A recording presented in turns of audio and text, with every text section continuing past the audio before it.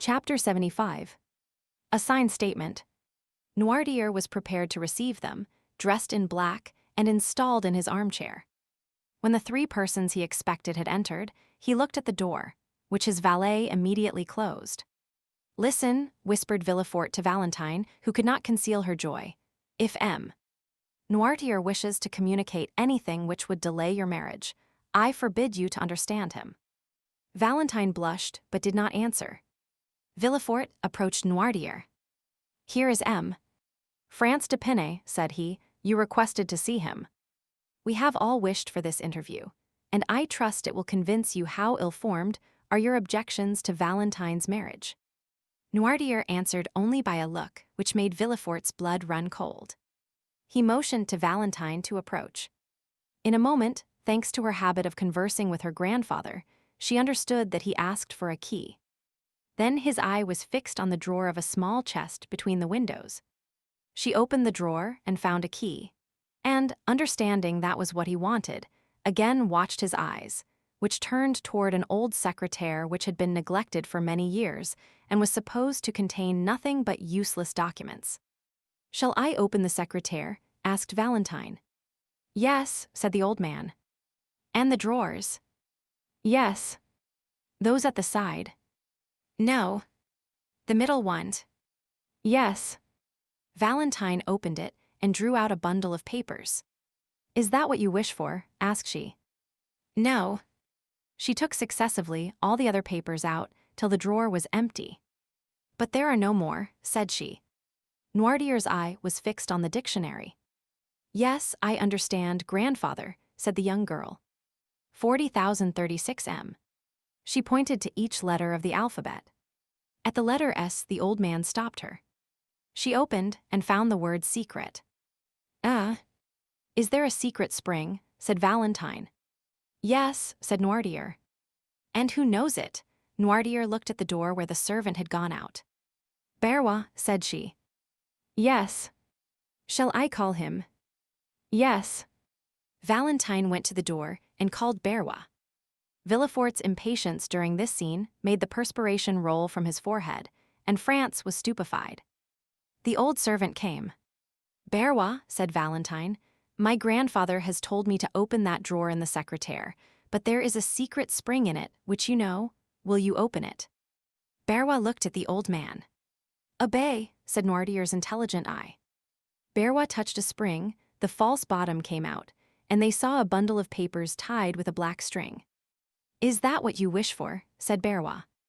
"Yes." "Shall I give these papers to M. de Villefort?" "No." "To Mademoiselle Valentine?" "No." "To M. France d'Épinay?" "Yes." France, astonished, advanced a step. "To me, sir," said he. "Yes." France took them from Barrois, and casting a glance at the cover, read, "To be given, after my death, to General Durand, who shall bequeath the packet to his son, with an injunction to preserve it as containing an important document." "Well, sir," asked France, "what do you wish me to do with this paper?" "To preserve it, sealed up as it is, doubtless," said the procureur. "No," replied Noirtier eagerly. "Do you wish him to read it?" said Valentine. "Yes," replied the old man. "You understand, Baron, my grandfather wishes you to read this paper," said Valentine. "Then let us sit down," said Villefort impatiently, "for it will take some time." "Sit down," said the old man. Villefort took a chair, but Valentine remained standing by her father's side and France before him, holding the mysterious paper in his hand. "Read," said the old man. France untied it, and in the midst of the most profound silence read, 40,038 M.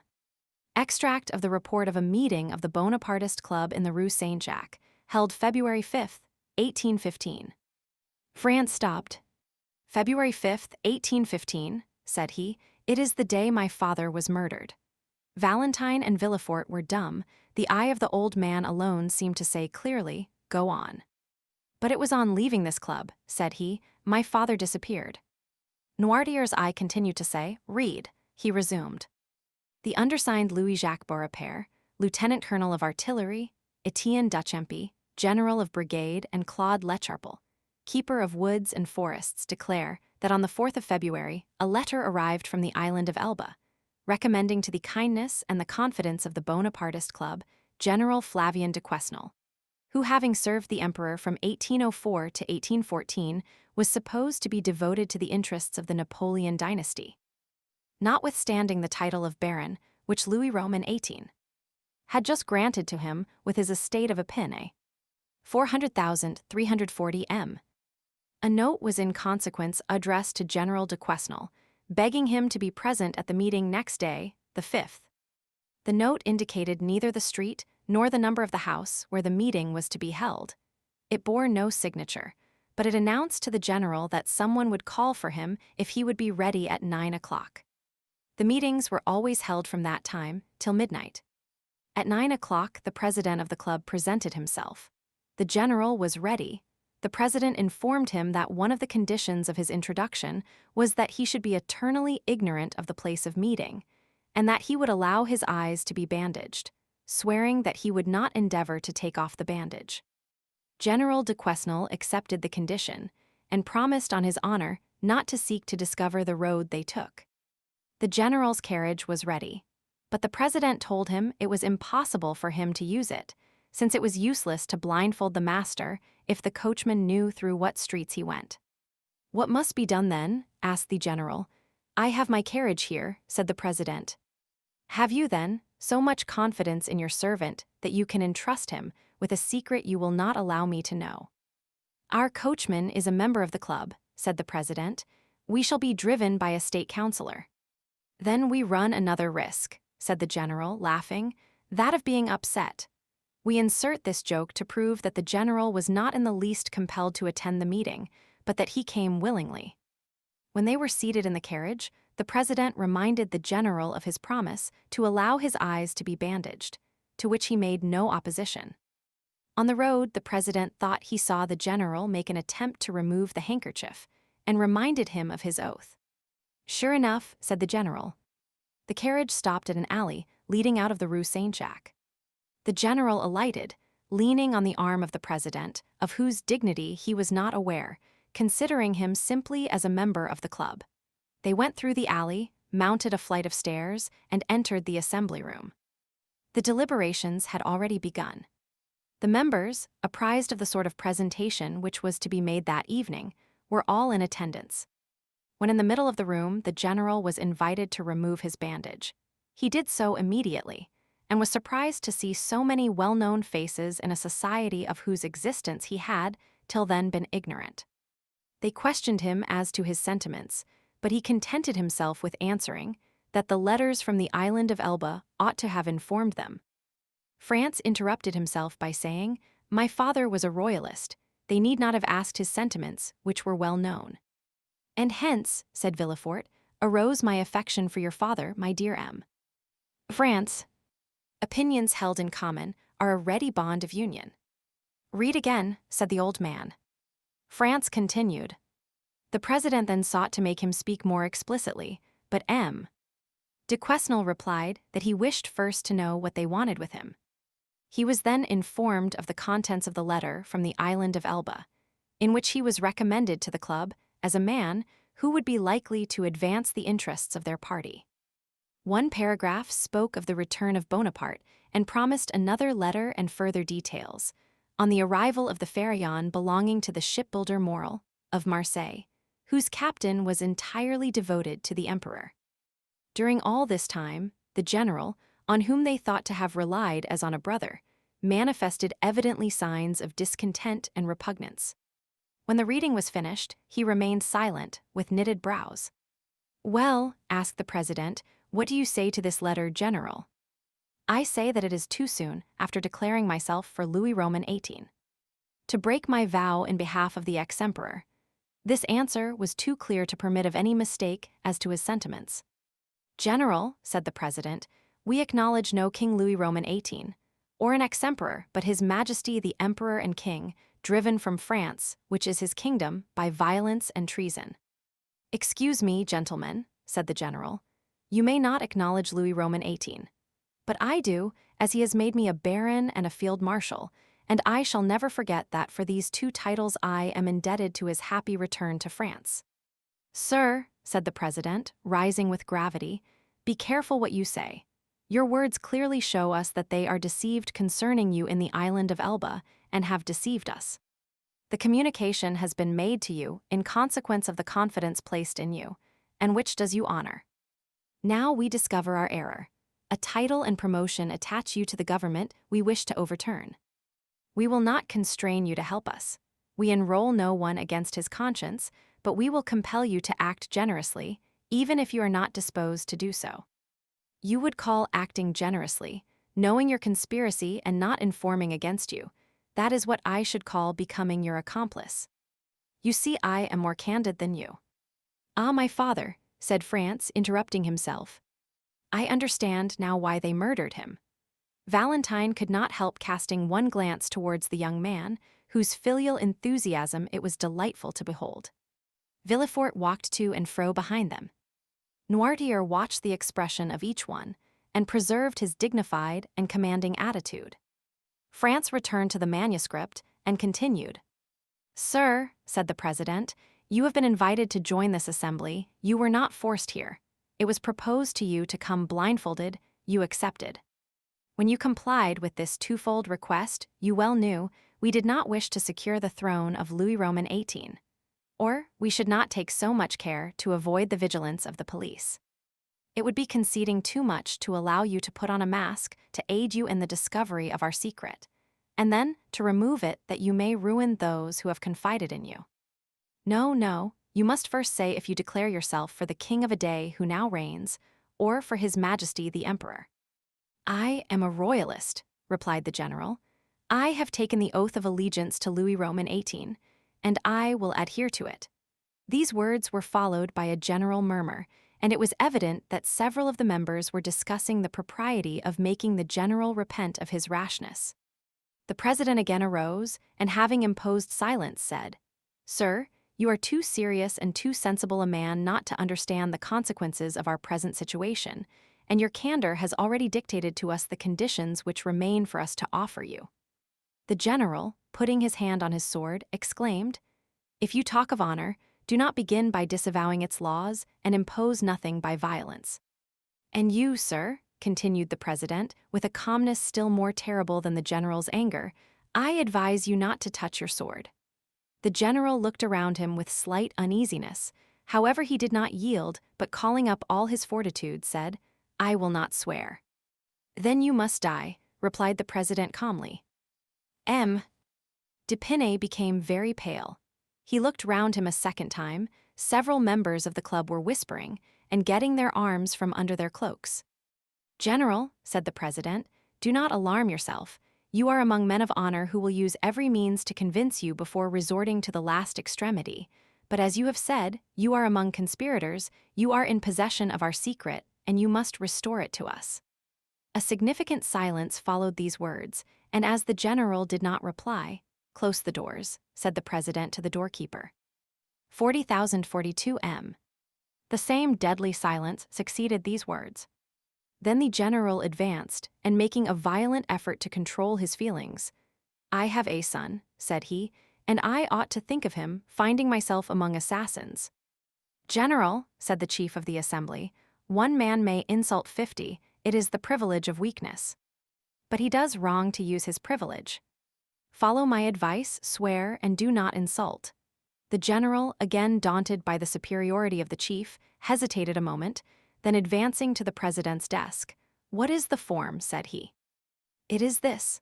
I swear by my honor not to reveal to anyone what I have seen and heard on the 5th of February, 1815, between 9 and 10 o'clock in the evening. And I plead guilty of death should I ever violate this oath." The general appeared to be affected by a nervous tremor, which prevented his answering for some moments. Then, overcoming his manifest repugnance, he pronounced the required oath, but in so low a tone as to be scarcely audible to the majority of the members, who insisted on his repeating it clearly and distinctly, which he did. "Now am I at liberty to retire," said the general. The president rose, appointed 3 members to accompany him, and got into the carriage with the general after bandaging his eyes. One of those 3 members was the coachman who had driven them there. The other members silently dispersed. "Where do you wish to be taken?" asked the president. "Anywhere out of your presence," replied M. Depene. "Beware, sir," replied the president. "You are no longer in the assembly and have only to do with individuals. Do not insult them unless you wish to be held responsible." But instead of listening, M. Depene went on, "You are still as brave in your carriage as in your assembly because you are still 4 against 1. The president stopped the coach. They were at that part of the Quai des Ormes where the steps lead down to the river. "Why do you stop here?" asked Depene. "Because, sir," said the president, "you have insulted a man, and that man will not go 1 step farther without demanding honorable reparation." "Another method of assassination," said the general, shrugging his shoulders. "Make no noise, sir, unless you wish me to consider you as one of the men of whom you spoke just now as cowards, who take their weakness for a shield. You are alone, one alone shall answer you. You have a sword by your side, I have one in my cane, you have no witness, one of these gentlemen will serve you. Now, if you please, remove your bandage." The general tore the handkerchief from his eyes. "At last," said he, "I shall know with whom I have to do." They opened the door and the 4 men alighted. France again interrupted himself and wiped the cold drops from his brow. There was something awful in hearing the son read aloud in trembling pallor these details of his father's death, which had hitherto been a mystery. Valentine clasped her hands as if in prayer. Noirtier looked at Villefort with an almost sublime expression of contempt and pride. France continued. "It was, as we said, the 5th of February. For 3 days the mercury had been 5 or 6 degrees below freezing, and the steps were covered with ice. The general was stout and tall. The president offered him the side of the railing to assist him in getting down. The 2 witnesses followed. It was a dark night. The ground from the steps to the river was covered with snow and hoarfrost. The water of the river looked black and deep. One of the seconds went for a lantern in a coal barge near, and by its light they examined the weapons. The president's sword, which was simply, as he had said, one he carried in his cane, was 5 inches shorter than the general's, and had no guard. The general proposed to cast lots for the swords, but the president said it was he who had given the provocation, and when he had given it, he had supposed each would use his own arms. The witnesses endeavored to insist, but the president bade them be silent. The lantern was placed on the ground, the 2 adversaries took their stations, and the duel began. The light made the 2 swords appear like flashes of lightning. As for the men, they were scarcely perceptible, the darkness was so great. 40,044 m.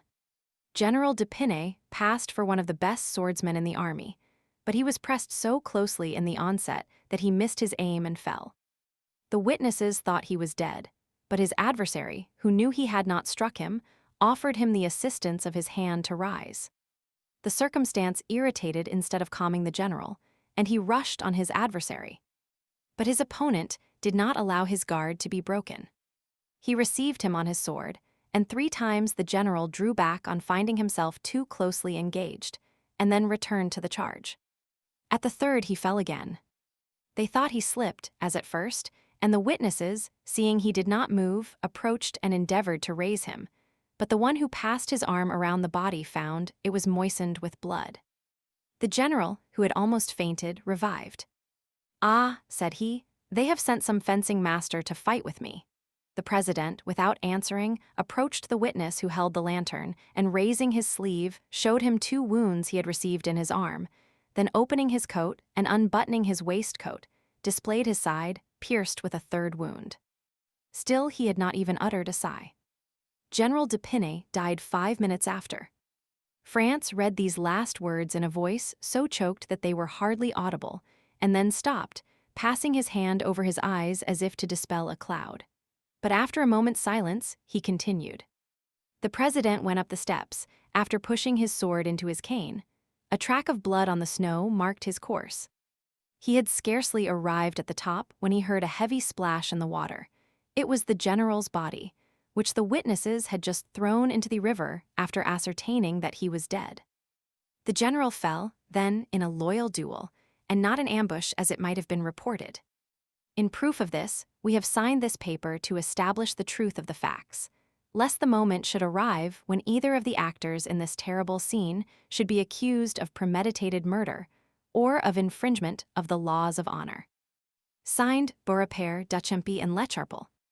When France had finished reading this account, so dreadful for a son, when Valentine, pale with emotion, had wiped away a tear, when Villefort, trembling and crouched in a corner, had endeavored to lessen the storm by supplicating glances at the implacable old man.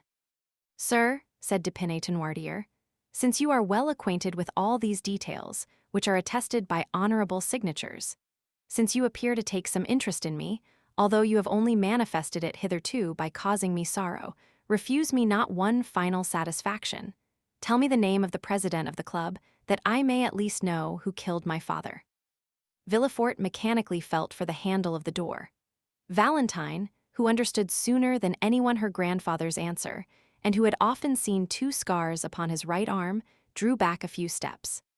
"Mademoiselle," said France, turning towards Valentine, "unite your efforts with mine to find out the name of the man who made me an orphan at 2 years of age." Valentine remained dumb and motionless. "Hold, sir," said Villefort, "do not prolong this dreadful scene. The names have been purposely concealed.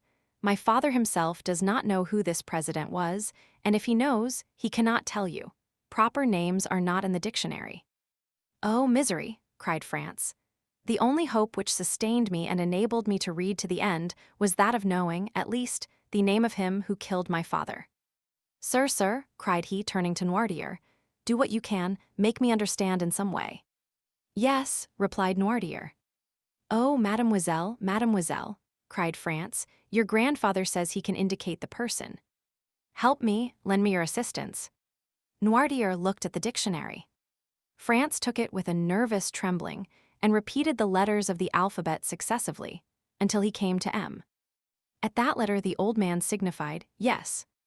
"M," repeated France. The young man's finger glided over the words, but at each one Noirtier answered by a negative sign. Valentine hid her head between her hands.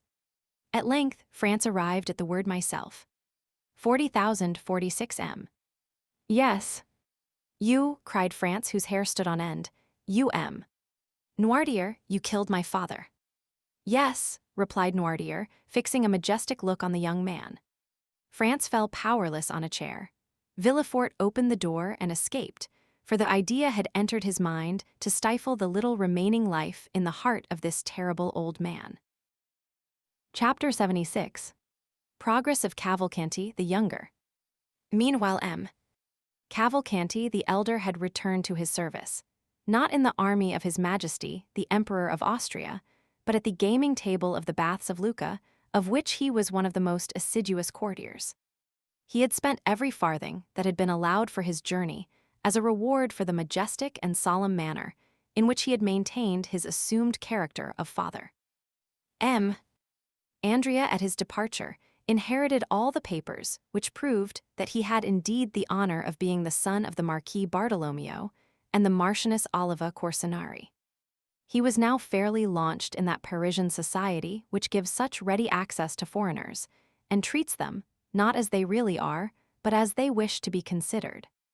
Besides, what is required of a young man in Paris? To speak its language tolerably, to make a good appearance, to be a good gamester, and to pay in cash.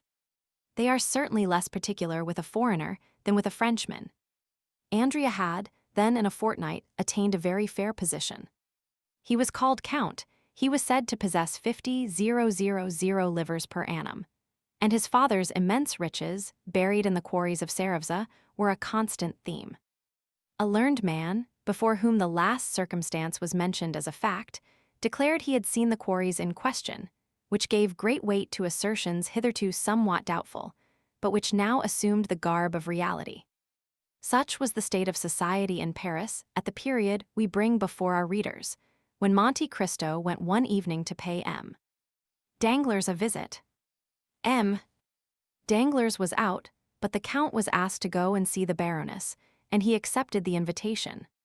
It was never without a nervous shudder, since the dinner at Auteuil, and the events which followed it, that Madame Danglars heard Monte Cristo's name announced. If he did not come, the painful sensation became most intense. If, on the contrary, he appeared, his noble countenance, his brilliant eyes, his amiability, his polite attention even towards Madame Danglars, soon dispelled every impression of fear. It appeared impossible to the Baroness that a man of such delightfully pleasing manners should entertain evil designs against her.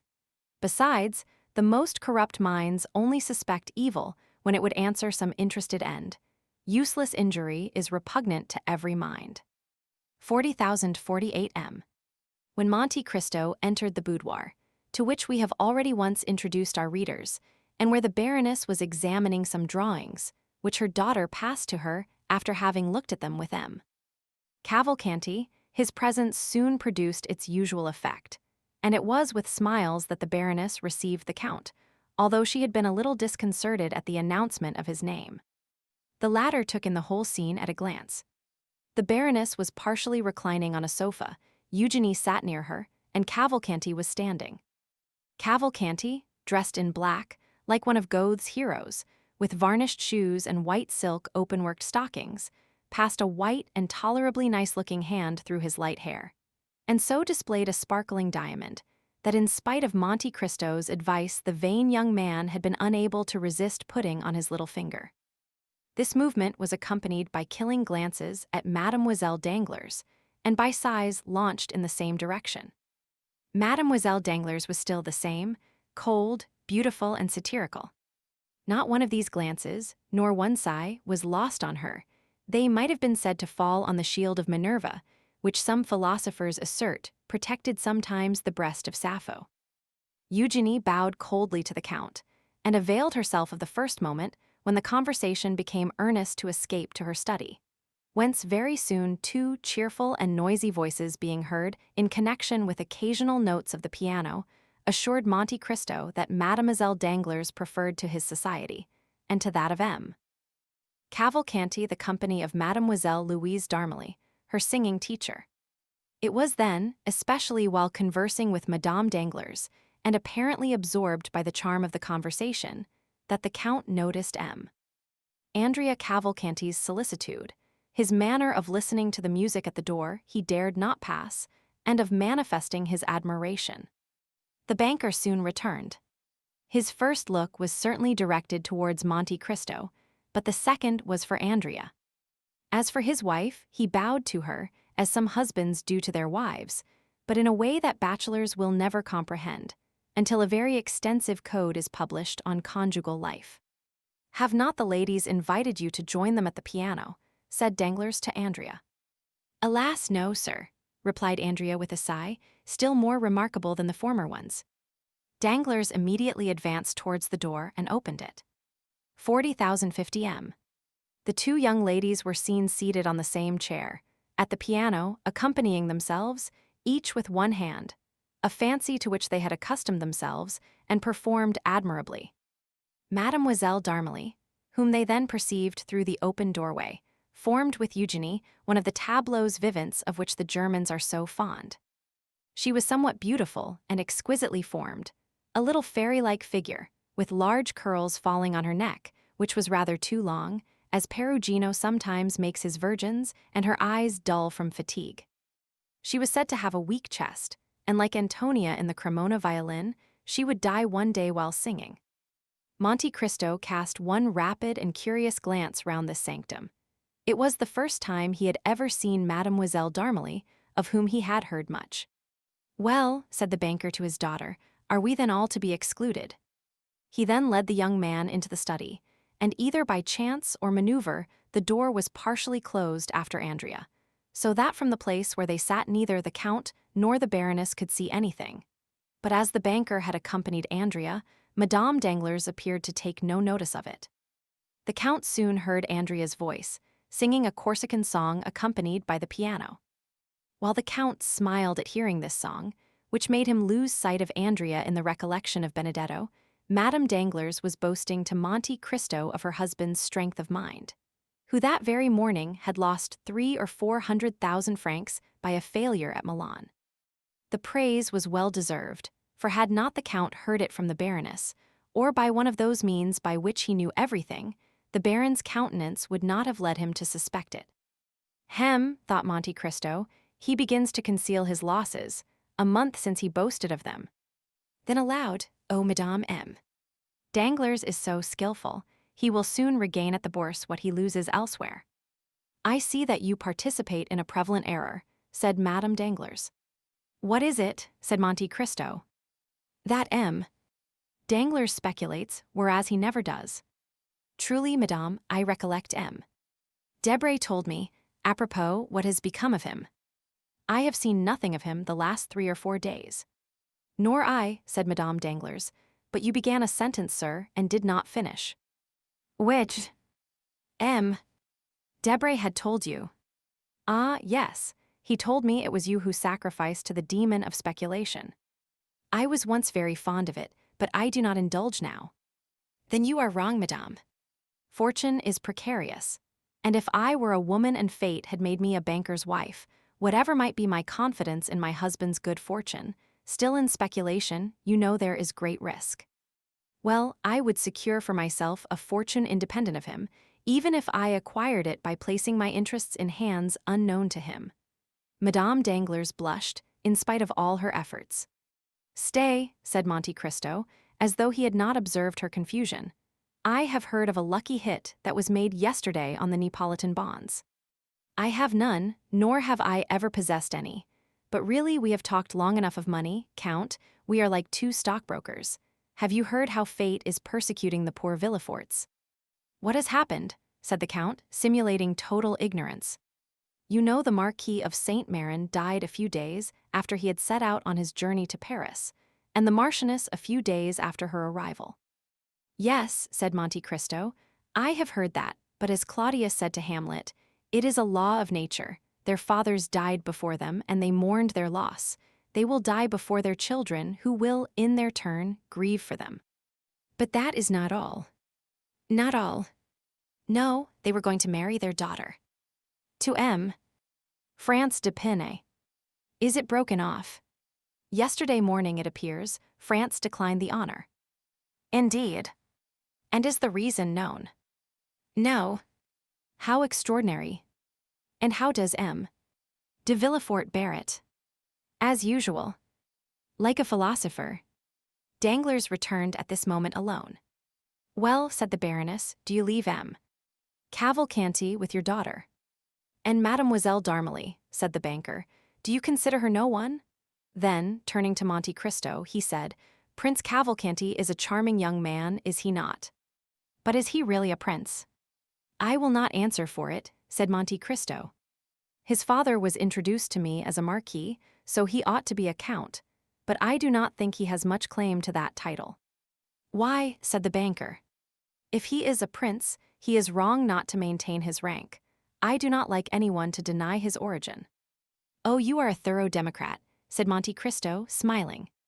"But do you see to what you are exposing yourself?" said the Baroness. "If perchance M. de Morcerf came, he would find M.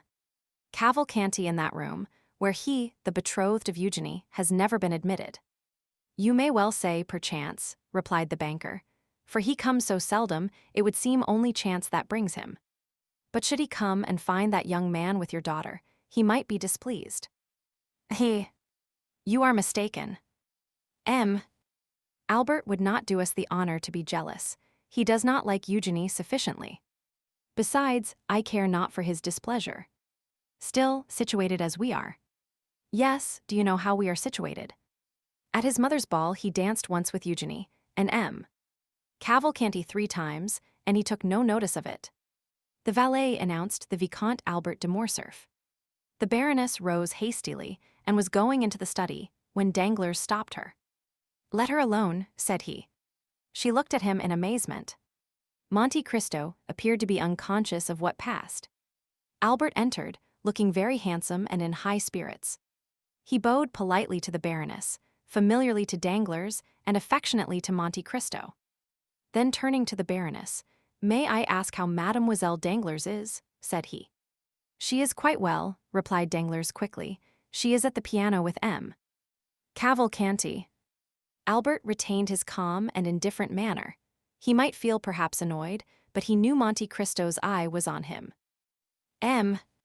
Cavalcanti has a fine tenor voice," said he, "and Mademoiselle Eugenie a splendid soprano, and then she plays the piano like Thalberg. The concert must be a delightful one." "They suit each other remarkably well," said Danglars. Albert appeared not to notice this remark, which was, however, so rude that Madame Danglars blushed. "I, too," said the young man, "am a musician. At least, my masters used to tell me so, but it is strange that my voice never would suit any other, and a soprano less than any." Danglars smiled and seemed to say, "It is of no consequence." Then, hoping doubtless to effect his purpose, he said, "The prince and my daughter were universally admired yesterday." "You were not of the party, de Morcerf." "What prince?" asked Albert. "Prince Cavalcanti," said Danglars, who persisted in giving the young man that title. "Pardon me," said Albert, "I was not aware that he was a prince." "And Prince Cavalcanti sang with Mademoiselle Eugenie yesterday. It must have been charming, indeed. I regret not having heard them. But I was unable to accept your invitation, having promised to accompany my mother to a German concert given by the Baroness of Châteaurenaud." This was followed by rather an awkward silence. "May I also be allowed," said Morcerf, "to pay my respects to Mademoiselle Danglars?" "Wait a moment," said the banker, stopping the young man. "Do you hear that delightful cavatina? Ta ta ta ti ta ti ta ta, it is charming, let them finish. One moment. Bravo, bravi, brava." The banker was enthusiastic in his applause. 40,054 m. "Indeed," said Albert, "it is exquisite. It is impossible to understand the music of his country better than Prince Cavalcanti does." "You said prince, did you not? But he can easily become one, if he is not already. It is no uncommon thing in Italy. But to return to the charming musicians, you should give us a treat, Danglars, without telling them there is a stranger. Ask them to sing one more song. It is so delightful to hear music in the distance, when the musicians are unrestrained by observation." Danglars was quite annoyed by the young man's indifference. He took Monte Cristo aside. "What do you think of our lover?" said he. "He appears cool. But then your word is given." "Yes, doubtless I have promised to give my daughter to a man who loves her, but not to one who does not. See him there, cold as marble and proud like his father. If he were rich, if he had Cavalcanti's fortune, that might be pardoned. Ma foi, I haven't consulted my daughter, but if she has good taste—" "Oh," said Monte Cristo, "my fondness may blind me, but I assure you I consider Morcerf a charming young man who will render your daughter happy and will sooner or later attain a certain amount of distinction, and his father's position is good." Said Danglars. "Why do you doubt?" "The past, that obscurity on the past. But that does not affect the son." "Very true. Now, I beg of you, don't go off your head. It's a month now that you have been thinking of this marriage, and you must see that it throws some responsibility on me, for it was at my house you met this young Cavalcanti, whom I do not really know at all." "But I do." "Have you made inquiry? Is there any need of that? Does not his appearance speak for him? And he is very rich." "I am not so sure of that. And yet you said he had money." 50,000 livres, a mere trifle. "He is well educated." Said Monte Cristo in his turn. "He is a musician." "So are all Italians." "Come, Count, you do not do that young man justice." "Well, I acknowledge it annoys me, knowing your connection with the Morcerf family, to see him throw himself in the way." Danglars burst out laughing. "What a Puritan you are," said he, "that happens every day. But you cannot break it off in this way. The Morcerfs are depending on this union." "Indeed?" "Positively." "Then let them explain themselves. You should give the father a hint, you are so intimate with the family." Where the devil did you find out that?" "At their ball, it was apparent enough. Why did not the Countess, the proud Mercédès, the disdainful Catalane, who will scarcely open her lips to her oldest acquaintances, take your arm, lead you into the garden, into the private walks, and remain there for half an hour?" "Ah, Baron," said Albert, "you are not listening. What barbarism in a megalomaniac like you!" "Oh, don't worry about me, Sir Mocker," said Danglars. Then turning to Monte Cristo, he said, "But will you undertake to speak to the father?" "Willingly, if you wish it. But let it be done explicitly and positively. If he demands my daughter, let him fix the day, declare his conditions. In short, let us either understand each other or quarrel. You understand, no more delay." "Yes, sir, I will give my attention to the subject. I do not say that I await with pleasure his decision, but I do await it.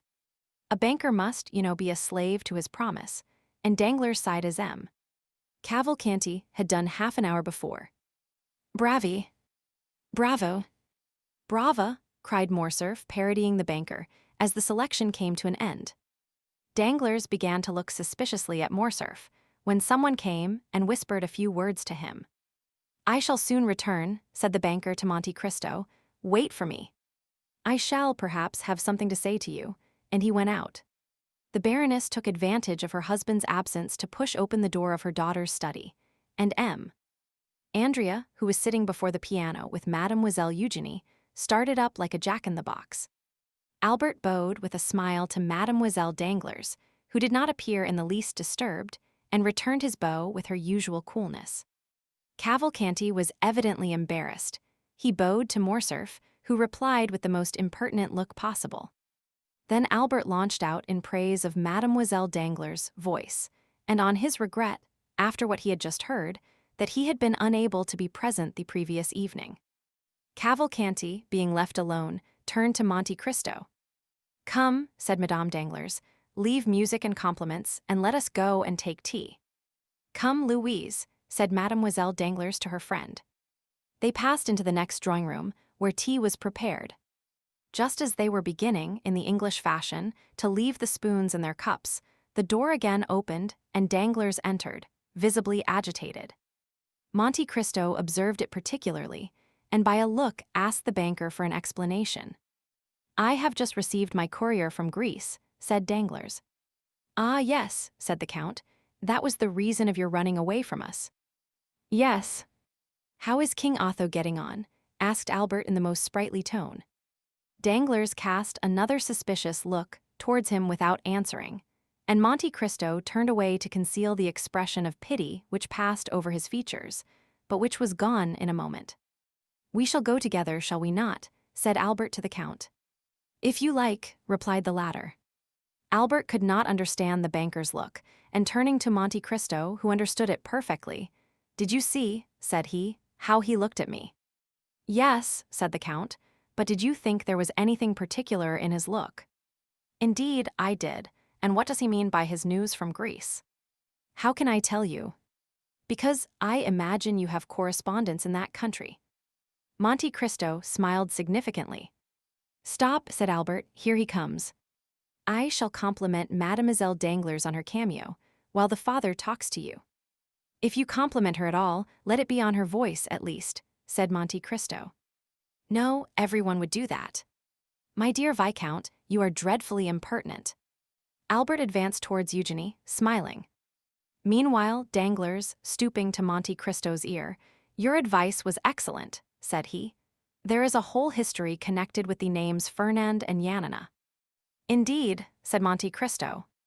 "Yes, I will tell you all, but take away the young man. I cannot endure his presence." "He is going with me." "Shall I send the father to you?"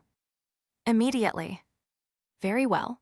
The count made a sign to Albert and they bowed to the ladies, and took their leave, Albert perfectly indifferent to Mademoiselle Danglars' contempt, Monte Cristo reiterating his advice to Madame Danglars on the prudence a banker's wife should exercise in providing for the future.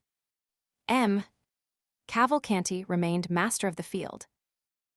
Chapter 77. Haydée. Scarcely had the count's horses cleared the angle of the boulevard, when Albert, turning towards the count, burst into a loud fit of laughter. Much too loud, in fact, not to give the idea of its being rather forced and unnatural. "Well," said he, "I will ask you the same question which Charles Roman IX put to Catherine de' Medici after the massacre of St. Bartholomew. How have I played my little part?" "To what do you allude?" asked Monte Cristo. "To the installation of my rival at Danglars." "What rival?" "Ma foi, what rival?" Why your protégé M. Andrea Cavalcanti. Ah, no joking, Viscount, if you please. I do not patronize M. Andrea, at least, not as concerns M. Danglars. And you would be to blame for not assisting him, if the young man really needed your help in that quarter, but, happily for me, he can dispense with it. What do you think he is paying his addresses? I am certain of it. His languishing looks and modulated tones, when addressing Mademoiselle Danglars, fully proclaim his intentions. He aspires to the hand of the proud Eugenie. What does that signify, so long as they favor your suit? But it is not the case, my dear Count, on the contrary. I am repulsed on all sides. What? It is so indeed. Mademoiselle Eugenie scarcely answers me, and Mademoiselle d'Armilly, her confidante, does not speak to me at all. But the father has the greatest regard possible for you, said Monte Cristo. Oh no, he has plunged 1,000 daggers into my heart tragedy weapons, I own, which instead of wounding sheathe their points in their own handles, but daggers which he nevertheless believed to be real and deadly. Jealousy indicates affection. True, but I am not jealous. He is. Of whom? Of Debray. No, of you. Of me. I will engage to say that before a week is past, the door will be closed against me. You are mistaken, my dear Viscount. Prove it to me. Do you wish me to do so? Yes. Well, I am charged with the commission of endeavoring to induce the Comte de Morcerf to make some definite arrangement with the Baron. By whom are you charged? By the Baron himself. Oh, said Albert with all the cajolery of which he was capable. You surely will not do that, my dear Count. Certainly I shall, Albert, as I have promised to do it. Well, said Albert with a sigh, it seems you are determined to marry me. I am determined to try and be on good terms with everybody, at all events, said Monte Cristo. But apropos of Debray, how is it that I have not seen him lately at the Baron's house? There has been a misunderstanding. What with the Baroness? No, with the Baron. Has he perceived anything? Ah, that is a good joke. Do you think he suspects? Said Monte Cristo with charming artlessness. Where have you come from, my dear Count? Said Albert. From Congo, if you will. It must be farther off than even that. But what do I know of your Parisian husbands? Oh, my dear Count, husbands are pretty much the same everywhere. An individual husband of any country is a pretty fair specimen of the whole race. But then, what can have led to the quarrel between Danglars and Debray? They seem to understand each other so well, said Monte Cristo with renewed energy. Ah, now you are trying to penetrate into the mysteries of Isis, in which I am not initiated. When Andrea Cavalcanti has become one of the family, you can ask him that question. The carriage stopped. Here we are, said Monte Cristo. It is only 10:30. Come in. Certainly I will. My carriage shall take you back. No, thank you. I gave orders for my coupe to follow me. There it is, then, said Monte Cristo as he stepped out of the carriage. They both went into the house. The drawing-room was lighted up. They went in there. You will make tea for us, Baptistin, said the Count. Baptistin left the room without waiting to answer, and in 2 seconds reappeared, bringing on a tray all that his master had ordered, ready prepared, and appearing to have sprung from the ground, like the repasts which we read of in fairy tales. Really, my dear Count, said Morcerf, what I admire in you is not so much your riches, for perhaps there are people even wealthier than yourself, nor is it only your wit, for Beaumarchais might have possessed as much. But it is your manner of being served, without any questions, in a moment, in a second. It is as if they guessed what you wanted by your manner of ringing, and made a point of keeping everything you can possibly desire in constant readiness. What you say is perhaps true, they know my habits. For instance, you shall see, how do you wish to occupy yourself during tea time? Ma foi, I should like to smoke. Monte Cristo took the gong and struck it once. In about the space of a second a private door opened, and Ali appeared, bringing 2 chibouques filled with excellent latakia. It is quite wonderful, said Albert. Oh no, it is as simple as possible, replied Monte Cristo. Ali knows I generally smoke while I am taking my tea or coffee. He has heard that I ordered tea, and he also knows that I brought you home with me. When I summoned him, he naturally guessed the reason of my doing so. And as he comes from a country where hospitality is especially manifested through the medium of smoking, he naturally concludes that we shall smoke in company, and therefore brings 2 chibouks instead of 1. And now the mystery is solved. Certainly, you give a most commonplace air to your explanation, but it is not the less true that you— Ah, but what do I hear? And Morcerf inclined his head towards the door, through which sounds seemed to issue resembling those of a guitar. Ma foi, my dear Viscount, you are fated to hear music this evening. You have only escaped from Mademoiselle Danglars' piano to be attacked by Hades Guzla. Haidee, what an adorable name. Are there, then, really women who bear the name of Haidee anywhere but in Byron's poems? Certainly there are. Haidee is a very uncommon name in France, but is common enough in Albania and Epirus. It is as if you said, for example, chastity, modesty, innocence. It is a kind of baptismal name, as you Parisians call it. Oh, that is charming, said Albert. How I should like to hear my countrywomen called Mademoiselle Goodness, Mademoiselle Silence, Mademoiselle Christian Charity. Only think, then, if Mademoiselle Danglars, instead of being called Claire Marie Eugenie, had been named Mademoiselle Chastity Modesty Innocence Danglars. What a fine effect that would have produced on the announcement of her marriage. Hush, said the Count, do not joke in so loud a tone. Haidee may hear you, perhaps. And you think she would be angry? No, certainly not, said the Count with a haughty expression. She is very amiable then, is she not? Said Albert. It is not to be called amiability, it is her duty. A slave does not dictate to a master. Come, you are joking yourself now. Are there any more slaves to be had who bear this beautiful name? Undoubtedly. Really, Count, you do nothing and have nothing like other people. The slave of the Count of Monte Cristo. Why, it is a rank of itself in France, and from the way in which you lavish money, it is a place that must be worth 100,000 francs a year. 100,000 francs. The poor girl originally possessed much more than that. She was born to treasures in comparison with which those recorded in the 1,001 nights would seem but poverty. She must be a princess then. You are right, and she is one of the greatest in her country too. I thought so. But how did it happen that such a great princess became a slave? How was it that Dionysius, the tyrant, became a schoolmaster? The fortune of war, my dear Viscount, the caprice of fortune, that is the way in which these things are to be accounted for. And is her name a secret? As regards the generality of mankind it is, but not for you, my dear Viscount, who are one of my most intimate friends, and on whose silence I feel I may rely, if I consider it necessary to enjoin it. May I not do so? Certainly, on my word of honor. You know the history of the Pasha of Yanina, do you not? Of Ali Tepelini, 13-0, yes, it was in his service that my father made his fortune. True, I had forgotten that. 40,062 m. Well, what is Haidee to Ali Tepelini? Merely his daughter. What? The daughter of Ali Pasha. Of Ali Pasha and the beautiful Vasiliki.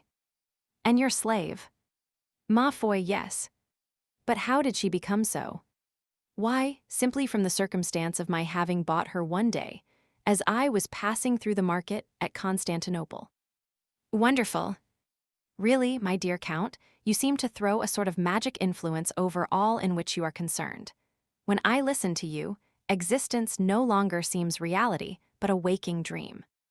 Now, I am perhaps going to make an imprudent and thoughtless request, but— Say on. But since you go out with Haidee, and sometimes even take her to the opera. Well, I think I may venture to ask you this favor. You may venture to ask me anything. Well then, my dear Count, present me to your princess. I will do so, but on 2 conditions.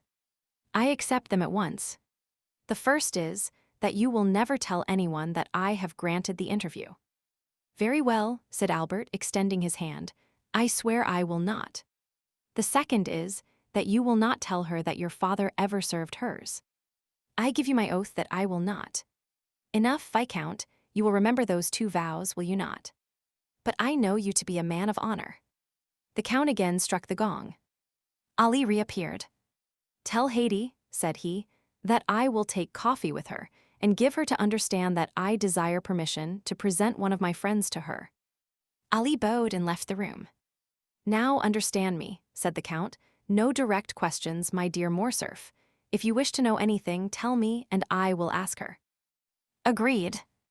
Ali reappeared for the third time, and drew back the tapestried hanging which concealed the door, to signify to his master and Albert that they were at liberty to pass on. "Let us go in," said Monte Cristo. Albert passed his hand through his hair and curled his mustache. Then, having satisfied himself as to his personal appearance, followed the Count into the room, the latter having previously resumed his hat and gloves. Ali was stationed as a kind of advanced guard, and the door was kept by the 3 French attendants, commanded by Mietho. Haydée was awaiting her visitors in the first room of her apartments, which was the drawing-room. Her large eyes were dilated with surprise and expectation, for it was the first time that any man, except Monte Cristo, had been accorded an entrance into her presence. She was sitting on a sofa placed in an angle of the room, with her legs crossed under her in the Eastern fashion, and seemed to have made for herself, as it were, a kind of nest in the rich Indian silks which enveloped her. Near her was the instrument on which she had just been playing. It was elegantly fashioned and worthy of its mistress. On perceiving Monte Cristo, she arose and welcomed him with a smile peculiar to herself, expressive at once of the most implicit obedience and also of the deepest love. Monte Cristo advanced towards her and extended his hand, which she as usual raised to her lips. 40,064 m. Albert had proceeded no farther than the door, where he remained rooted to the spot, being completely fascinated by the sight of such surpassing beauty, beheld as it was for the first time, and of which an inhabitant of more northern climes could form no adequate idea. "Whom do you bring?" asked the young girl in Romaic of Monte Cristo. "Is it a friend, a brother, a simple acquaintance, or an enemy?"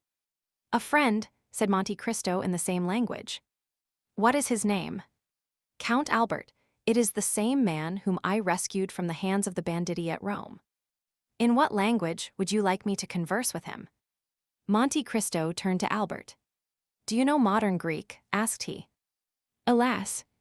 "No," said Albert, "nor even ancient Greek, my dear Count. Never had Homer or Plato a more unworthy scholar than myself."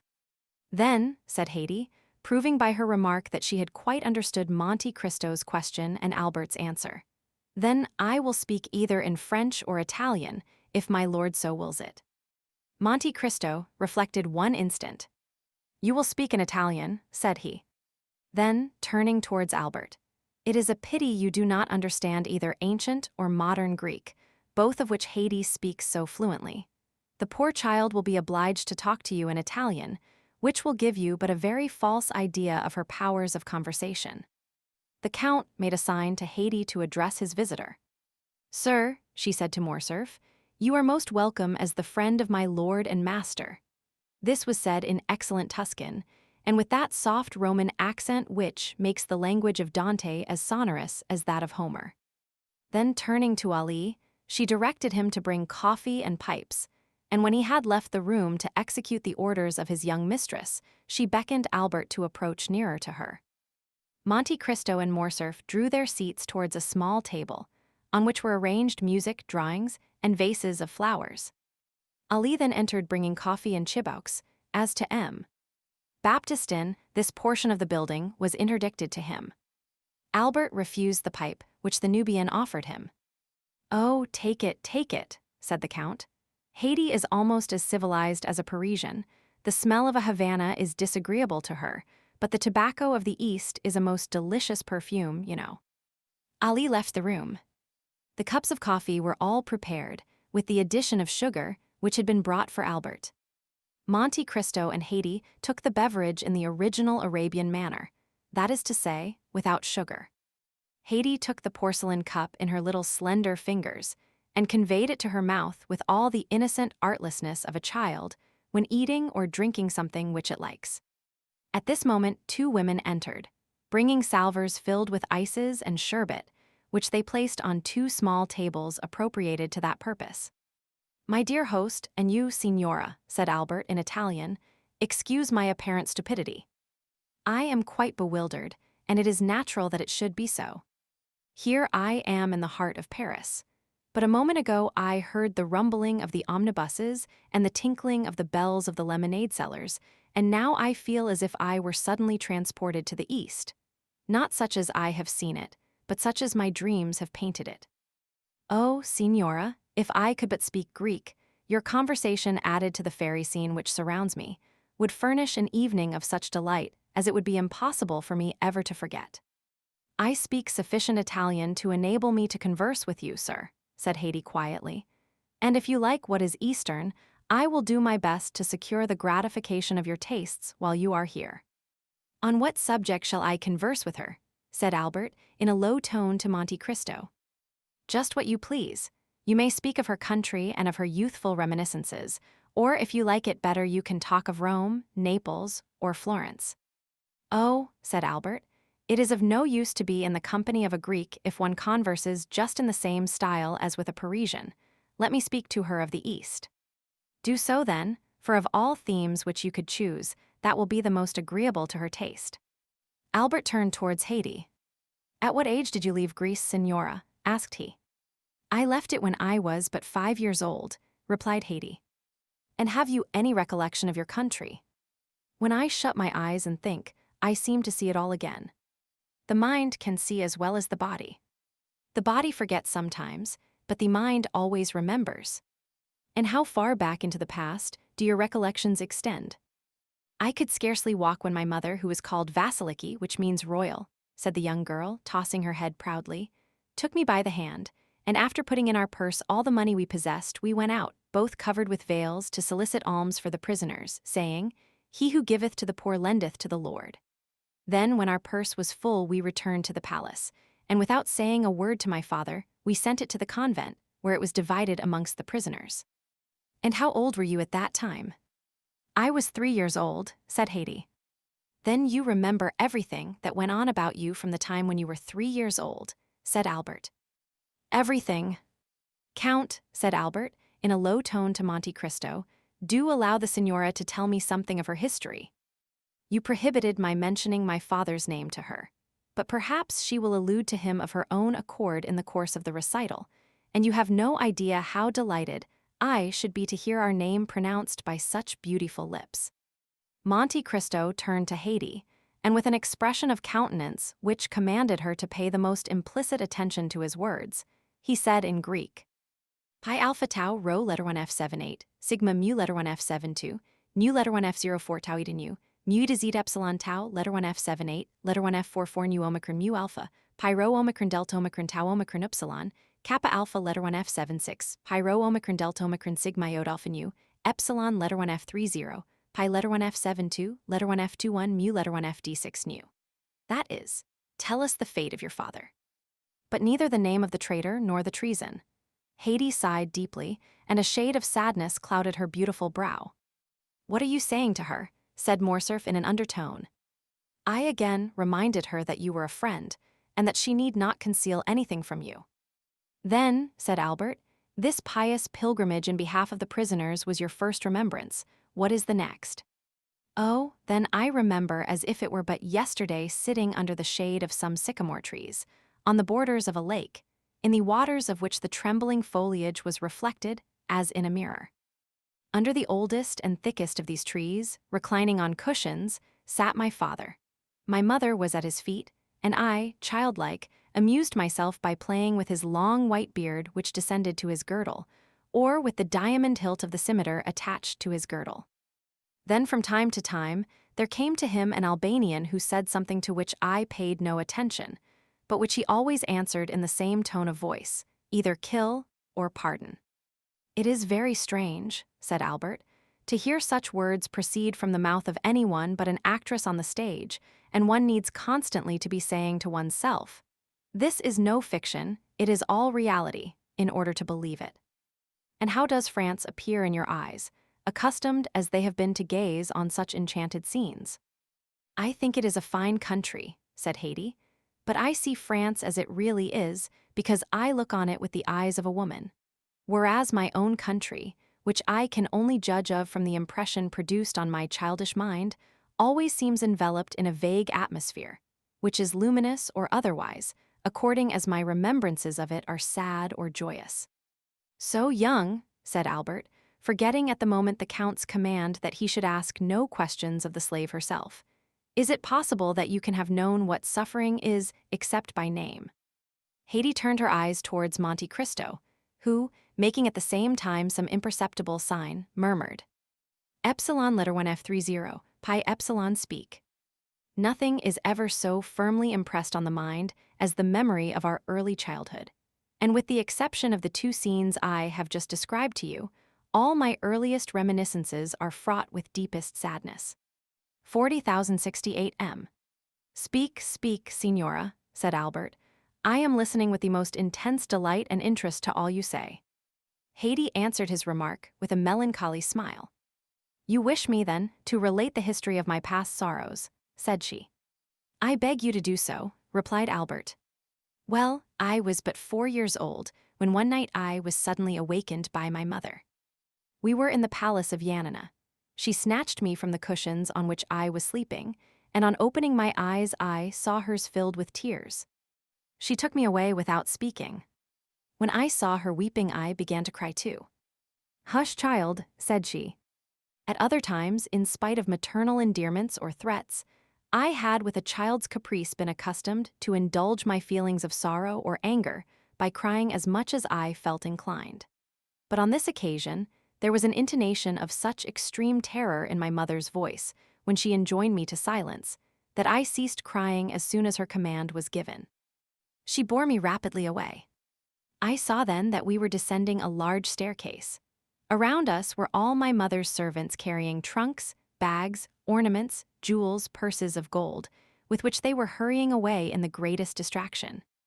Behind the women came a guard of 20 men armed with long guns and pistols, and dressed in the costume which the Greeks have assumed since they have again become a nation.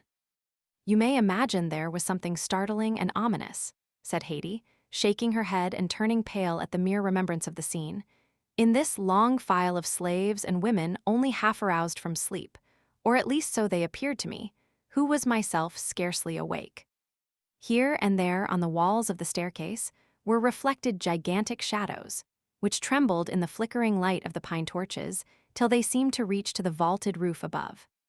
Quick, said a voice at the end of the gallery. This voice made everyone bow before it, resembling in its effect the wind passing over a field of wheat, by its superior strength forcing every ear to yield obeisance. As for me, it made me tremble. This voice was that of my father. He came last, clothed in his splendid robes, and holding in his hand the carbine which your emperor presented him. He was leaning on the shoulder of his favorite Selim, and he drove us all before him, as a shepherd would his straggling flock. My father, said Haydée, raising her head, was that illustrious man known in Europe under the name of Ali Tepelini, Pasha of Yanina, and before whom Turkey trembled. Albert, without knowing why, started on hearing these words pronounced with such a haughty and dignified accent. It appeared to him as if there was something supernaturally gloomy and terrible in the expression which gleamed from the brilliant eyes of Haydée at this moment. She appeared like a pythoness evoking a spectre, as she recalled to his mind the remembrance of the fearful death of this man, to the news of which all Europe had listened with horror. Soon, said Haydée, we halted on our march and found ourselves on the borders of a lake. My mother pressed me to her throbbing heart, and at the distance of a few paces I saw my father, who was glancing anxiously around. 4 marble steps led down to the water's edge, and below them was a boat floating on the tide. 40,070 M. From where we stood I could see in the middle of the lake a large blank mass. It was the kiosk to which we were going. This kiosk appeared to me to be at a considerable distance, perhaps on account of the darkness of the night, which prevented any object from being more than partially discerned. We stepped into the boat. I remember well that the oars made no noise whatever in striking the water, and when I leaned over to ascertain the cause I saw that they were muffled with the sashes of our palicares. 14 besides the rowers, the boat contained only the women, my father, mother, Selim, and myself. The palicares had remained on the shore of the lake, ready to cover our retreat. They were kneeling on the lowest of the marble steps, and in that manner intended making a rampart of the 3 others, in case of pursuit. Our bark flew before the wind. "Why does the boat go so fast?" asked I of my mother. "Silence, child." "Hush, we are flying." I did not understand. Why should my father fly? He, the all-powerful. He, before whom others were accustomed to fly, he, who had taken for his device. "They hate me, then they fear me." It was, indeed, a flight which my father was trying to effect. I have been told since that the garrison of the castle of Yanina, fatigued with long service. Here Haydée cast a significant glance at Monte Cristo, whose eyes had been riveted on her countenance during the whole course of her narrative. The young girl then continued, speaking slowly, like a person who is either inventing or suppressing some feature of the history which he is relating. "You were saying, Signora," said Albert, who was paying the most implicit attention to the recital, "that the garrison of Yanina, fatigued with long service, had treated with the Saraskir 15 Kuachid, who had been sent by the Sultan to gain possession of the person of my father. It was then that Ali Tepelini, after having sent to the Sultan a French officer in whom he reposed great confidence, resolved to retire to the asylum which he had long before prepared for himself, and which he called Cataphygin, or the Refuge." "And this officer," asked Albert, "do you remember his name, Signora?" Monte Cristo exchanged a rapid glance with the young girl, which was quite unperceived by Albert. "No," said she, "I do not remember it just at this moment, but if it should occur to me presently, I will tell you." Albert was on the point of pronouncing his father's name, when Monte Cristo gently held up his finger in token of reproach. The young man recollected his promise and was silent. It was towards this kiosk that we were rowing. A ground floor, ornamented with arabesques, bathing its terraces in the water, and another floor, looking on the lake, was all which was visible to the eye. But beneath the ground floor, stretching out into the island, was a large subterranean cavern, to which my mother, myself, and the women were conducted. In this place were together 60,000 pouches and 200 barrels. The pouches contained 25 million of money in gold, and the barrels were filled with 30,000 pounds of gunpowder. Near the barrels stood Selim, my father's favorite, whom I mentioned to you just now. He stood watch day and night with a lance provided with a lighted slow match in his hand, and he had orders to blow up everything: kiosk, guards, women, gold, and Ali Tepelini himself, at the first signal given by my father. I remember well that the slaves, convinced of the precarious tenure on which they held their lives, passed whole days and nights in praying, crying, and groaning. As for me, I can never forget the pale complexion and black eyes of the young soldier, and whenever the angel of death summons me to another world, I am quite sure I shall recognize Selim. I cannot tell you how long we remained in this state. At that period, I did not even know what time meant. Sometimes, but very rarely, my father summoned me and my mother to the terrace of the palace. These were hours of recreation for me, as I never saw anything in the dismal cavern but the gloomy countenances of the slaves and Selim's fiery lance. My father was endeavoring to pierce with his eager looks the remotest verge of the horizon, examining attentively every black speck which appeared on the lake, while my mother, reclining by his side, rested her head on his shoulder, and I played at his feet, admiring everything I saw with that unsophisticated innocence of childhood which throws a charm round objects insignificant in themselves, but which in its eyes are invested with the greatest importance. The heights of Pindus towered above us.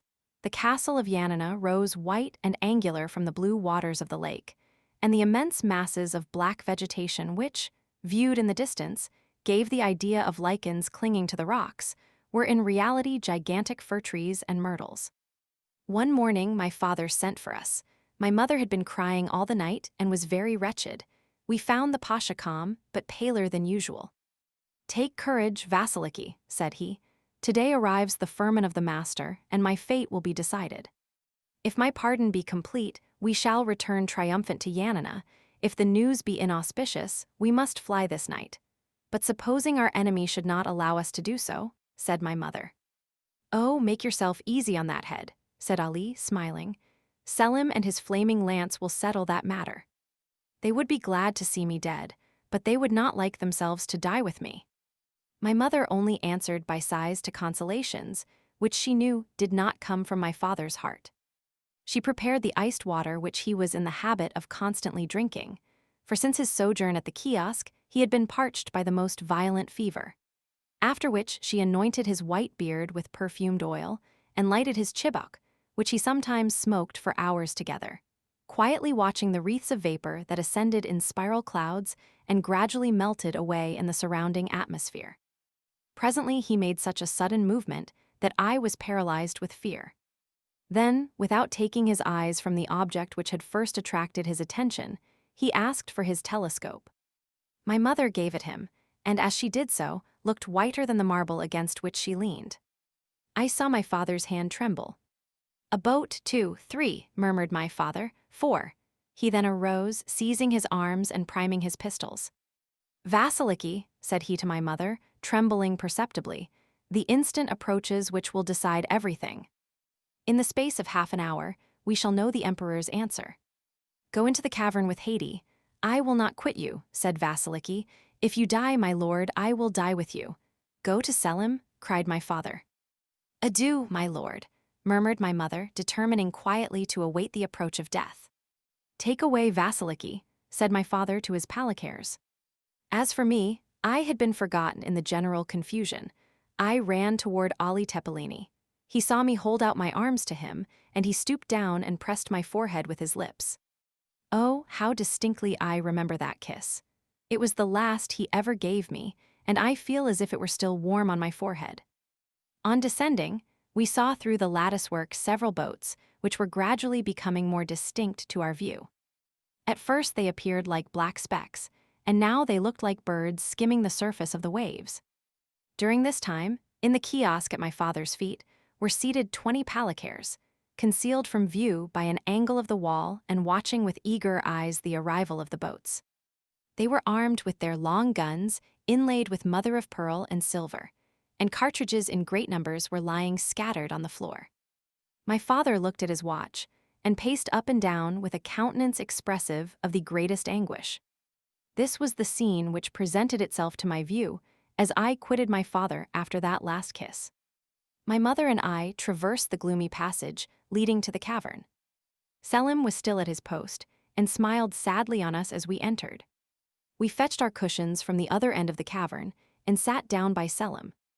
In great dangers the devoted ones cling to each other, and, young as I was, I quite understood that some imminent danger was hanging over our heads. Albert had often heard, not from his father, for he never spoke on the subject, but from strangers, the description of the last moments of the vizier of Yanina. He had read different accounts of his death, but the story seemed to acquire fresh meaning from the voice and expression of the young girl, and her sympathetic accent and the melancholy expression of her countenance at once charmed and horrified him. As to Haydée, these terrible reminiscences seemed to have overpowered her for a moment, for she ceased speaking, her head leaning on her hand like a beautiful flower bowing beneath the violence of the storm.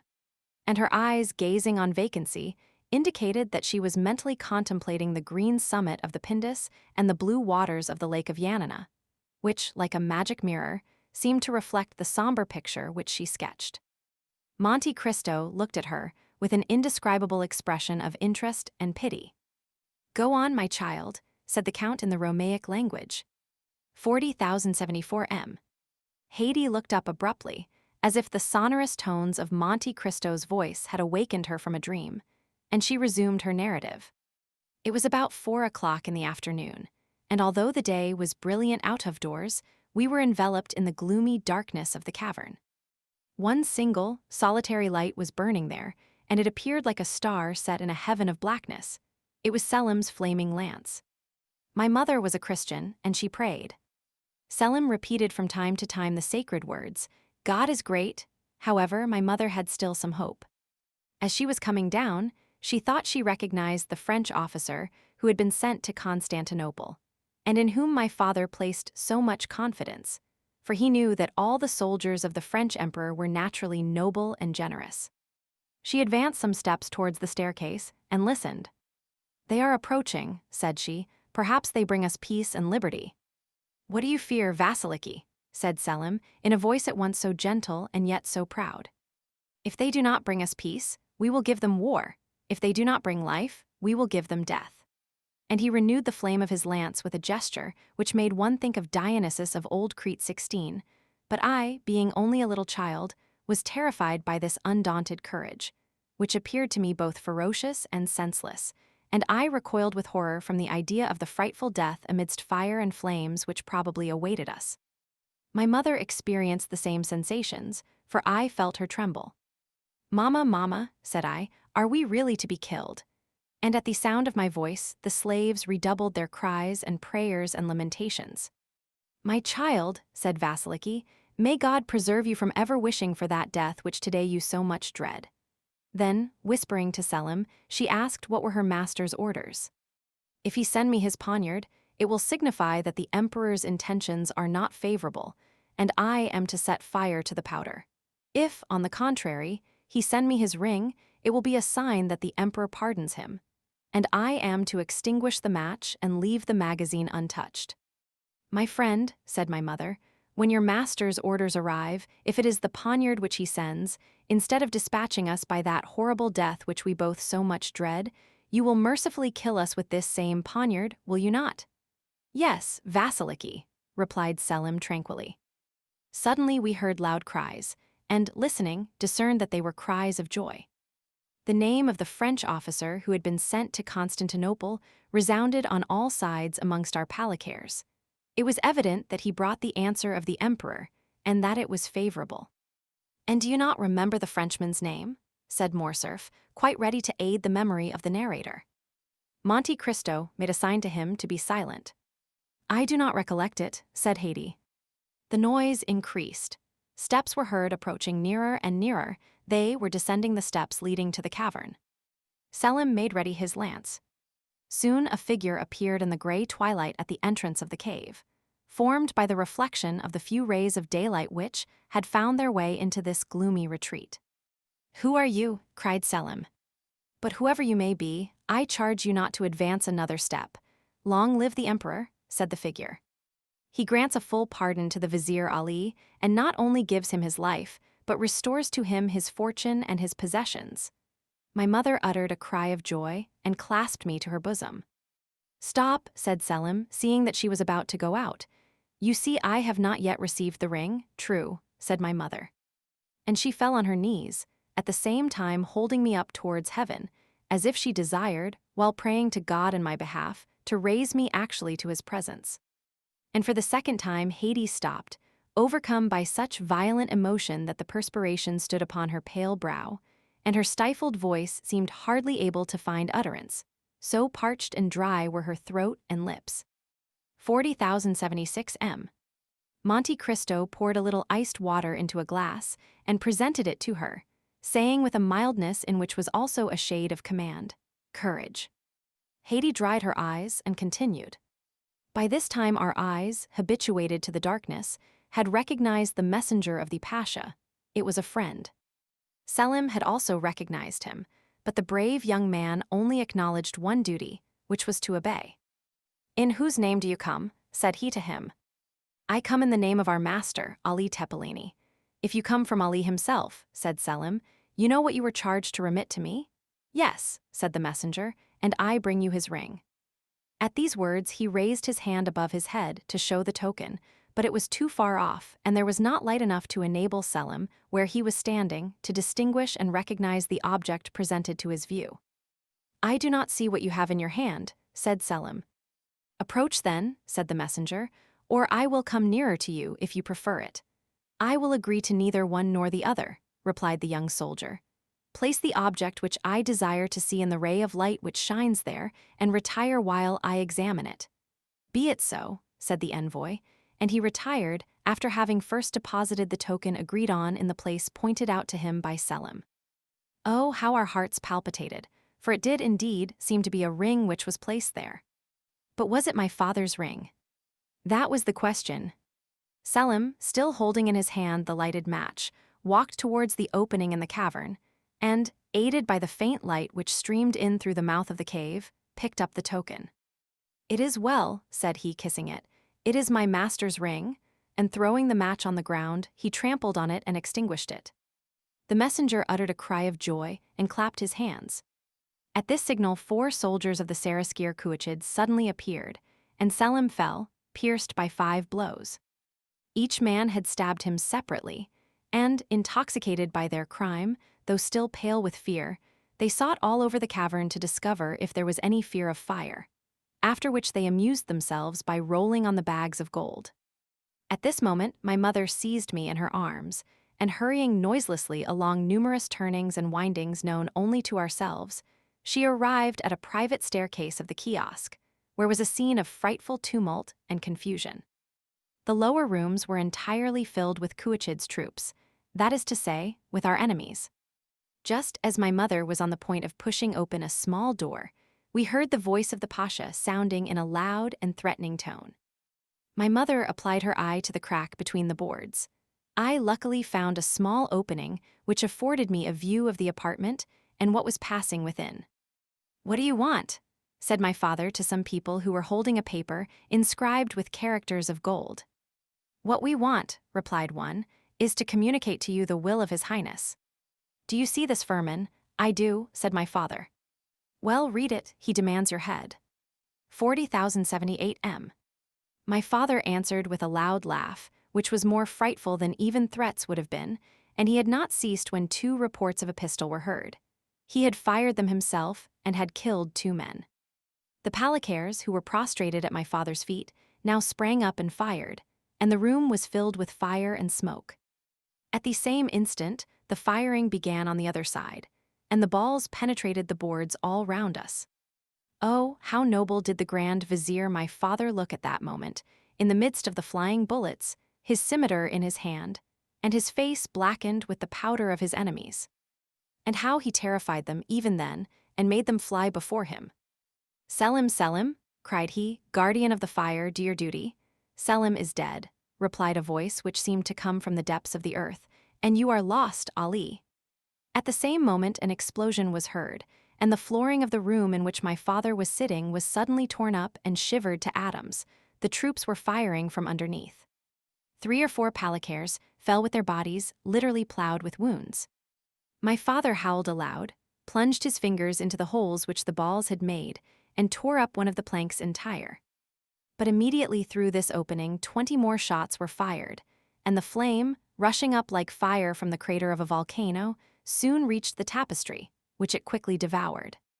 In the midst of all this frightful tumult and these terrific cries, 2 reports, fearfully distinct, followed by 2 shrieks more heartrending than all, froze me with terror. These 2 shots had mortally wounded my father, and it was he who had given utterance to these frightful cries. However, he remained standing, clinging to a window. My mother tried to force the door, that she might go and die with him, but it was fastened on the inside. All around him were lying the Palicaires, writhing in convulsive agonies, while 2 or 3 who were only slightly wounded were trying to escape by springing from the windows. At this crisis the whole flooring suddenly gave way, my father fell on one knee, and at the same moment 20 hands were thrust forth, armed with sabers, pistols, and poniards. 20 blows were instantaneously directed against one man, and my father disappeared in a whirlwind of fire and smoke kindled by these demons, and which seemed like hell itself opening beneath his feet. I felt myself fall to the ground. My mother had fainted. Hades' arms fell by her side, and she uttered a deep groan, at the same time looking towards the Count as if to ask if he were satisfied with her obedience to his commands.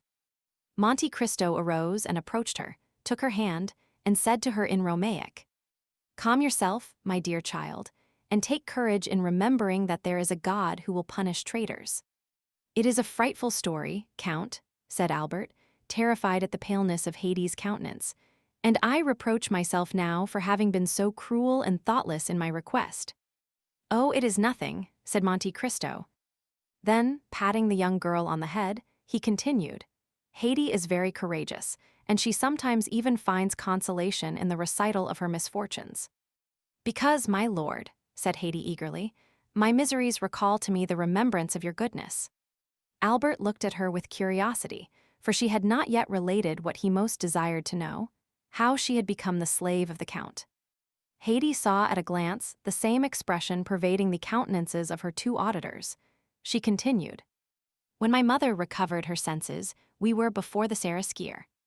Kill, said she, but spare the honor of the widow of Ali. It is not to me to whom you must address yourself, said Couchid. To whom then? To your new master. Who and where is he? He is here. And Couchid pointed out one who had more than any contributed to the death of my father, said Haydée, in a tone of chastened anger. Then, said Albert, you became the property of this man. 40,000 ADM. No, replied Haydée, he did not dare to keep us, so we were sold to some slave merchants who were going to Constantinople. We traversed Greece and arrived half dead at the imperial gates. They were surrounded by a crowd of people who opened a way for us to pass, when suddenly my mother, having looked closely at an object which was attracting their attention, uttered a piercing cry and fell to the ground, pointing as she did so to a head which was placed over the gates, and beneath which were inscribed these words: This is the head of Ali Tepelini, Pasha of Yanina. I cried bitterly and tried to raise my mother from the earth, but she was dead. I was taken to the slave market and was purchased by a rich Armenian. He caused me to be instructed, gave me masters, and when I was 13 years of age, he sold me to the Sultan Mahmud. Of whom I bought her, said Monte Cristo, as I told you, Albert, with the emerald which formed a match to the one I had made into a box for the purpose of holding my hashish pills. Oh, you are good, you are great, my lord, said Haydée, kissing the Count's hand, and I am very fortunate in belonging to such a master. Albert remained quite bewildered with all that he had seen and heard. Come, finish your cup of coffee, said Monte Cristo. The history is ended. Chapter 78. We hear from Yanina. If Valentine could have seen the trembling step and agitated countenance of France when he quitted the chamber of M. Noirtier, even she would have been constrained to pity him. Villefort had only just given utterance to a few incoherent sentences, and then retired to his study, where he received about 2 hours afterwards the following letter. After all the disclosures which were made this morning, M.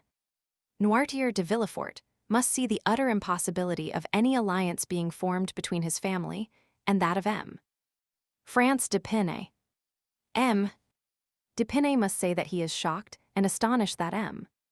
de Villefort, who appeared to be aware of all the circumstances detailed this morning, should not have anticipated him in this announcement.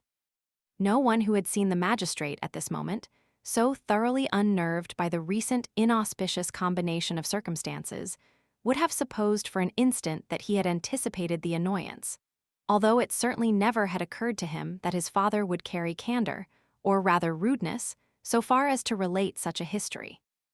And in justice to Villefort, it must be understood that M. Noirtier, who never cared for the opinion of his son on any subject, had always omitted to explain the affair to Villefort, so that he had all his life entertained the belief that General de Quesnel, or the Baron d'Épinay, as he was alternately styled, according as the speaker wished to identify him by his own family name, or by the title which had been conferred on him, fell the victim of assassination, and not that he was killed fairly in a duel. This harsh letter, coming as it did from a man generally so polite and respectful, struck a mortal blow at the pride of Villefort. Hardly had he read the letter when his wife entered. The sudden departure of France, after being summoned by M. Noirtier, had so much astonished everyone that the position of Madame de Villefort, left alone with the notary and the witnesses, became every moment more embarrassing. Determined to bear it no longer, she arose and left the room, saying she would go and make some inquiries into the cause of his sudden disappearance. M. de Villefort's communications on the subject were very limited and concise. He told her, in fact, that an explanation had taken place between M. Noirtier, M. d'Épinay, and himself, and that the marriage of Valentine and France would consequently be broken off. This was an awkward and unpleasant thing to have to report to those who were waiting. She therefore contented herself with saying that M. Noirtier, having at the commencement of the discussion been attacked by a sort of apoplectic fit, the affair would necessarily be deferred for some days longer. This news, false as it was following so singularly in the train of the two similar misfortunes which had so recently occurred, evidently astonished the auditors, and they retired without a word. During this time, Valentine, at once terrified and happy, after having embraced and thanked the feeble old man for thus breaking with a single blow the chain which she had been accustomed to consider as irrefragable, asked leave to retire to her own room in order to recover her composure. Noirtier looked the permission which she solicited. But instead of going to her own room, Valentine, having once gained her liberty, entered the gallery, and, opening a small door at the end of it, found herself at once in the garden. In the midst of all the strange events which had crowded one on the other, an indefinable sentiment of dread had taken possession of Valentine's mind. She expected every moment that she should see Morrel appear, pale and trembling, to forbid the signing of the contract, like the Laird of Ravenswood in The Bride of Lammermoor. It was high time for her to make her appearance at the gate, for Maximilian had long awaited her coming. He had half guessed what was going on when he saw France quit the cemetery with M. de Villefort. He followed M. de Pinay saw him enter, afterwards go out, and then re-enter with Albert and Châteaurenaud. He had no longer any doubts as to the nature of the conference.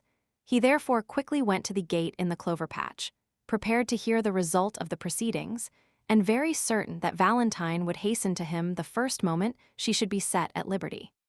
He was not mistaken. Peering through the crevices of the wooden partition, he soon discovered the young girl, who cast aside all her usual precautions and walked at once to the barrier. The first glance which Maximilian directed towards her entirely reassured him, and the first words she spoke made his heart bound with delight. "We are saved," said Valentine. "Saved," repeated Morrel, not being able to conceive such intense happiness. "By whom?" "By my grandfather." "Oh, Morrel, pray love him for all his goodness to us."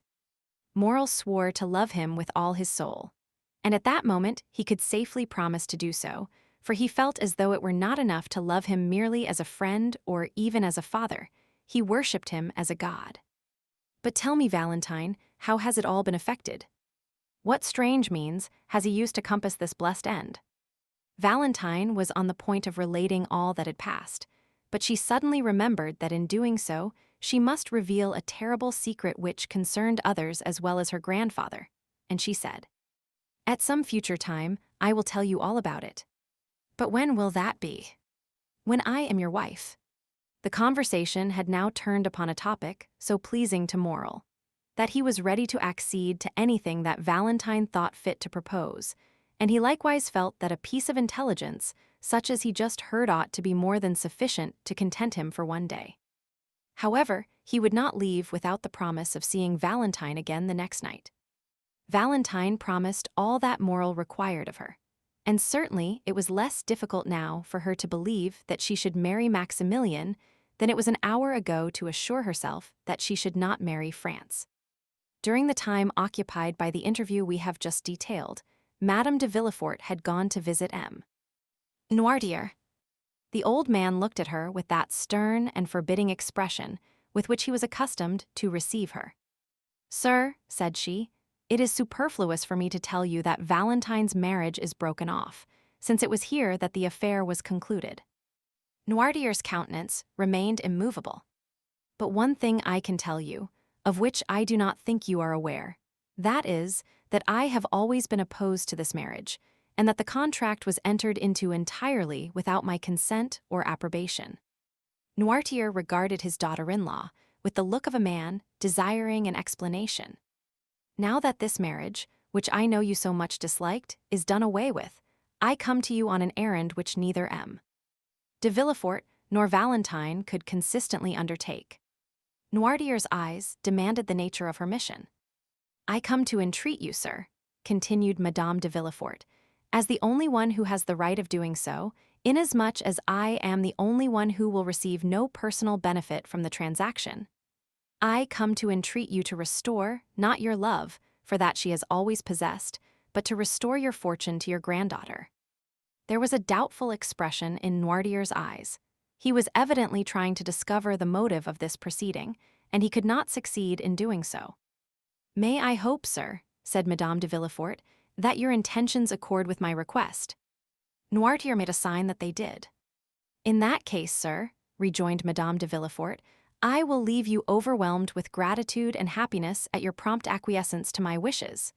She then bowed to M. Noirtier and retired. The next day Noirtier sent for the notary. The first will was torn up and a second made, in which he left the whole of his fortune to Valentine, on condition that she should never be separated from him. It was then generally reported that Mademoiselle de Villefort, the heiress of the Marquis and Marchioness of Saint-Méran, had regained the good graces of her grandfather, and that she would ultimately be in possession of an income of 300,000 livres. While all the proceedings relative to the dissolution of the marriage contract were being carried on at the house of M. de Villefort, Monte Cristo had paid his visit to the Count of Morcerf, who, in order to lose no time in responding to M. Danglars' wishes, and at the same time to pay all due deference to his position in society, donned his uniform of lieutenant general, which he ornamented with all his crosses, and thus attired, ordered his finest horses and drove to the Rue de la Chaussée-d'Antin. Danglars was balancing his monthly accounts, and it was perhaps not the most favorable moment for finding him in his best humor. At the first sight of his old friend, Danglars assumed his majestic air and settled himself in his easy chair. Morcerf, usually so stiff and formal, accosted the banker in an affable and smiling manner, and, feeling sure that the overture he was about to make would be well received, he did not consider it necessary to adopt any maneuvers in order to gain his end, but went at once straight to the point. 40,086 M. "Well, Baron," said he, "here I am at last. Some time has elapsed since our plans were formed, and they are not yet executed." Morcerf paused at these words, quietly waiting till the cloud should have dispersed which had gathered on the brow of Danglars, and which he attributed to his silence. But, on the contrary, to his great surprise, it grew darker and darker. "To what do you allude, monsieur?" said Danglars, as if he were trying in vain to guess at the possible meaning of the general's words. "Ah," said Morcerf, "I see you are a stickler for forms, my dear sir, and you would remind me that the ceremonial rites should not be omitted. Ma foi, I beg your pardon, but as I have but one son, and it is the first time I have ever thought of marrying him, I am still serving my apprenticeship, you know. Come, I will reform." And Morcerf with a forced smile arose, and making a low bow to M.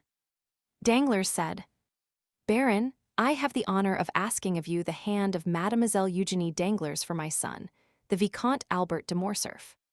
But Danglars, instead of receiving this address in the favorable manner which Morcerf had expected, knit his brow, and without inviting the Count, who was still standing, to take a seat, he said, "Monsieur, it will be necessary to reflect before I give you an answer." "To reflect," said Morcerf, more and more astonished. "Have you not had enough time for reflection during the 8 years which have elapsed since this marriage was first discussed between us?" "Count," said the banker, "things are constantly occurring in the world to induce us to lay aside our most established opinions, or at all events to cause us to remodel them according to the change of circumstances, which may have placed affairs in a totally different light to that in which we at first viewed them." "I do not understand you, Baron," said Morcerf. "What I mean to say is this, sir, that during the last fortnight unforeseen circumstances have occurred." "Excuse me," said Morcerf, "but is it a play we are acting?" "A play?" "Yes, for it is like one. Pray let us come more to the point, and endeavor thoroughly to understand each other." "That is quite my desire." "You have seen M. de Monte Cristo, have you not?" "I see him very often," said Danglars, drawing himself up. "He is a particular friend of mine." "Well, in one of your late conversations with him, you said that I appeared to be forgetful and irresolute concerning this marriage, did you not?" "I did say so." "Well, here I am, proving at once that I am really neither the one nor the other, by entreating you to keep your promise on that score." Danglars did not answer. "Have you so soon changed your mind?" added Morcerf, "or have you only provoked my request that you may have the pleasure of seeing me humbled?" Danglars, seeing that if he continued the conversation in the same tone in which he had begun it, the whole thing might turn out to his own disadvantage, turned to Morcerf and said, "Count, you must doubtless be surprised at my reserve, and I assure you it costs me much to act in such a manner towards you. But, Believe me when I say that imperative necessity has imposed the painful task upon me." "These are all so many empty words, my dear sir," said Morcerf. "They might satisfy a new acquaintance, but the Comte de Morcerf does not rank in that list. And when a man like him comes to another, recalls to him his plighted word, and this man fails to redeem the pledge, he has at least a right to exact from him a good reason for so doing." Danglars was a coward, but did not wish to appear so. He was piqued at the tone which Morcerf had just assumed. "I am not without a good reason for my conduct," replied the banker. "What do you mean to say?" "I mean to say that I have a good reason, but that it is difficult to explain. You must be aware, at all events, that it is impossible for me to understand motives before they are explained to me. But one thing at least is clear, which is, that you decline allying yourself with my family." "No, sir," said Danglars. "I merely suspend my decision, that is all." "And do you really flatter yourself that I shall yield to all your caprices, and quietly and humbly await the time of again being received into your good graces? Then, Count, if you will not wait, we must look upon these projects as if they had never been entertained." The Count bit his lips till the blood almost started, to prevent the ebullition of anger which his proud and irritable temper scarcely allowed him to restrain.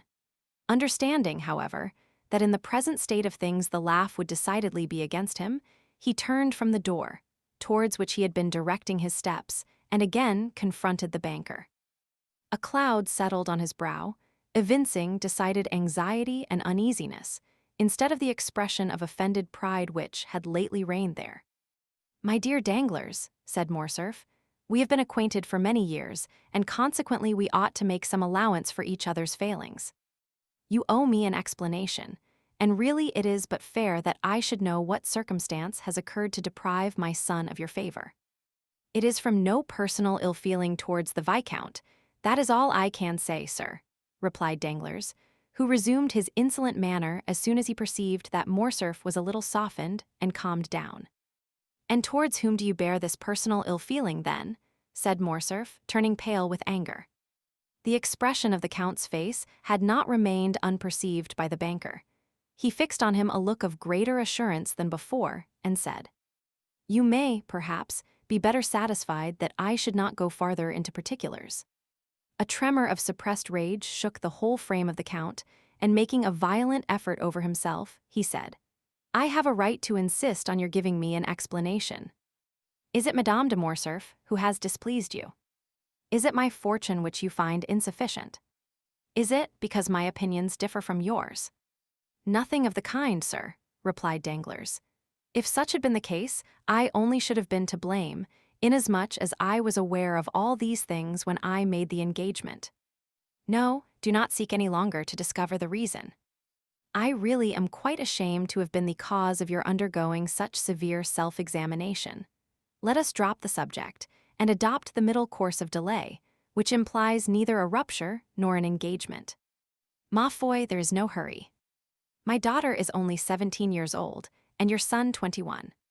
While we wait, time will be progressing, events will succeed each other.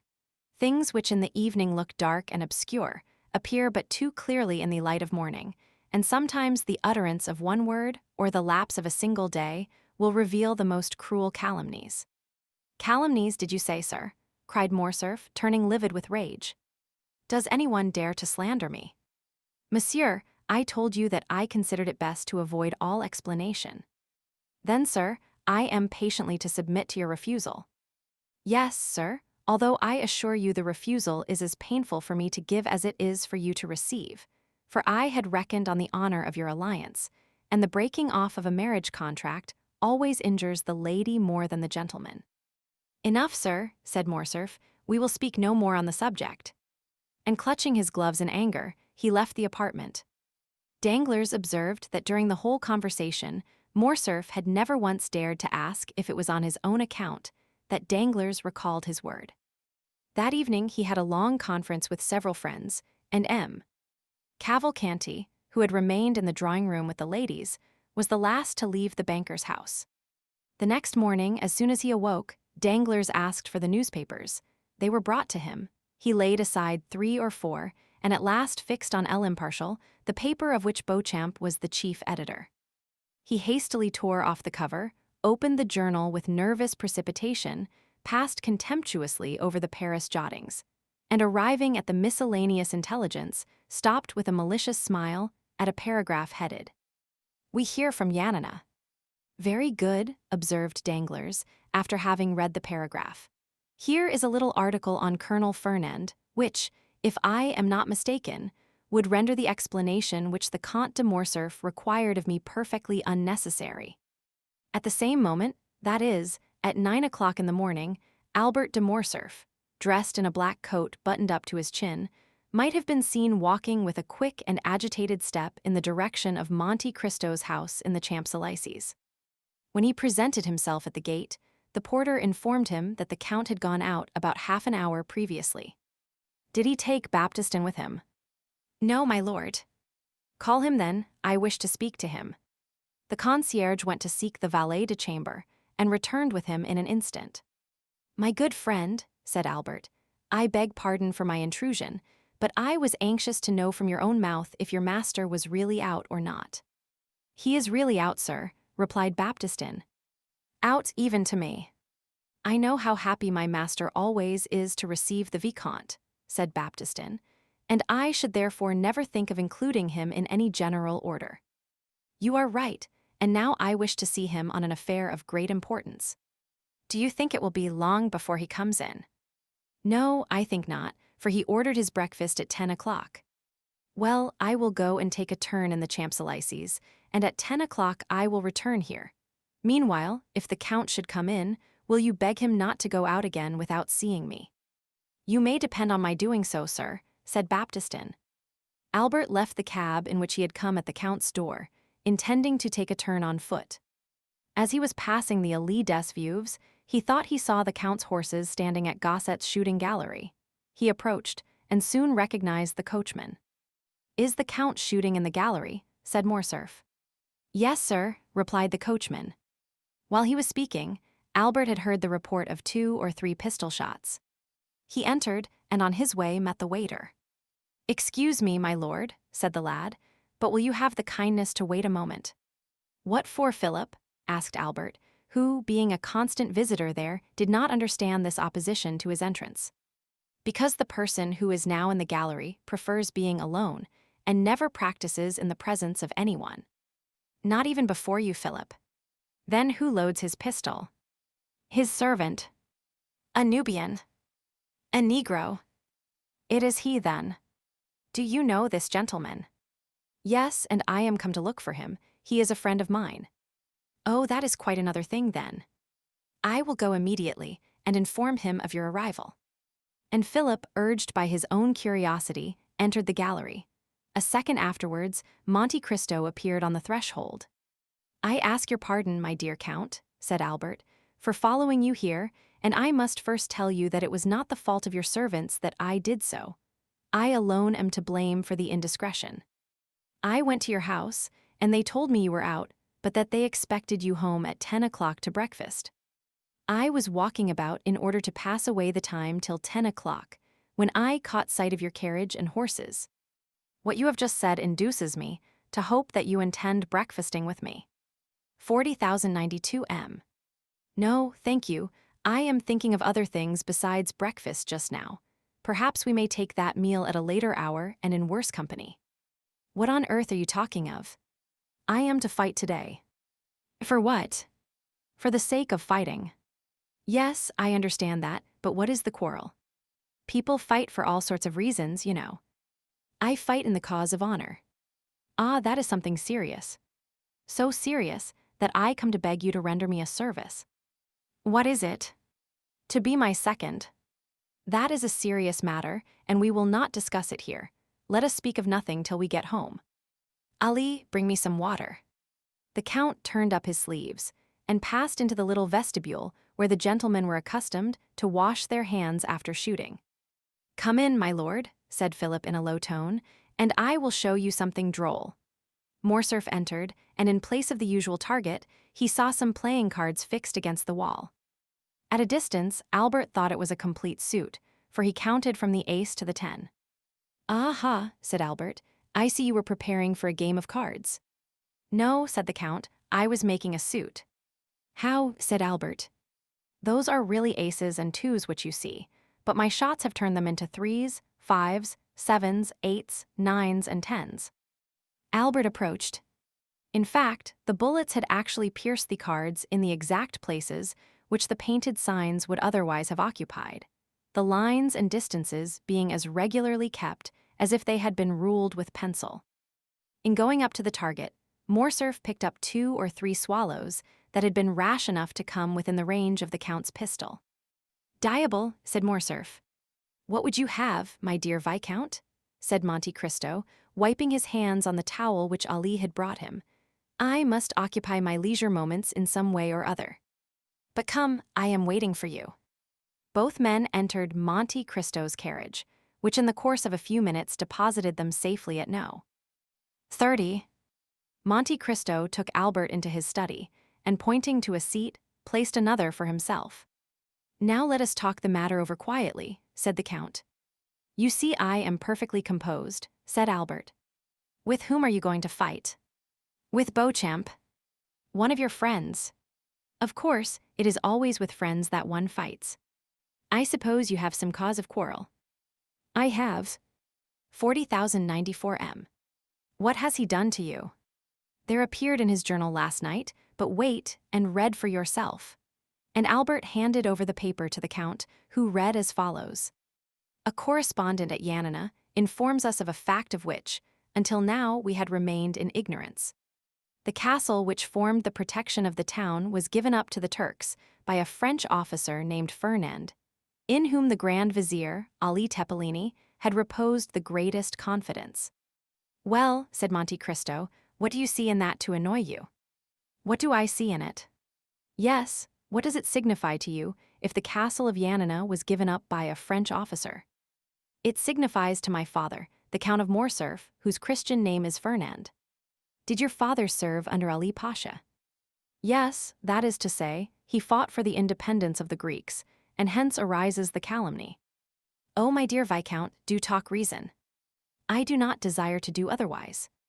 Now, just tell me who the devil should know in France that the officer Fernand and the Count of Morcerf are one and the same person. And who cares now about Yanina, which was taken as long ago as the year 1822 or 1823. That just shows the meanness of this slander. They have allowed all this time to elapse, and then all of a sudden rake up events which have been forgotten to furnish materials for scandal, in order to tarnish the luster of our high position. I inherit my father's name, and I do not choose that the shadow of disgrace should darken it. I am going to Beauchamp, in whose journal this paragraph appears, and I shall insist on his retracting the assertion before 2 witnesses. Beauchamp will never retract. Then we must fight. No, you will not, for he will tell you, what is very true, that perhaps there were 50 officers in the Greek army bearing the same name. We will fight, nevertheless. I will efface that blot on my father's character. My father, who was such a brave soldier, whose career was so brilliant. Oh, well, he will add, we are warranted in believing that this Fernand is not the illustrious Count of Morcerf, who also bears the same Christian name. I am determined not to be content with anything short of an entire retractation. And you intend to make him do it in the presence of 2 witnesses, do you? Yes. You do wrong. Which means, I suppose, that you refuse the service which I asked of you. You know my theory regarding duels. I told you my opinion on that subject, if you remember, when we were at Rome. Nevertheless, my dear Count, I found you this morning engaged in an occupation but little consistent with the notions you profess to entertain.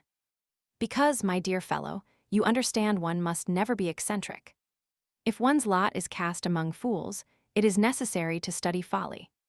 I shall perhaps find myself one day called out by some harebrained scamp, who has no more real cause of quarrel with me than you have with Beauchamp. He may take me to task for some foolish trifle or other, he will bring his witnesses, or will insult me in some public place, and I am expected to kill him for all that. You admit that you would fight then. Well, if so, why do you object to my doing so? I do not say that you ought not to fight. I only say that a duel is a serious thing, and ought not to be undertaken without due reflection. Did he reflect before he insulted my father? If he spoke hastily, and owns that he did so, you ought to be satisfied. Ah, my dear Count, you are far too indulgent. And you are far too exacting. Supposing, for instance, and do not be angry at what I am going to say. Well, supposing the assertion to be really true, a son ought not to submit to such a stain on his father's honor. Ma foi, we live in times when there is much to which we must submit. That is precisely the fault of the age. And do you undertake to reform it? Yes, as far as I am personally concerned. Well, you are indeed exacting, my dear fellow. Yes, I own it. Are you quite impervious to good advice? Not when it comes from a friend. And do you account me that title? Certainly I do. Well then, before going to Beauchamp with your witnesses, seek further information on the subject. From whom? From Haiti. Why, what can be the use of mixing a woman up in the affair? What can she do in it? She can declare to you, for example, that your father had no hand whatever in the defeat and death of the vizier, or if by chance he had, indeed, the misfortune to. I have told you, my dear Count, that I would not for one moment admit of such a proposition. You reject this means of information, then? I do, most decidedly. Then let me offer one more word of advice. Do so then, but let it be the last. You do not wish to hear it, perhaps. On the contrary, I request it. Do not take any witnesses with you when you go to Beauchamp. Visit him alone. That would be contrary to all custom. Your case is not an ordinary one. And what is your reason for advising me to go alone?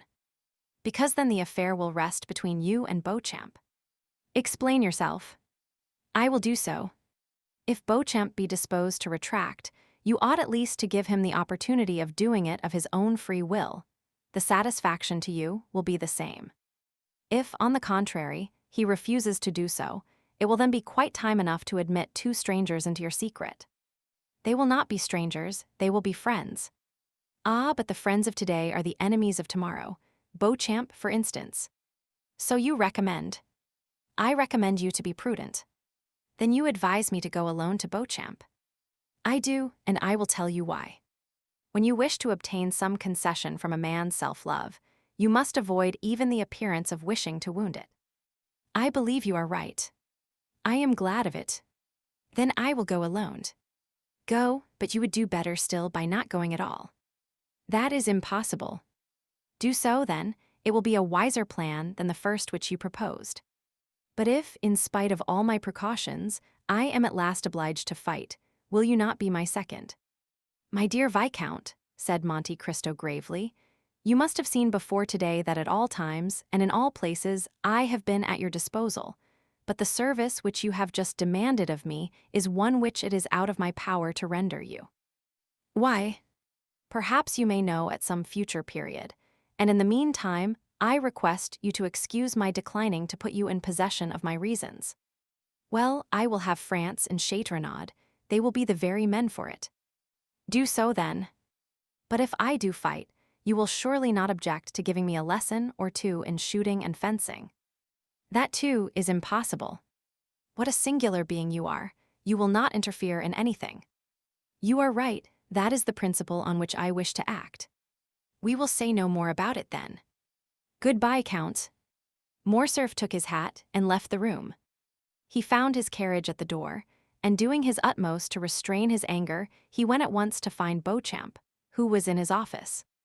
It was a gloomy, dusty-looking apartment, such as journalists' offices have always been from time immemorial. The servant announced M. Albert de Morcerf. Beauchamp repeated the name to himself, as though he could scarcely believe that he had heard aright, and then gave orders for him to be admitted. Albert entered. Beauchamp uttered an exclamation of surprise on seeing his friend leap over and trample underfoot all the newspapers which were strewed about the room. This way, my dear Albert," said he, holding out his hand to the young man. "Are you out of your senses, or do you come peaceably to take breakfast with me? Try and find a seat. There is one by that geranium, which is the only thing in the room to remind me that there are other leaves in the world besides leaves of paper. Beauchamp, said Albert, it is of your journal that I come to speak. Indeed. What do you wish to say about it? I desire that a statement contained in it should be rectified. To what do you refer? But pray sit down. Thank you, said Albert, with a cold and formal bow. Will you now have the kindness to explain the nature of the statement which has displeased you? An announcement has been made which implicates the honor of a member of my family.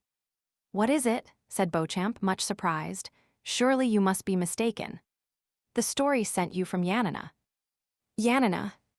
Yes, really you appear to be totally ignorant of the cause which brings me here. Such is really the case, I assure you, upon my honor. Baptiste, give me yesterday's paper, cried Beauchamp. Here, I have brought mine with me, replied Albert. Beauchamp took the paper and read the article to which Albert pointed in an undertone. You see it is a serious annoyance, said Morcerf, when Beauchamp had finished the perusal of the paragraph. Is the officer referred to a relation of yours, then? Demanded the journalist. Yes, said Albert, blushing. Well, what do you wish me to do for you? Said Beauchamp mildly. My dear Beauchamp, I wish you to contradict this statement. Beauchamp looked at Albert with a benevolent expression. Come, said he, this matter will want a good deal of talking over.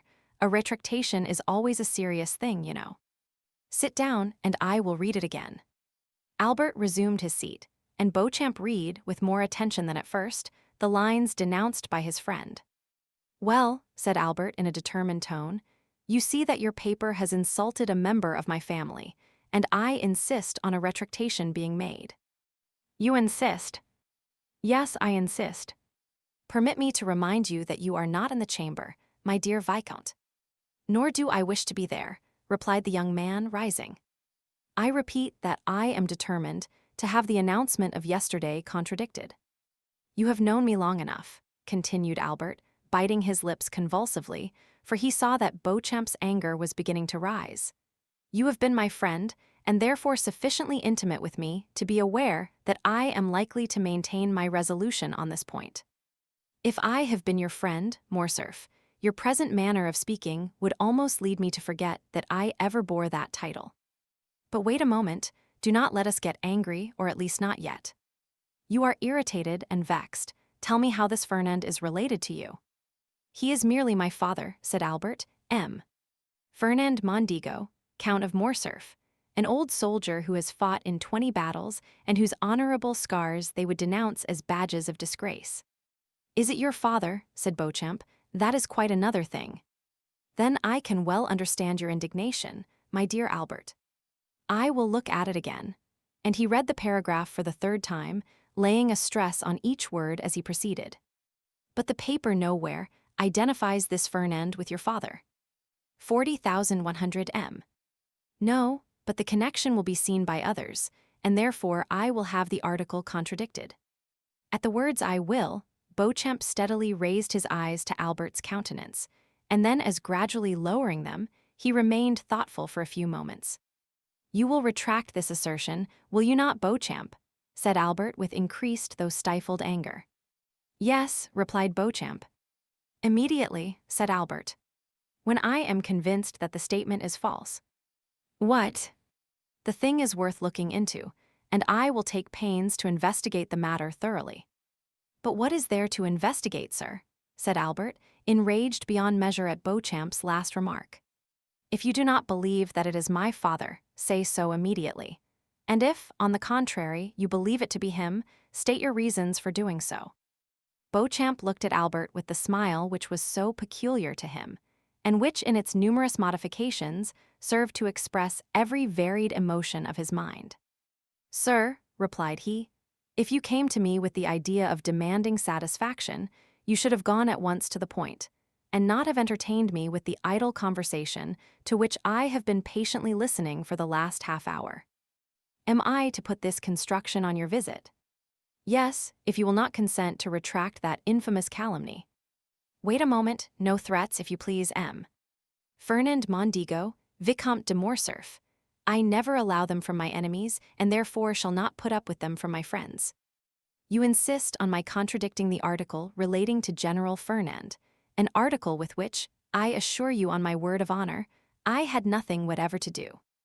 Yes, I insist on it, said Albert, whose mind was beginning to get bewildered with the excitement of his feelings. And if I refuse to retract, you wish to fight, do you? Said Beauchamp in a calm tone. Yes, replied Albert, raising his voice. Well, said Beauchamp, here is my answer, my dear sir. The article was not inserted by me, I was not even aware of it. But you have, by the step you have taken, called my attention to the paragraph in question, and it will remain until it shall be either contradicted or confirmed by someone who has a right to do so. Sir, said Albert, rising, I will do myself the honor of sending my seconds to you, and you will be kind enough to arrange with them the place of meeting and the weapons. Certainly, my dear sir. And this evening, if you please, or tomorrow at the latest, we will meet. No, I will be on the ground at the proper time, but in my opinion, and I have a right to dictate the preliminaries, as it is I who have received the provocation. In my opinion, the time ought not to be yet.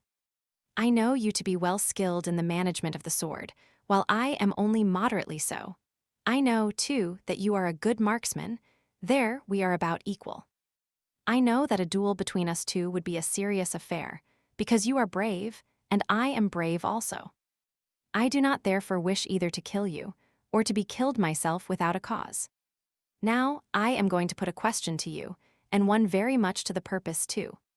Do you insist on this retractation so far as to kill me if I do not make it, although I have repeated more than once, and affirmed on my honor, that I was ignorant of the thing with which you charge me? And although I still declare that it is impossible for anyone but you to recognize the Count of Morcerf under the name of Fernand, I maintain my original resolution. Very well, my dear sir, then I consent to cut throats with you. But I require 3 weeks' preparation. At the end of that time, I shall come and say to you, the assertion is false and I retract it, or the assertion is true, when I shall immediately draw the sword from its sheath or the pistols from the case, whichever you please. 3 weeks, cried Albert. They will pass as slowly as 3 centuries when I am all the time suffering dishonor. Had you continued to remain on amicable terms with me, I should have said, patience, my friend. But you have constituted yourself my enemy, therefore I say, what does that signify to me, sir? Well, let it be 3 weeks then, said Morcerf. But remember, at the expiration of that time, no delay or subterfuge will justify you in. Albert de Morcerf, said Beauchamp, rising in his turn, I cannot throw you out of window for 3 weeks, that is to say, for 24 days to come, nor have you any right to split my skull open till that time has elapsed. Today is the 29th of August. The 21st of September will, therefore, be the conclusion of the term agreed on, until that time arrives, and it is the advice of a gentleman which I am about to give you. Till then we will refrain from growling and barking like 2 dogs chained within sight of each other. When he had concluded his speech, Beauchamp bowed coldly to Albert, turned his back upon him, and went to the press-room. Albert vented his anger on a pile of newspapers, which he sent flying all over the office by switching them violently with his stick. After which ebullition he departed, not, however, without walking several times to the door of the press-room, as if he had half a mind to enter. 40,104 M. While Albert was lashing the front of his carriage in the same manner that he had the newspapers, which were the innocent agents of his discomfiture, as he was crossing the barrier, he perceived Morel, who was walking with a quick step and a bright eye. He was passing the Chinese baths, and appeared to have come from the direction of the Porte Saint-Martin, and to be going towards the Madeleine. Ah, said Morcerf, there goes a happy man. And it so happened Albert was not mistaken in his opinion. Chapter 79. The Lemonade. Morel was, in fact, very happy. Noirtier had just sent for him, and he was in such haste to know the reason of his doing, so that he had not stopped to take a cab, placing infinitely more dependence on his own 2 legs than on the 4 legs of a cab-horse. He had therefore set off at a furious rate from the Rue Meslay, and was hastening with rapid strides in the direction of the Faubourg Saint-Honor. Morel advanced with a firm, manly tread, and poor Barrois followed him as he best might. Morel was only 31, Barrois was 60 years of age, Morel was deeply in love, and Berrois was dying with heat and exertion. These two men, thus opposed in age and interests, resembled two parts of a triangle, presenting the extremes of separation, yet nevertheless possessing their point of union. This point of union was Noirtier, and it was he who had just sent for Morel, with the request that the latter would lose no time in coming to him, a command which Morel obeyed to the letter, to the great discomfiture of Berrois. On arriving at the house, Morel was not even out of breath, for love lends wings to our desires. But Berrois, who had long forgotten what it was to love, was sorely fatigued by the expedition he had been constrained to use. The old servant introduced Morel by a private entrance, closed the door of the study, and soon the rustling of a dress announced the arrival of Valentine. She looked marvelously beautiful in her deep mourning dress, and Morel experienced such intense delight in gazing upon her that he felt as if he could almost have dispensed with the conversation of her grandfather. But the easy chair of the old man was heard rolling along the floor, and he soon made his appearance in the room. Noirtier acknowledged by a look of extreme kindness and benevolence the thanks which Morel lavished on him for his timely intervention on behalf of Valentine and himself, an intervention which had saved them from despair. Morel then cast on the invalid an interrogative look as to the new favor which he designed to bestow on him. Valentine was sitting at a little distance from them, timidly awaiting the moment when she should be obliged to speak. Noirtier fixed his eyes on her. "Am I to say what you told me?" asked Valentine. Noirtier made a sign that she was to do so. "Monsieur Morel," said Valentine to the young man, who was regarding her with the most intense interest, "my grandfather M." Noirtier had 1,000 things to say, which he told me 3 days ago, and now he has sent for you that I may repeat them to you. I will repeat them then, and since he has chosen me as his interpreter, I will be faithful to the trust, and will not alter a word of his intentions." "Oh, I am listening with the greatest impatience," replied the young man. "Speak, I beg of you."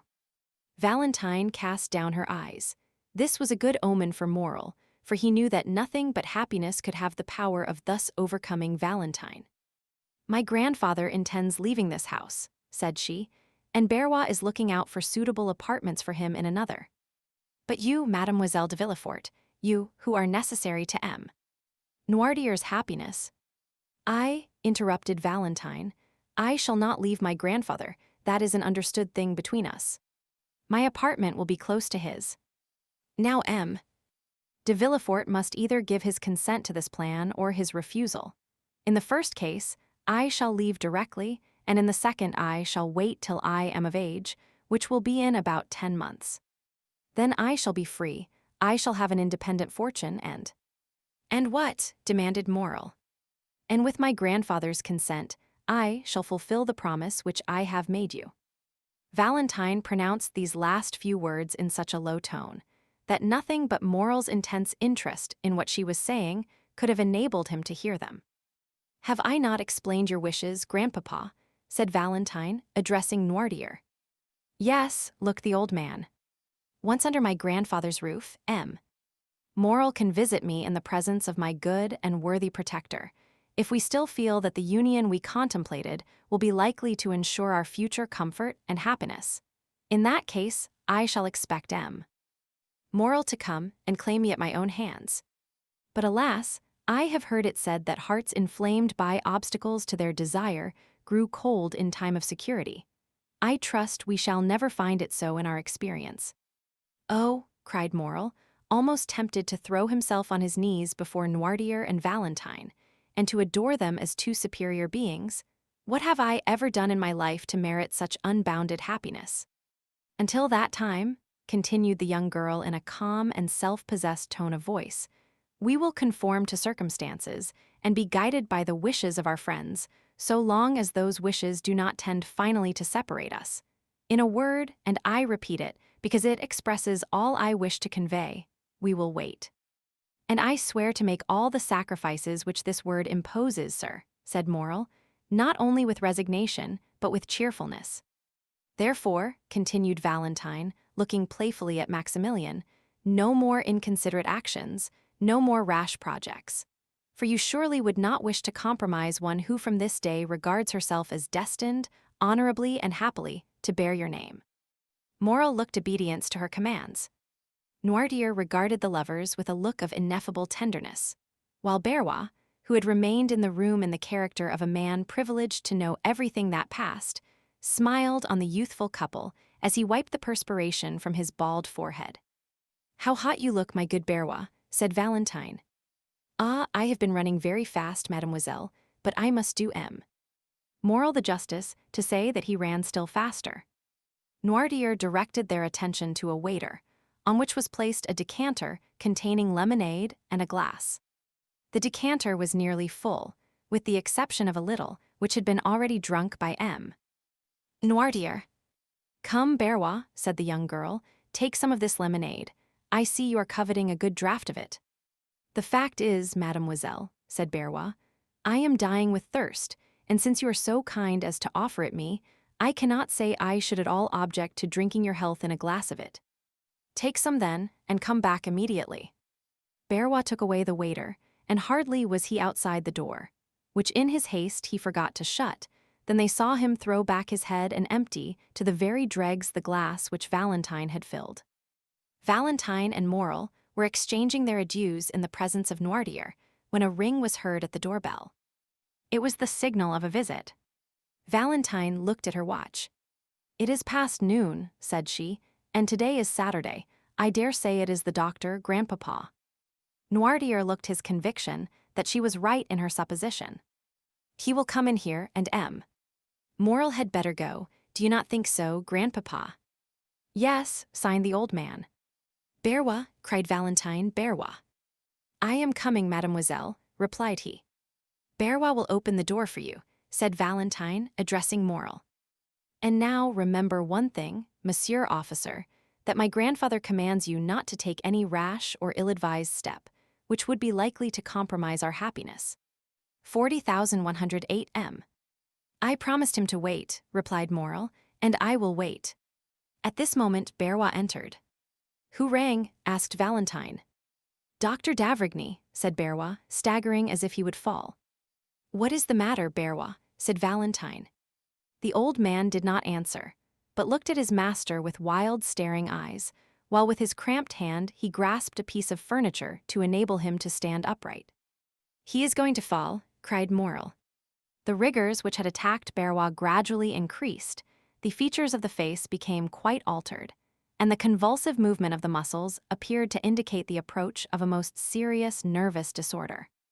Noirtier, seeing Berrois in this pitiable condition, showed by his looks all the various emotions of sorrow and sympathy which can animate the heart of man. Berrois made some steps towards his master. "Ah, sir," said he, "tell me what is the matter with me. I am suffering, I cannot see. 1,000 fiery darts are piercing my brain. Ah, don't touch me, pray don't." By this time, his haggard eyes had the appearance of being ready to start from their sockets. His head fell back, and the lower extremities of the body began to stiffen. Valentine uttered a cry of horror. Morel took her in his arms, as if to defend her from some unknown danger. "D'Avrigny, D'Avrigny," cried she in a stifled voice. "Help, help." Berrois turned round and with a great effort stumbled a few steps, then fell at the feet of Noirtier, and resting his hand on the knee of the invalid, exclaimed, "My master, my good master." At this moment de Villefort, attracted by the noise, appeared on the threshold. Morel relaxed his hold of Valentine, and retreating to a distant corner of the room, remained half hidden behind a curtain. Pale as if he had been gazing on a serpent, he fixed his terrified eye on the agonized sufferer. Noirtier, burning with impatience and terror, was in despair at his utter inability to help his old domestic, whom he regarded more in the light of a friend than a servant. One might by the fearful swelling of the veins of his forehead and the contraction of the muscles round the eye, trace the terrible conflict which was going on between the living energetic mind and the inanimate and helpless body. Berrois, his features convulsed, his eyes suffused with blood and his head thrown back, was lying at full length, beating the floor with his hands, while his legs had become so stiff that they looked as if they would break rather than bend. A slight appearance of foam was visible around the mouth, and he breathed painfully and with extreme difficulty. Villefort seemed stupefied with astonishment, and remained gazing intently on the scene before him without uttering a word. He had not seen Morel. After a moment of dumb contemplation, during which his face became pale and his hair seemed to stand on end, he sprang towards the door, crying out, "Doctor, doctor! Come instantly, pray come." "Madame, madame," cried Valentine, calling her stepmother and running upstairs to meet her. "Come quick, quick, and bring your bottle of smelling salts with you." "What is the matter?" said Madame de Villefort in a harsh and constrained tone. "Oh, come, come." "But where is the doctor?" exclaimed Villefort. "Where is he?" Madame de Villefort now deliberately descended the staircase. In one hand she held her handkerchief, with which she appeared to be wiping her face, and in the other a bottle of English smelling salts. Her first look on entering the room was at Noirtier, whose face, independent of the emotion which such a scene could not fail of producing, proclaimed him to be in possession of his usual health. Her second glance was at the dying man. She turned pale, and her eye passed quickly from the servant and rested on the master. "In the name of heaven, madame," said Villefort, "where is the doctor?" "He was with you just now. You see, this is a fit of apoplexy, and he might be saved if he could but be bled." "Has he eaten anything lately?" asked Madame de Villefort, eluding her husband's question.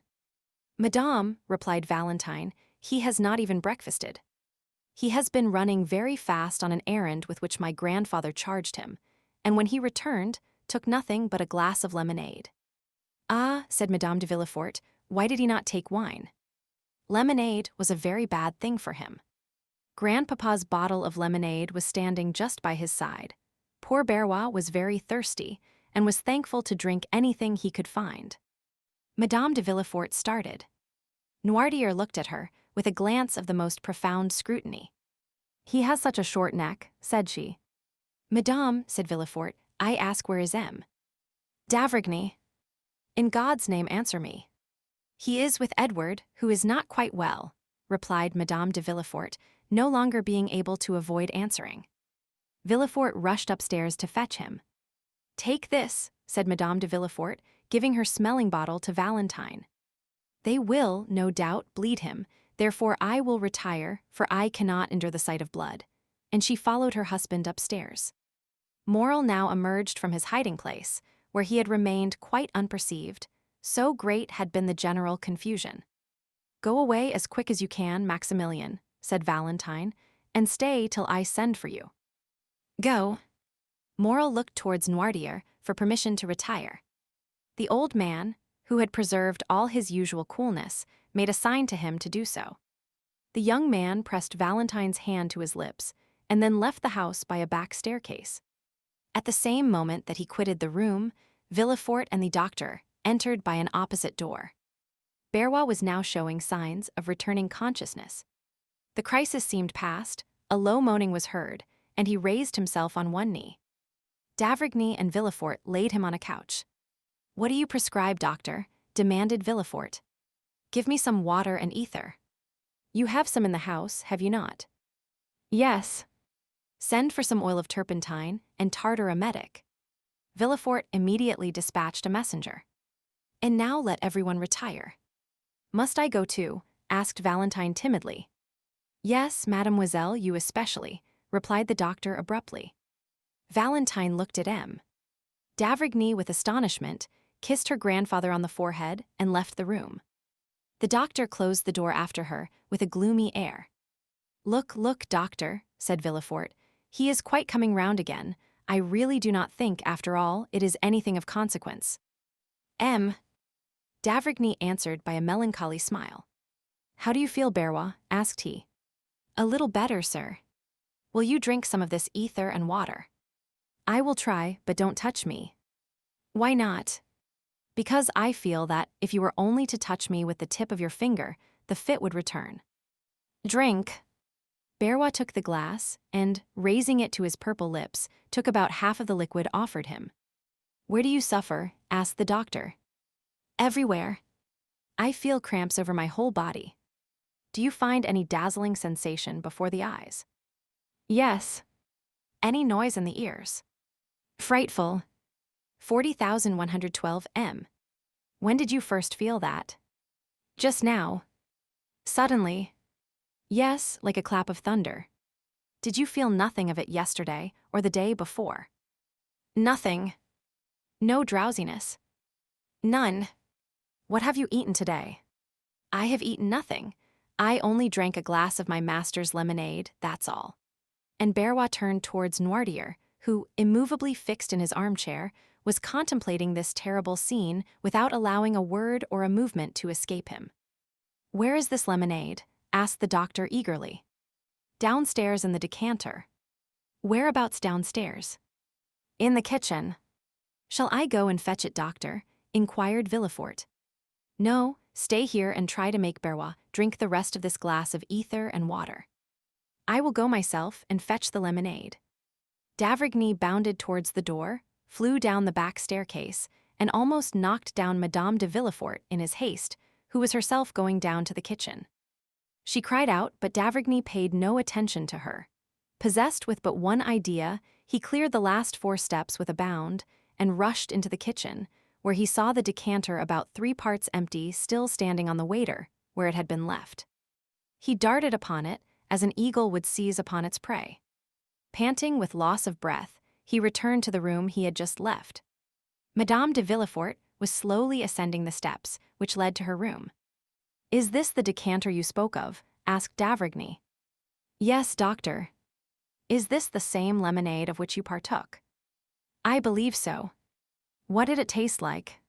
It had a bitter taste. The doctor poured some drops of the lemonade into the palm of his hand, put his lips to it, and after having rinsed his mouth as a man does when he is tasting wine, he spat the liquor into the fireplace. It is no doubt the same, said he. Did you drink some too, M? Noirtier. Yes. And did you also discover a bitter taste? Yes. Oh, doctor, cried Berrois, the fit is coming on again. Oh, do something for me. The doctor flew to his patient. That emetic, Villefort, see if it is coming. Villefort sprang into the passage, exclaiming, the emetic. The emetic, is it come yet? No one answered. The most profound terror reigned throughout the house. If I had anything by means of which I could inflate the lungs, said D'avrigny, looking around him, perhaps I might prevent suffocation. But there is nothing which would do, nothing. 40,114 m. Oh, sir, cried Berrois, are you going to let me die without help? Oh, I am dying. Oh, save me. A pen, said the doctor. There was one lying on the table. He endeavored to introduce it into the mouth of the patient, who, in the midst of his convulsions, was making vain attempts to vomit. But the jaws were so clenched that the pen could not pass them. This second attack was much more violent than the first, and he had slipped from the couch to the ground, where he was writhing in agony. The doctor left him in this paroxysm, knowing that he could do nothing to alleviate it, and, going up to Noirtier, said abruptly, How do you find yourself? Well. Yes. Have you any weight on the chest, or does your stomach feel light and comfortable, eh? Yes. Then you feel pretty much as you generally do after you have had the dose, which I am accustomed to give you every Sunday. Yes.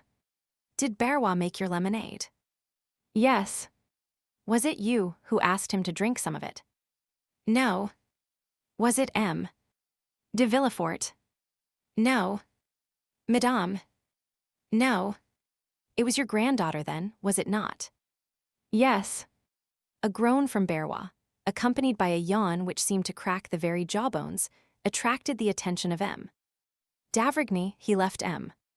Noirtier, and returned to the sick man. Berrois, said the doctor, can you speak? Berrois muttered a few unintelligible words. Try and make an effort to do so, my good man, said D'avrigny. Berrois reopened his bloodshot eyes. Who made the lemonade? I did. Did you bring it to your master directly it was made? No. You left it somewhere, then, in the meantime? Yes, I left it in the pantry, because I was called away. Who brought it into this room, then? Mademoiselle Valentine. D'avrigny struck his forehead with his hand. "Gracious heaven," exclaimed he. "Doctor, doctor," cried Barrois, who felt another fit coming. "Will they never bring that emetic?" asked the doctor. "Here is a glass with one already prepared," said Villefort, entering the room. "Who prepared it?" "The chemist who came here with me." 40,116 M. "Drink it," said the doctor to Barrois. "Impossible, doctor, it is too late, my throat is closing up. I am choking. Oh, my heart.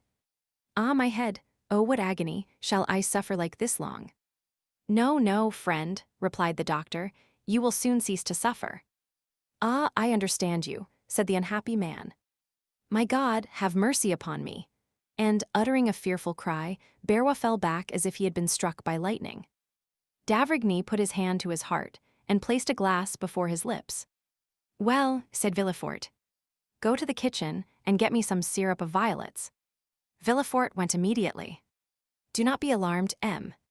Noirtier," said D'avrigny, "I am going to take my patient into the next room to bleed him. This sort of attack is very frightful to witness." And taking Barrois under the arms, he dragged him into an adjoining room. But almost immediately he returned to fetch the lemonade. Noirtier closed his right eye. "You want Valentine, do you not? I will tell them to send her to you." Villefort returned, and D'avrigny met him in the passage. "Well, how is he now?" asked he. "Come in here," said D'avrigny, and he took him into the chamber where the sick man lay. "Is he still in a fit?" said the procureur. "He is dead." Villefort drew back a few steps, and clasping his hands, exclaimed with real amazement and sympathy, "Dead, and so soon too." "Yes, it is very soon," said the doctor, looking at the corpse before him, "but that ought not to astonish you. Monsieur and Madame de Saint-Méran died as soon. People die very suddenly in your house, M. de Villefort." "What?" cried the magistrate, with an accent of horror and consternation. "Are you still harping on that terrible idea?" "Still, sir, and I shall always do so," replied D'avrigny, "for it has never for one instant ceased to retain possession of my mind. And that you may be quite sure I am not mistaken this time, listen well to what I am going to say, M. de Villefort." The magistrate trembled convulsively. "There is a poison which destroys life, almost without leaving any perceptible traces. I know it well. I have studied it in all its forms and in the effects which it produces. I recognize the presence of this poison in the case of poor Barrois, as well as in that of Madame de Saint-Méran. There is a way of detecting its presence. It restores the blue color of litmus paper, reddened by an acid, and it turns syrup of violets green. We have no litmus paper, but see, here they come with the syrup of violets." The doctor was right, steps were heard in the passage. M. D'avrigny opened the door, and took from the hands of the chambermaid a cup which contained 2 or 3 spoonfuls of the syrup. He then carefully closed the door. "Look," said he to the procureur, whose heart beat so loudly that it might almost be heard, "here is in this cup some syrup of violets, and this decanter contains the remainder of the lemonade of which M. Noirtier and Barrois partook. If the lemonade be pure and inoffensive, the syrup will retain its color. If, on the contrary, the lemonade be drugged with poison, the syrup will become green. Look closely." The doctor then slowly poured some drops of the lemonade from the decanter into the cup, and in an instant, a light cloudy sediment began to form at the bottom of the cup. This sediment first took a blue shade, then from the color of sapphire it passed to that of opal, and from opal to emerald. Arrived at this last hue, it changed no more. The result of the experiment left no doubt whatever on the mind. "The unfortunate Barrois has been poisoned," said D'avrigny, "and I will maintain this assertion before God and man." Villefort said nothing, but he clasped his hands, opened his haggard eyes, and, overcome with his emotion, sank into a chair. Chapter 80. The Accusation. M. D'avrigny soon restored the magistrate to consciousness, who had looked like a second corpse in that chamber of death. "Oh, death is in my house," cried Villefort. "Say rather crime," replied the doctor. M. D'avrigny, cried Villefort, "I cannot tell you all I feel at this moment. Terror, grief, madness." Yes, said M. D'avrigny with an imposing calmness, but I think it is now time to act. I think it is time to stop this torrent of mortality. I can no longer bear to be in possession of these secrets, without the hope of seeing the victims and society generally revenged. Villefort cast a gloomy look around him. In my house, murmured he, in my house. Come, magistrate, said M. D'avrigny, show yourself a man. As an interpreter of the law, do honor to your profession by sacrificing your selfish interests to it. You make me shudder, doctor. Do you talk of a sacrifice? I do. Do you then suspect anyone? I suspect no one. Death raps at your door. It enters, it goes, not blindfolded but circumspectly from room to room. Well, I follow its course, I track its passage. I adopt the wisdom of the ancients and feel my way, for my friendship for your family and my respect for you are as a twofold bandage over my eyes. Well. Oh, speak, speak, doctor, I shall have courage. Well, sir, you have in your establishment, or in your family, perhaps, one of the frightful monstrosities of which each century produces only one. Locusta and Agrippina, living at the same time, were an exception, and proved the determination of Providence to effect the entire ruin of the Roman Empire, sullied by so many crimes. Brunhilde and Fredegund were the results of the painful struggle of civilization in its infancy, when man was learning to control mind, were it even by an emissary from the realms of darkness. All these women had been, or were, beautiful. The same flower of innocence had flourished, or was still flourishing, on their brow, that is seen on the brow of the culprit in your house. 40,120 M. Villefort shrieked, clasped his hands, and looked at the doctor with a supplicating air. But the latter went on without pity. Seek whom the crime will profit, says an axiom of jurisprudence. Doctor, cried Villefort, alas, doctor, how often has man's justice been deceived by those fatal words? I know not why, but I feel that this crime. You acknowledge, then, the existence of the crime. Yes, I see too plainly that it does exist. But it seems that it is intended to affect me personally. I fear an attack myself, after all these disasters. Oh, man, murmured d'Avrigny, the most selfish of all animals, the most personal of all creatures, who believes the earth turns, the sun shines, and death strikes for him alone, an ant cursing God from the top of a blade of grass. And have those who have lost their lives lost nothing? M. De Saint-Méran, Madame de Saint-Méran, M. Noirtier. How? M. Noirtier. Yes, think you it was the poor servant's life was coveted? No, like Shakespeare's Polonius, he died for another. It was Noirtier the lemonade was intended for. It is Noirtier, logically speaking, who drank it. The other drank it only by accident, and, although Berrois is dead, it was Noirtier whose death was wished for. But why did it not kill my father? I told you one evening in the garden after Madame de Saint-Méran's death, because his system is accustomed to that very poison, and the dose was trifling to him, which would be fatal to another, because no one knows, not even the assassin, that, for the last 12 months, I have given M. Noirtier brucine for his paralytic affection, while the assassin is not ignorant, for he has proved that brucine is a violent poison. Oh, have pity, murmured Villefort, wringing his hands. Follow the culprit's steps, he first kills M. De Saint-Méran. Oh, doctor. I would swear to it, what I heard of his symptoms agrees too well with what I have seen in the other cases. Villefort ceased to contend, he only groaned. He first kills M. De Saint-Méran, repeated the doctor, then Madame de Saint-Méran, a double fortune to inherit. Villefort wiped the perspiration from his forehead. Listen attentively. Alas, stammered Villefort, I do not lose a single word. M. Noirtier, resumed M. D'Avrigny in the same pitiless tone, M. Noirtier had once made a will against you, against your family, in favor of the poor, in fact, M. Noirtier is spared, because nothing is expected from him.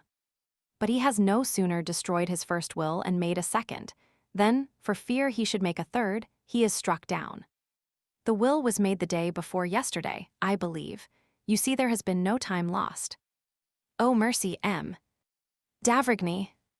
No mercy, sir. The physician has a sacred mission on earth, and to fulfill it, he begins at the source of life and goes down to the mysterious darkness of the tomb. When crime has been committed, and God, doubtless in anger, turns away his face, it is for the physician to bring the culprit to justice.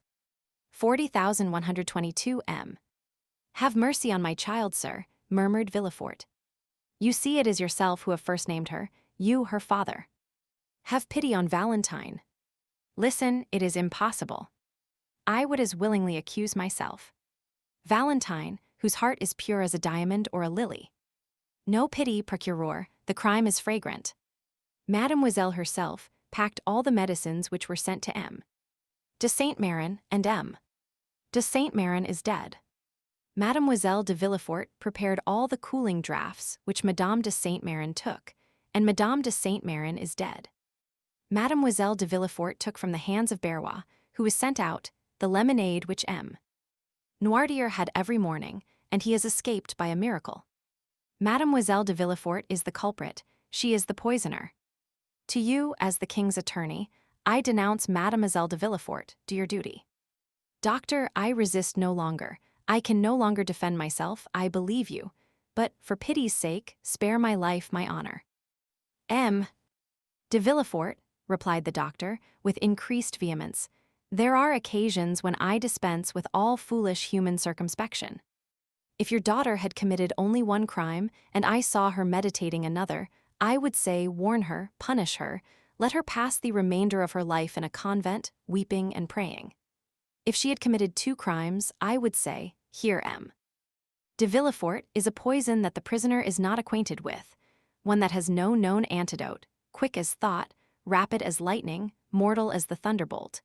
Give her that poison, recommending her soul to God, and save your honor and your life, for it is yours she aims at. And I can picture her approaching your pillow with her hypocritical smiles and her sweet exhortations. Woe to you, M. de Villefort, if you do not strike first. This is what I would say had she only killed 2 persons, but she has seen 3 deaths, has contemplated 3 murdered persons, has knelt by 3 corpses. To the scaffold with the poisoner, to the scaffold. Do you talk of your honor? Do what I tell you, and immortality awaits you. Villefort fell on his knees. Listen, said he, I have not the strength of mind you have, or rather that which you would not have, if instead of my daughter Valentine your daughter Madeleine were concerned. The doctor turned pale. Doctor, every son of woman is born to suffer and to die. I am content to suffer and to await death. Beware, said M. d'Avrigny, it may come slowly. You will see it approach after having struck your father, your wife, perhaps your son. Villefort, suffocating, pressed the doctor's arm. 40,124 M. Listen, cried he, pity me, help me. No, my daughter is not guilty. If you drag us both before a tribunal, I will still say, no, my daughter is not guilty. There is no crime in my house. I will not acknowledge a crime in my house, for when crime enters a dwelling, it is like death, it does not come alone. Listen. What does it signify to you if I am murdered? Are you my friend? Are you a man? Have you a heart? No, you are a physician. Well, I tell you I will not drag my daughter before a tribunal and give her up to the executioner. The bare idea would kill me, would drive me like a madman to dig my heart out with my fingernails. And if you were mistaken, doctor, if it were not my daughter, if I should come one day, pale as a specter, and say to you, assassin, you have killed my child. Hold, if that should happen, although I am a Christian M. d'Avrigny, I should kill myself. Well, said the doctor, after a moment's silence, I will wait. Villefort looked at him, as if he had doubted his words. Only, continued M.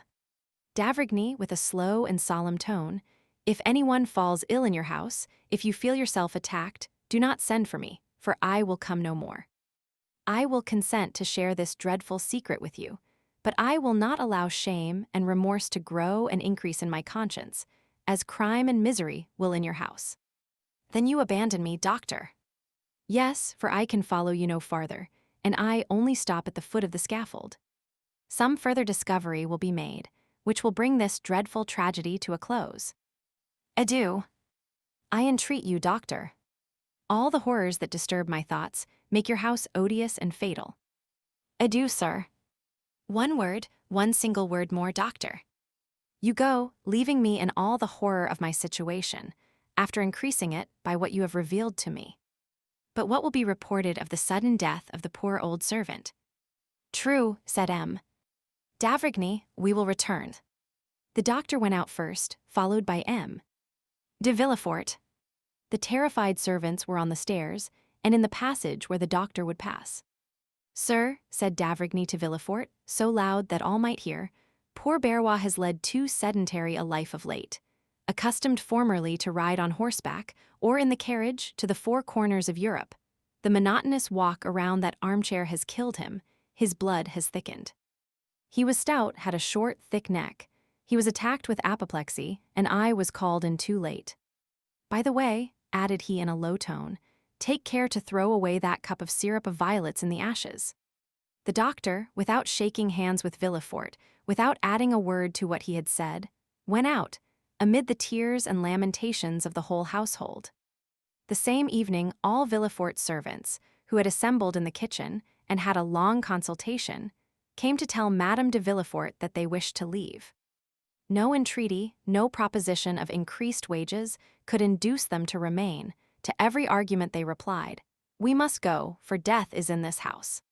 They all left in spite of prayers and entreaties, testifying their regret at leaving so good a master and mistress, and especially Mademoiselle Valentine, so good, so kind, and so gentle. Villefort looked at Valentine as they said this.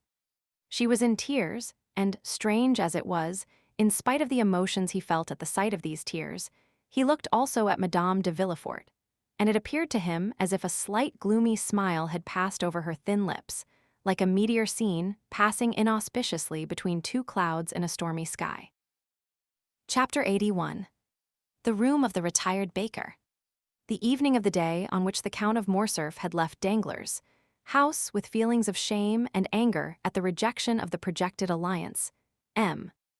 Andrea Cavalcanti, with curled hair, moustaches in perfect order, and white gloves which fitted admirably, had entered the courtyard of the banker's house in Rue de la Chaussée-d'Antin.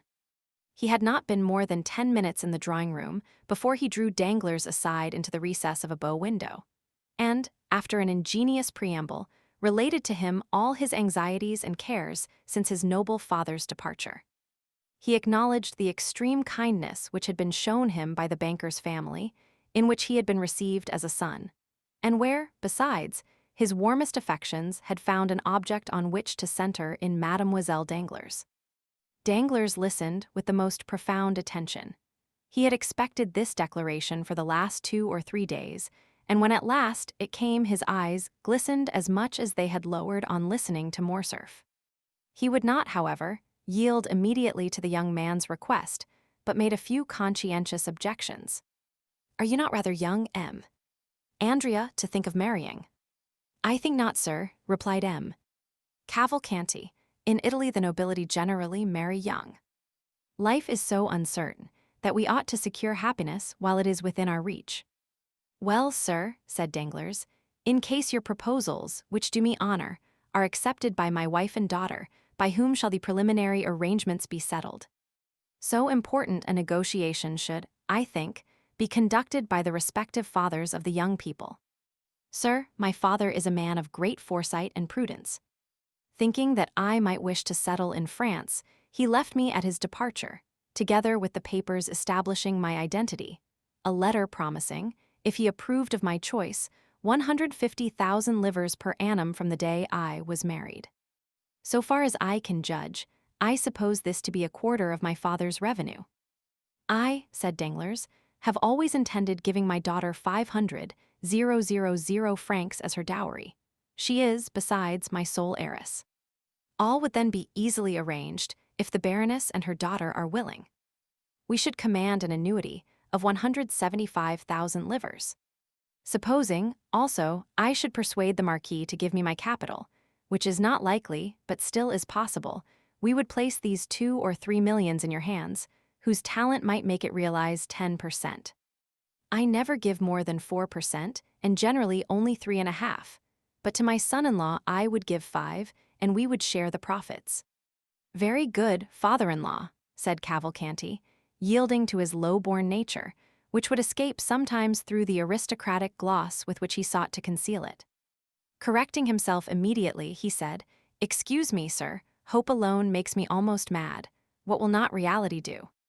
"But," said Danglars, who, on his part, did not perceive how soon the conversation, which was at first disinterested, was turning to a business transaction, "there is, doubtless, a part of your fortune your father could not refuse you." "Which?" asked the young man. "That you inherit from your mother." "Truly, from my mother, Leonora Corsinari." "How much may it amount to?" "Indeed, sir," said Andrea, "I assure you I have never given the subject a thought, but I suppose it must have been at least 2 millions. Danglars felt as much overcome with joy as the miser who finds a lost treasure, or as the shipwrecked mariner who feels himself on solid ground, instead of in the abyss which he expected would swallow him up. "Well, sir," said Andrea, bowing to the banker respectfully, "may I hope?" "You may not only hope," said Danglars, "but consider it a settled thing if no obstacle arises on your part." "I am indeed rejoiced," said Andrea. "But," said Danglars thoughtfully, "how is it that your patron de Monte Cristo did not make his proposal for you?" Andrea blushed imperceptibly. "I have just left the count, sir," said he. "He is, doubtless, a delightful man but inconceivably peculiar in his ideas. He esteems me highly. He even told me he had not the slightest doubt that my father would give me the capital, instead of the interest of my property. He has promised to use his influence to obtain it for me, but he also declared that he never had taken on himself the responsibility of making proposals for another, and he never would. I must, however, do him the justice to add that he assured me if ever he had regretted the repugnance he felt to such a step it was on this occasion, because he thought the projected union would be a happy and suitable one. Besides, if he will do nothing officially, he will answer any questions you propose to him. And now," continued he, with one of his most charming smiles, "having finished talking to the father-in-law, I must address myself to the banker." "And what may you have to say to him?" said Danglars, laughing in his turn. "That the day after tomorrow I shall have to draw upon you for about 4,000 francs. But the count, expecting my bachelor's revenue could not suffice for the coming month's outlay, has offered me a draft for 20,000 francs. It bears his signature, as you see, which is all sufficient." "Bring me 1,000,000 such as that," said Danglars. "I shall be well pleased," putting the draft in his pocket. "Fix your own hour for tomorrow, and my cashier shall call on you with a check for 80,000 francs. At 10 o'clock then, if you please. I should like it early, as I am going into the country tomorrow." "Very well, at 10 o'clock. You are still at the Hôtel des Princes?" "Yes." The following morning, with the banker's usual punctuality, the 80,000 francs were placed in the young man's hands, as he was on the point of starting, after having left 200 francs for Cadraus. He went out chiefly to avoid this dangerous enemy, and returned as late as possible in the evening. But scarcely had he stepped out of his carriage, when the porter met him with a parcel in his hand. "Sir," said he, "that man has been here." "What man?" said Andrea carelessly, apparently forgetting him whom he but too well recollected. "Him to whom your excellency pays that little annuity." "Oh," said Andrea, "my father's old servant." "Well, you gave him the 200 francs I had left for him." "Yes, your excellency." Andrea had expressed a wish to be thus addressed. "But," continued the porter, "he would not take them." Andrea turned pale, but as it was dark his pallor was not perceptible. "What?" "He would not take them," said he with slight emotion. 40,130 M. "No, he wished to speak to your excellency. I told him you were gone out, and after some dispute he believed me and gave me this letter, which he had brought with him already sealed." "Give it me," said Andrea, and he read by the light of his carriage lamp. "You know where I live. I expect you tomorrow morning at 9 o'clock." Andrea examined it carefully to ascertain if the letter had been opened, or if any indiscreet eyes had seen its contents, but it was so carefully folded that no one could have read it, and the seal was perfect. "Very well," said he. "Poor man, he is a worthy creature. He left the porter to ponder on these words, not knowing which most to admire, the master or the servant. "Take out the horses quickly and come up to me," said Andrea to his groom. In 2 seconds the young man had reached his room and burnt Caedros's letter. The servant entered just as he had finished. "You are about my height, Pierre," said he. "I have that honor, your excellency." "You had a new livery yesterday." "Yes, sir." "I have an engagement with a pretty little girl for this evening, and do not wish to be known. Lend me your livery till tomorrow. I may sleep perhaps at an inn." Pierre obeyed. 5 minutes after, Andrea left the hotel, completely disguised, took a cabriolet, and ordered the driver to take him to the Cheval Rouge at Picpus. The next morning he left that inn as he had left the Hôtel des Princes, without being noticed, walked down the Faubourg Saint-Antoine, along the boulevard to Rue Menilmontant, and stopping at the door of the third house on the left looked for someone of whom to make inquiry in the porter's absence. "For whom are you looking, my fine fellow?" asked the fruiteress on the opposite side. "Monsieur Palatin, if you please, my good woman," replied Andrea. "A retired baker?" asked the fruiteress. "Exactly. He lives at the end of the yard, on the left, on the third story. 40,132 m." Andrea went as she directed him, and on the third floor he found a hare's paw, which, by the hasty ringing of the bell, it was evident he pulled with considerable ill temper. A moment after Caedros's face appeared at the grating in the door. "Ah, you are punctual," said he as he drew back the door. "Confound you and your punctuality," said Andrea, throwing himself into a chair in a manner which implied that he would rather have flung it at the head of his host. "Come, come, my little fellow, don't be angry. See, I have thought about you. Look at the good breakfast we are going to have. Nothing but what you are fond of." Andrea, indeed, inhaled the scent of something cooking which was not unwelcome to him, hungry as he was. It was that mixture of fat and garlic peculiar to provincial kitchens of an inferior order, added to that of dried fish, and above all, the pungent smell of musk and cloves. These odors escaped from 2 deep dishes which were covered and placed on a stove, and from a copper pan placed in an old iron pot. In an adjoining room Andrea saw also a tolerably clean table prepared for two bottles of wine sealed, the one with green, the other with yellow, a supply of brandy in a decanter, and a measure of fruit in a cabbage leaf, cleverly arranged on an earthenware plate. "What do you think of it, my little fellow?" said Caedros. "Aye, that smells good. You know I used to be a good cook. Do you recollect how you used to lick your fingers? You were among the first who tasted any of my dishes, and I think you relished them tolerably." While speaking, Caedros went on peeling a fresh supply of onions. "But," said Andrea ill-temperedly, "by my faith, if it was only to breakfast with you that you disturbed me, I wish the devil had taken you." "My boy," said Caedros sententiously, "one can talk while eating. And then, you ungrateful being, you are not pleased to see an old friend." "I am weeping with joy." He was truly crying, but it would have been difficult to say whether joy or the onions produced the greatest effect on the lacrimal glands of the old innkeeper of the Pont du Gard. "Hold your tongue, hypocrite," said Andrea. "You love me." "Yes, I do, or may the devil take me." "I know it is a weakness," said Caedros, "but it overpowers me. And yet it has not prevented your sending for me to play me some trick." "Come," said Caedros, wiping his large knife on his apron, "if I did not like you, do you think I should endure the wretched life you lead me? Think for a moment. You have your servant's clothes on, you therefore keep a servant. I have none, and am obliged to prepare my own meals. You abuse my cookery, because you dine at the table d'hôte of the Hôtel des Princes, or the Café de Paris. Well, I too could keep a servant, I too could have a tilbury, I too could dine where I like, but why do I not? Because I would not annoy my little Benedetto. Come, just acknowledge that I could, eh?"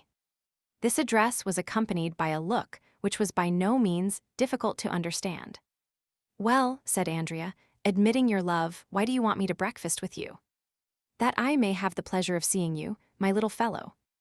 "What is the use of seeing me, after we have made all our arrangements?"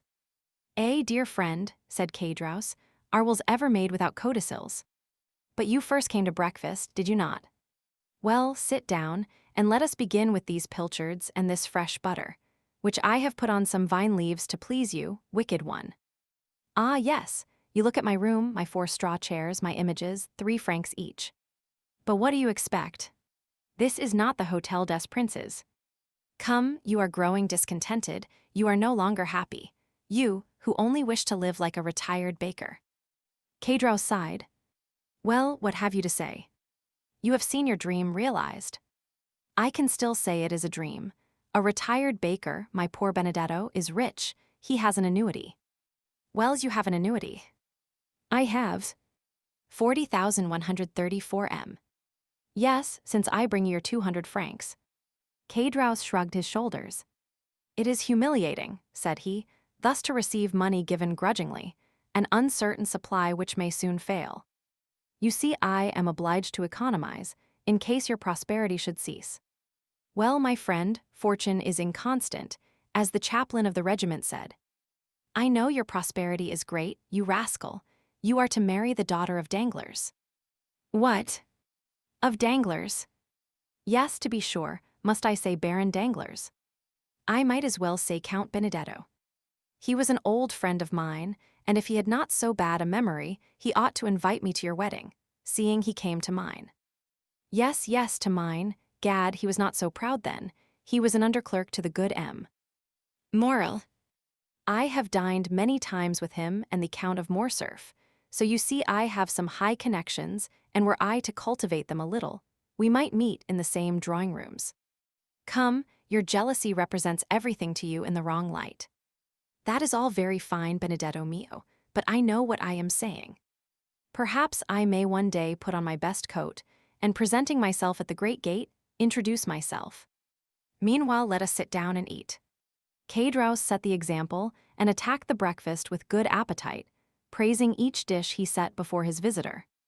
The latter seemed to have resigned himself. He drew the corks and partook largely of the fish with the garlic and fat. Ah, mate, said Cadraus, you are getting on better terms with your old landlord. Faith, yes, replied Andrea, whose hunger prevailed over every other feeling. So you like it, you rogue. So much that I wonder how a man who can cook thus can complain of hard living. Do you see, said Cadraus, all my happiness is marred by one thought. What is that? That I am dependent on another, I who have always gained my own livelihood honestly. Do not let that disturb you, I have enough for 2. No, truly, you may believe me if you will. At the end of every month I am tormented by remorse. Good Cadraus. So much so, that yesterday I would not take the 200 francs. Yes, you wished to speak to me, but was it indeed remorse, tell me? True remorse, and besides an idea had struck me. Andrea shuddered, he always did so at Cadraus's ideas. It is miserable, do you see, always to wait till the end of the month. Oh, said Andrea philosophically, determined to watch his companion narrowly, does not life pass in waiting? Do I, for instance, fare better? Well, I wait patiently, do I not? Yes, because instead of expecting 200 wretched francs, you expect 5 or 6,000, perhaps 10, perhaps even 12, for you take care not to let anyone know the utmost. Down there, you always had little presents and Christmas boxes, which you tried to hide from your poor friend Cadraus. Fortunately, he is a cunning fellow, that friend Cadraus. There you are beginning again to ramble, to talk again and again of the past. But what is the use of teasing me with going all over that again? Ah, you are only 21 and can forget the past. I am 50 and am obliged to recollect it. But let us return to business. Yes. I was going to say, if I were in your place. Well, I would realize. How would you realize? I would ask for 6 months in advance, under pretense of being able to purchase a farm, then with my 6 months I would decamp. Well, well, said Andrea, that isn't a bad idea. My dear friend, said Cadraus, eat of my bread and take my advice. You will be none the worse off, physically or morally. But, said Andrea, why do you not act on the advice you gave me? Why do you not realize a 6 months, a year's advance even, and retire to Brussels? Instead of living the retired baker, you might live as a bankrupt, using his privileges. That would be very good. But how the devil would you have me retire on 1,200 francs? Ah, Caedros, said Andrea, how covetous you are. 2 months ago, you were dying with hunger. The appetite grows by what it feeds on, said Caedros, grinning and showing his teeth, like a monkey laughing or a tiger growling. And, added he, biting off with his large white teeth an enormous mouthful of bread, I have formed a plan. Caedros's plans alarmed Andrea still more than his ideas. Ideas were but the germ, the plan was reality. Let me see your plan, I dare say it is a pretty one. Why not? Who formed the plan by which we left the establishment of M? Eh? Was it not I? And it was no bad one, I believe, since here we are. I do not say, replied Andrea, that you never make a good one, but let us see your plan. Well, pursued Caedros, can you without expending 1 sou, put me in the way of getting 15,000 francs? No, 15,000 are not enough. I cannot again become an honest man with less than 30,000 francs. No, replied Andrea dryly, no, I cannot. I do not think you understand me, replied Caedros calmly. I said without your laying out a sou. Do you want me to commit a robbery, to spoil all my good fortune, and yours with mine, and both of us to be dragged down there again? It would make very little difference to me, said Caedros. If I were retaken, I am a poor creature to live alone and sometimes pine for my old comrades. Not like you, heartless creature, who would be glad never to see them again. Andrea did more than tremble this time, he turned pale. Come, Caedros, no nonsense, said he. Don't alarm yourself, my little Benedetto, but just point out to me some means of gaining those 30,000 francs without your assistance, and I will contrive it. Well, I'll see, I'll try to contrive some way, said Andrea. Meanwhile, you will raise my monthly allowance to 500 francs, my little fellow. I have a fancy, and mean to get a housekeeper. Well, you shall have your 500 francs, said Andrea, but it is very hard for me, my poor Caedros, you take advantage. Bah, said Caedros, when you have access to countless stores. One would have said Andrea anticipated his companion's words, so did his eye flash like lightning, but it was but for a moment. True, he replied, and my protector is very kind. That dear protector, said Caedros, and how much does he give you monthly? 5,000 francs. As many thousands as you give me hundreds. Truly, it is only bastards who are thus fortunate. 5,000 francs per month. What the devil can you do with all that? Oh, it is no trouble to spend that, and I am like you, I want capital. Capital, yes, I understand, everyone would like capital. Well, and I shall get it. Who will give it to you, your prince? Yes, my prince. But unfortunately I must wait. 40,138 M. You must wait for what? Asked Caedros. For his death. The death of your prince. Yes. How so? Because he has made his will in my favor. Indeed. On my honor. For how much? For 500,000. Only that. It's little enough. But so it is. No, it cannot be. Are you my friend Caedros? Yes, in life or death. Well, I will tell you a secret. What is it? But remember. Pardieu, mute as a carp. Well, I think. Andrea stopped and looked around. You think? Do not fear, pardieu, we are alone. I think I have discovered my father. Your true father? Yes. Not old Cavalcanti. No, for he has gone again, the true one as you say. And that father is? Well, Caedros, it is Monte Cristo. Bah. Yes, you understand, that explains all. He cannot acknowledge me openly, it appears, but he does it through M. Cavalcanti, and gives him 50,000 francs for it. 50,000 francs for being your father. I would have done it for half that, for 20,000, for 15,000. Why did you not think of me, ungrateful man? Did I know anything about it, when it was all done when I was down there? Ah, truly. And you say that by his will. He leaves me 500,000 livres. Are you sure of it? He showed it me, but that is not all, there is a codicil, as I said just now. Probably. And in that codicil, he acknowledges me. Oh, the good father, the brave father, the very honest father, said Kadrouse, twirling a plate in the air between his two hands. Now, say if I conceal anything from you. No, and your confidence makes you honorable in my opinion. And your princely father, is he rich, very rich? Yes, he is that. He does not himself know the amount of his fortune. Is it possible? It is evident enough to me, who am always at his house. The other day a banker's clerk brought him 50,000 francs in a portfolio about the size of your plate. Yesterday, his banker brought him 100,000 francs in gold. Kadrouse was filled with wonder. The young man's words sounded to him like metal, and he thought he could hear the rushing of cascades of louis. And you go into that house, cried he briskly. When I like. Kadrouse was thoughtful for a moment. It was easy to perceive. He was revolving some unfortunate idea in his mind. Then suddenly, how I should like to see all that, cried he. How beautiful it must be. It is, in fact, magnificent, said Andrea. And does he not live in the Champs-Élysées? Yes, no. 30. Ah, said Kadrouse, no. 30. Yes, a fine house standing alone between a courtyard and a garden. You must know it. Possibly, but it is not the exterior I care for, it is the interior. What beautiful furniture there must be in it. Have you ever seen the Tuileries? No.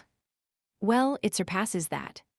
It must be worth one's while to stoop, Andrea, when that good Monte Cristo lets fall his purse.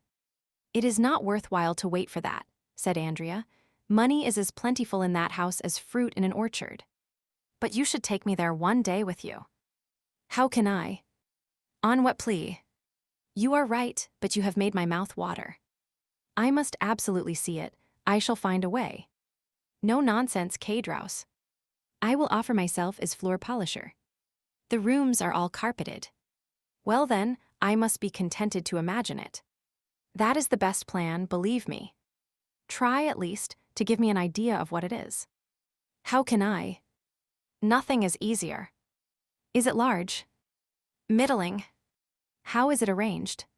Faith, I should require pen, ink, and paper to make a plan. They are all here, said Kadrouse briskly. He fetched from an old secretaire a sheet of white paper and pen and ink. Here, said Kadrouse, draw me all that on the paper, my boy. Andrea took the pen with an imperceptible smile and began. The house, as I said, is between the court and the garden. In this way, do you see? Andrea drew the garden, the court, and the house. 40,142 m. High walls. Not more than 8 or 10 feet. That is not prudent, said Kadrouse. In the court are orange trees in pots, turf, and clumps of flowers. And no steel traps. No. The stables are on either side of the gate, which you see there, and Andrea continued his plan. Let us see the ground floor, said Kadrouse. On the ground floor, dining room, 2 drawing rooms, billiard room, staircase in the hall, and a little back staircase. Windows. Magnificent windows, so beautiful, so large, that I believe a man of your size should pass through each frame. Why the devil have they any stairs with such windows? Luxury has everything. But shutters. Yes, but they are never used. That Count of Monte Cristo is an original, who loves to look at the sky even at night. And where do the servants sleep? Oh, they have a house to themselves. Picture to yourself a pretty coach house at the right-hand side where the ladders are kept. Well, over that coach house are the servants' rooms, with bells corresponding with the different apartments. Ah, diable, bells did you say? What do you mean? Oh, nothing. I only say they cost a load of money to hang, and what is the use of them, I should like to know. There used to be a dog let loose in the yard at night, but it has been taken to the house at Auteuil, to that you went to, you know. Yes. I was saying to him only yesterday, you are imprudent, Monsieur Count, for when you go to Auteuil and take your servants, the house is left unprotected. Well, said he, what next? Well, next, some day you will be robbed. What did he answer? He quietly said, what do I care if I am? Andrea, he has some secretaire with a spring. How do you know? Yes, which catches the thief in a trap and plays a tune. I was told there were such at the last exhibition. He has simply a mahogany secretaire, in which the key is always kept. And he is not robbed. No, his servants are all devoted to him. There ought to be some money in that secretaire. There may be. No one knows what there is. And where is it? On the first floor. Sketch me the plan of that floor, as you have done of the ground floor, my boy. That is very simple. Andrea took the pen. On the first story, do you see, there is the anteroom and the drawing room. To the right of the drawing room, a library and a study. To the left, a bedroom and a dressing room. The famous secretaire is in the dressing room. Is there a window in the dressing room? 2, one here and one there. Andrea sketched 2 windows in the room, which formed an angle on the plan, and appeared as a small square added to the rectangle of the bedroom. Caedros became thoughtful. Does he often go to Auteuil? Added he. 2 or 3 times a week. Tomorrow, for instance, he is going to spend the day and night there. Are you sure of it? He has invited me to dine there. There's a life for you, said Caedros, a town house and a country house.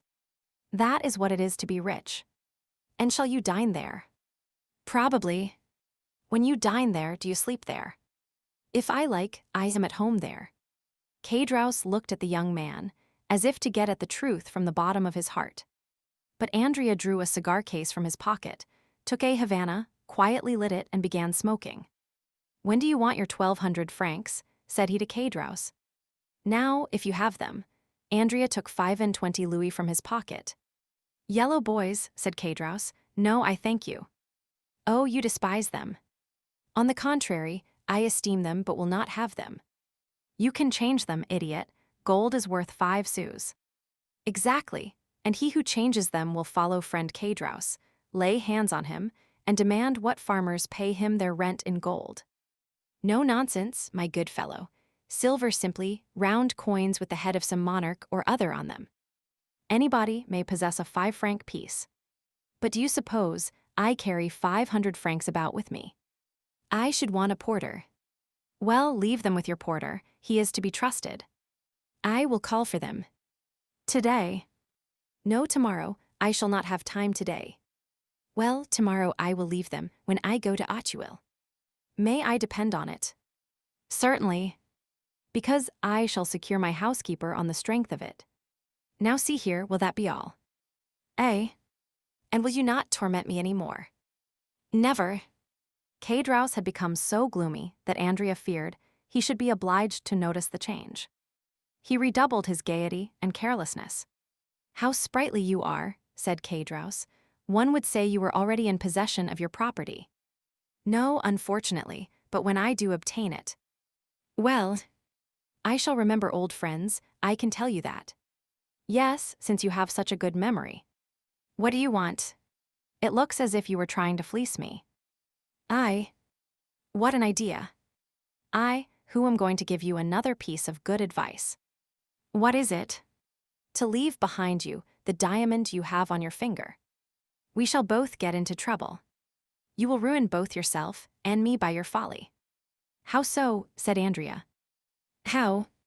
You put on a livery, you disguise yourself as a servant, and yet keep a diamond on your finger worth 4,000 or 5,000 francs. You guess well. I know something of diamonds, I have had some. You do well to boast of it, said Andrea, who, without becoming angry as Caedros feared at this new extortion, quietly resigned the ring. Caedros looked so closely at it that Andrea well knew that he was examining to see if all the edges were perfect. It is a false diamond, said Caedros. You are joking now, replied Andrea. Do not be angry, we can try it. Caedros went to the window, touched the glass with it, and found it would cut. Confiteor? Said Caedros, putting the diamond on his little finger. I was mistaken, but those thieves of jewelers imitate so well that it is no longer worthwhile to rob a jeweler's shop. It is another branch of industry paralyzed.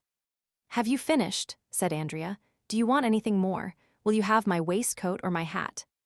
Make free, now you have begun. No, you are, after all, a good companion. I will not detain you, and will try to cure myself of my ambition. But take care, the same thing does not happen to you, in selling the diamond you feared with the gold. I shall not sell it, do not fear. Not at least till the day after tomorrow, thought the young man. Happy rogue, said Caedros. You are going to find your servants, your horses, your carriage, and your betrothed. Yes, said Andrea. Well, I hope you will make a handsome wedding present the day you marry Mademoiselle Danglars. I have already told you it is a fancy you have taken in your head. What fortune has she? But I tell you. 1,000,000. Andrea shrugged his shoulders. Let it be 1,000,000, said Caedros. You can never have so much as I wish you. Thank you, said the young man. Oh, I wish it you with all my heart, added Caedros with his horse laugh. Stop, let me show you the way. It is not worth while. Yes, it is. Why? Because there is a little secret, a precaution I thought it desirable to take, one of Huret and Fichet's locks, revised and improved by Gaspard Caedros. I will manufacture you a similar one when you are a capitalist.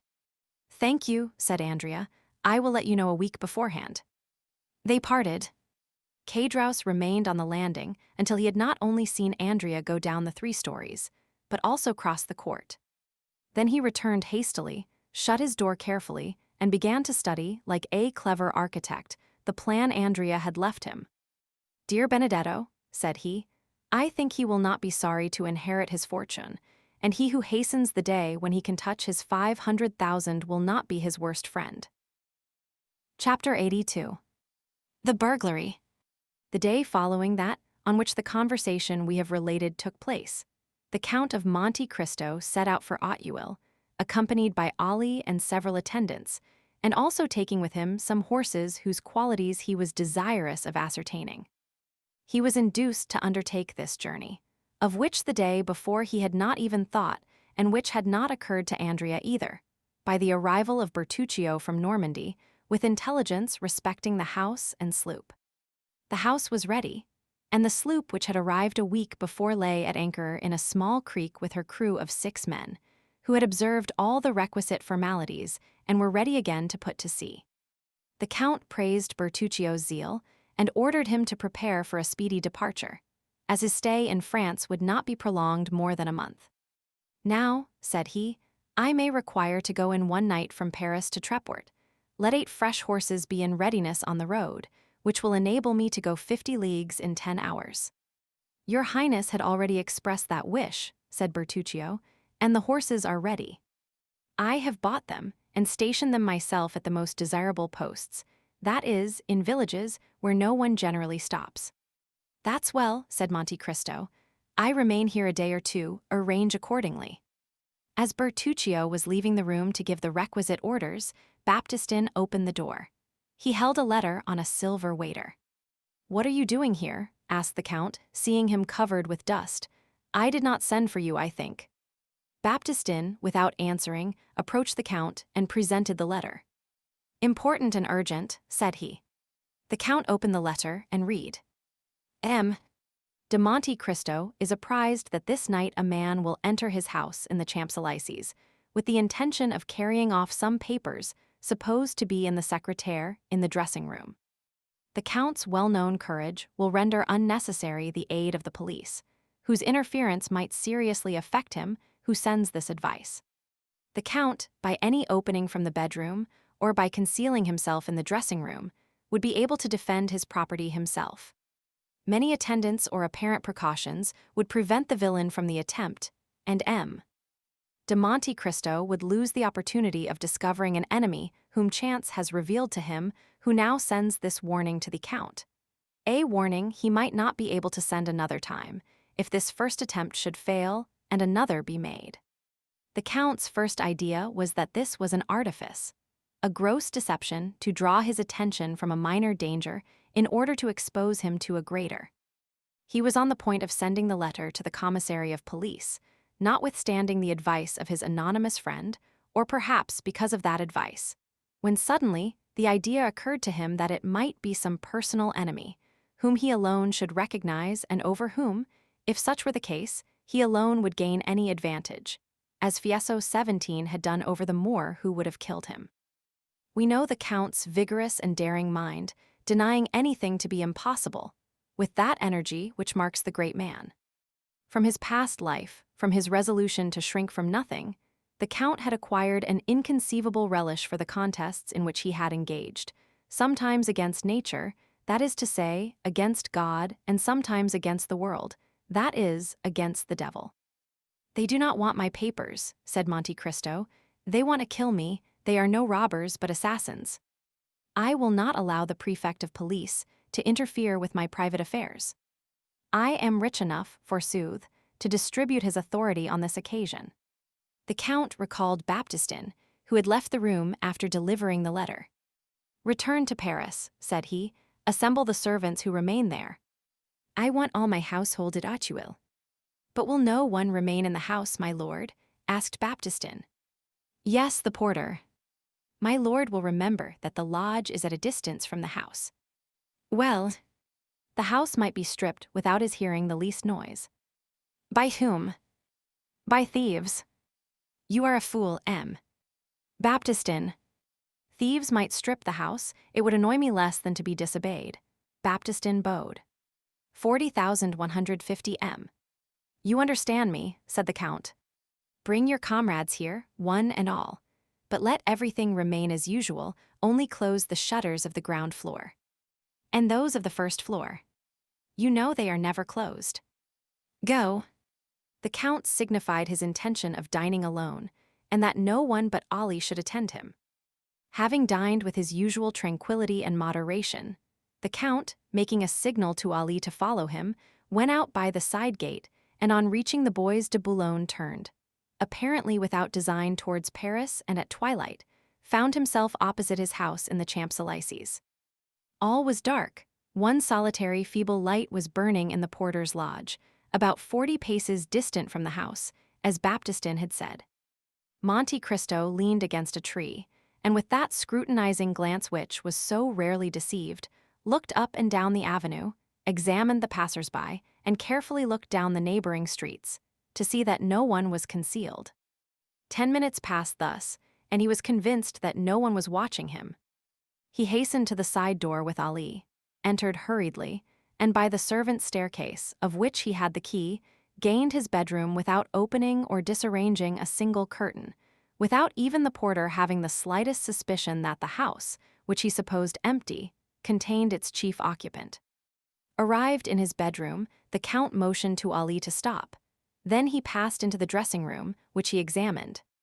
Everything appeared as usual, the precious secretaire in its place, and the key in the secretaire.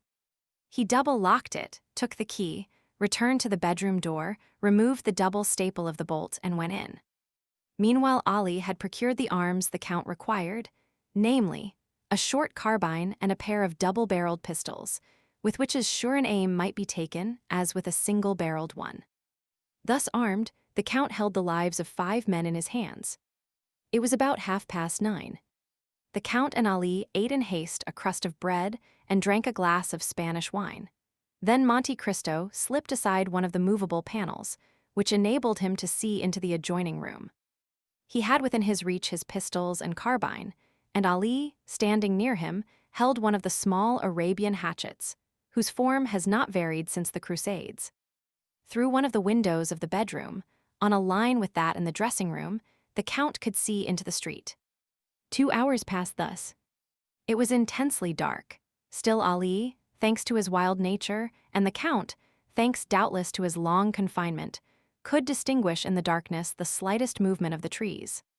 The little light in the lodge had long been extinct.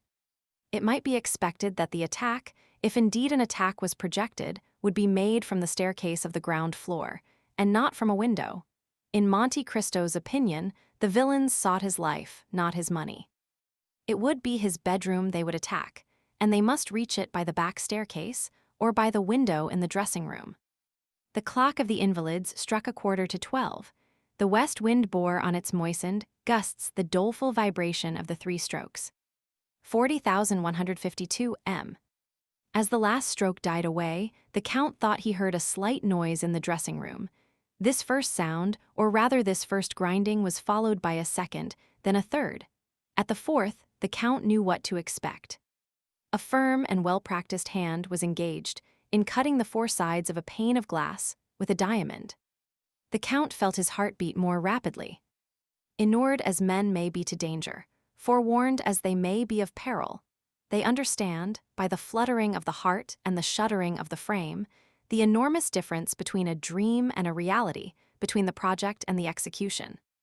However, Monte Cristo only made a sign to apprise Ali, who, understanding that danger was approaching from the other side, drew nearer to his master. Monte Cristo was eager to ascertain the strength and number of his enemies. The window whence the noise proceeded was opposite the opening by which the Count could see into the dressing room. He fixed his eyes on that window. He distinguished a shadow in the darkness. Then one of the panes became quite opaque, as if a sheet of paper were stuck on the outside, then the square cracked without falling. Through the opening an arm was passed to find the fastening, then a second. The window turned on its hinges, and a man entered. He was alone. "That's a daring rascal," whispered the Count. At that moment, Ali touched him slightly on the shoulder. He turned. Ali pointed to the window of the room in which they were, facing the street. "I see," said he. "There are two of them. One does the work while the other stands guard." He made a sign to Ali not to lose sight of the man in the street and turned to the one in the dressing room. The glass cutter had entered and was feeling his way, his arms stretched out before him. At last, he appeared to have made himself familiar with his surroundings. There were two doors, he bolted them both.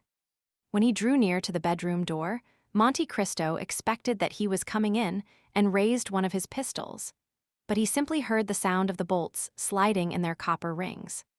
It was only a precaution. The nocturnal visitor, ignorant of the fact that the Count had removed the staples, might now think himself at home and pursue his purpose with full security. Alone and free to act as he wished, the man then drew from his pocket something which the Count could not discern, placed it on a stand, then went straight to the secretaire, felt the lock, and contrary to his expectation, found that the key was missing. But the glass cutter was a prudent man who had provided for all emergencies. The Count soon heard the rattling of a bunch of skeleton keys, such as the locksmith brings when called to force a lock, and which thieves call nightingales, doubtless from the music of their nightly song when they grind against the bolt. "Ah-ha," whispered Monte Cristo with a smile of disappointment. "He is only a thief." But the man in the dark could not find the right key. He reached the instrument he had placed on the stand, touched a spring, and immediately a pale light, just bright enough to render objects distinct, was reflected on his hands and countenance. "By heavens," exclaimed Monte Cristo, starting back, "it is." Ali raised his hatchet. "Don't stir," whispered Monte Cristo, "and put down your hatchet. We shall require no arms. 40,154 M. Then he added some words in a low tone, for the exclamation which surprise had drawn from the Count, faint as it had been, had startled the man who remained in the pose of the old knife grinder. It was an order the Count had just given, for immediately Ali went noiselessly and returned, bearing a black dress and a three-cornered hat. Meanwhile, Monte Cristo had rapidly taken off his greatcoat, waistcoat, and shirt, and one might distinguish by the glimmering through the open panel that he wore a pliant tunic of steel mail, of which the last in France, where daggers are no longer dreaded, was worn by King Louis Roman XVI, who feared the dagger at his breast and whose head was cleft with a hatchet. The tunic soon disappeared under a long cassock, as did his hair under a priest's wig. The three-cornered hat over this effectually transformed the Count into an ab. The man, hearing nothing more, stood erect, and while Monte Cristo was completing his disguise had advanced straight to the secretaire, whose lock was beginning to crack under his nightingale. "Try again," whispered the Count, who depended on the secret spring, which was unknown to the picklock, clever as he might be. "Try again, you have a few minutes' work there." And he advanced to the window. The man whom he had seen seated on a fence had got down, and was still pacing the street. But strange as it appeared, he cared not for those who might pass from the avenue of the Champs-Élysées or by the Faubourg Saint-Honor. His attention was engrossed with what was passing at the Count's, and his only aim appeared to be to discern every movement in the dressing-room. Monte Cristo suddenly struck his finger on his forehead, and a smile passed over his lips. Then, drawing near to Ali, he whispered, "Remain here, concealed in the dark, and whatever noise you hear, whatever passes, only come in or show yourself if I call you." Ali bowed in token of strict obedience. Monte Cristo then drew a lighted taper from a closet, and when the thief was deeply engaged with his lock, silently opened the door, taking care that the light should shine directly on his face. The door opened so quietly that the thief heard no sound, but, to his astonishment, the room was suddenly illuminated. He turned. "Ah, good evening, my dear M. Cadraus," said Monte Cristo, "what are you doing here at such an hour?" 40,156 M. "The Abbé Busoni?" exclaimed Cadraus, and not knowing how this strange apparition could have entered when he had bolted the doors, he let fall his bunch of keys and remained motionless and stupefied. The Count placed himself between Cadraus and the window, thus cutting off from the thief his only chance of retreat. "The Abbé Busoni," repeated Cadraus, fixing his haggard gaze on the Count. "Yes, undoubtedly, the Abbé Busoni himself," replied Monte Cristo. "And I am very glad you recognize me, dear M. Cadraus, it proves you have a good memory, for it must be about 10 years since we last met." This calmness of Busoni, combined with his irony and boldness, staggered Cadraus. The Abbé," murmured he, clenching his fists and his teeth chattering. "So you would rob the Count of Monte Cristo?" continued the false Abbé. "Reverend sir," murmured Cadraus, seeking to regain the window, which the Count pitilessly blocked. "Reverend sir, I don't know, believe me, I take my oath." "A pane of glass out," continued the Count, "a dark lantern, a bunch of false keys, a secretaire half forced, it is tolerably evident." Cadraus was choking. He looked around for some corner to hide in, some way of escape. "Come, come," continued the Count, "I see you are still the same, an assassin." "Reverend sir, since you know everything, you know it was not I, it was La Carconte. That was proved at the trial, since I was only condemned to the galleys." "Is your time, then, expired, since I find you in a fair way to return there?" "No, reverend sir, I have been liberated by someone." "That someone has done society a great kindness." "Ah," said Cadraus, "I had promised." "And you are breaking your promise," interrupted Monte Cristo.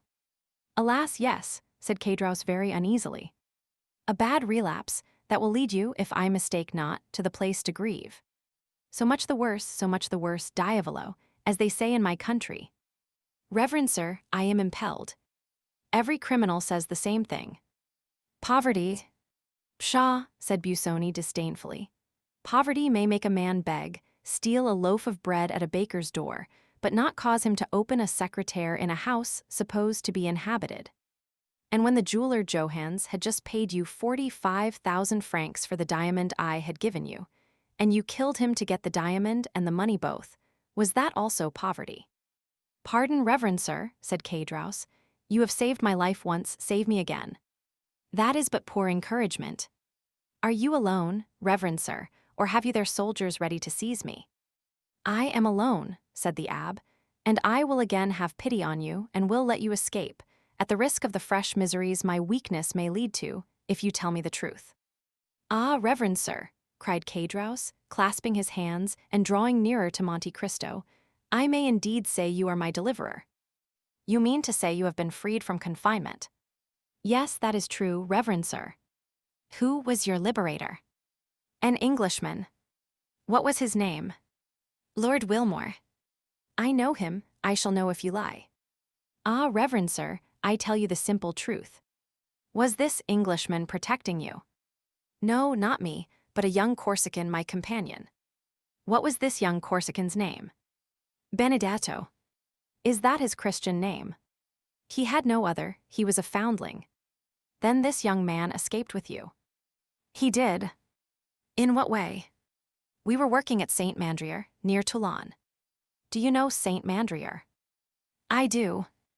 "In the hour of rest, between noon and 1 o'clock." "Galley slaves having a nap after dinner." "We may well pity the poor fellows," said the Abbé. "Nay," said Cadraus, "one can't always work, one is not a dog." "So much the better for the dogs," said Monte Cristo. "While the rest slept, then, we went away a short distance. We severed our fetters with a file the Englishman had given us and swam away." "And what is become of this Benedetto?" "I don't know." "You ought to know." "No, in truth, we parted at Hyères."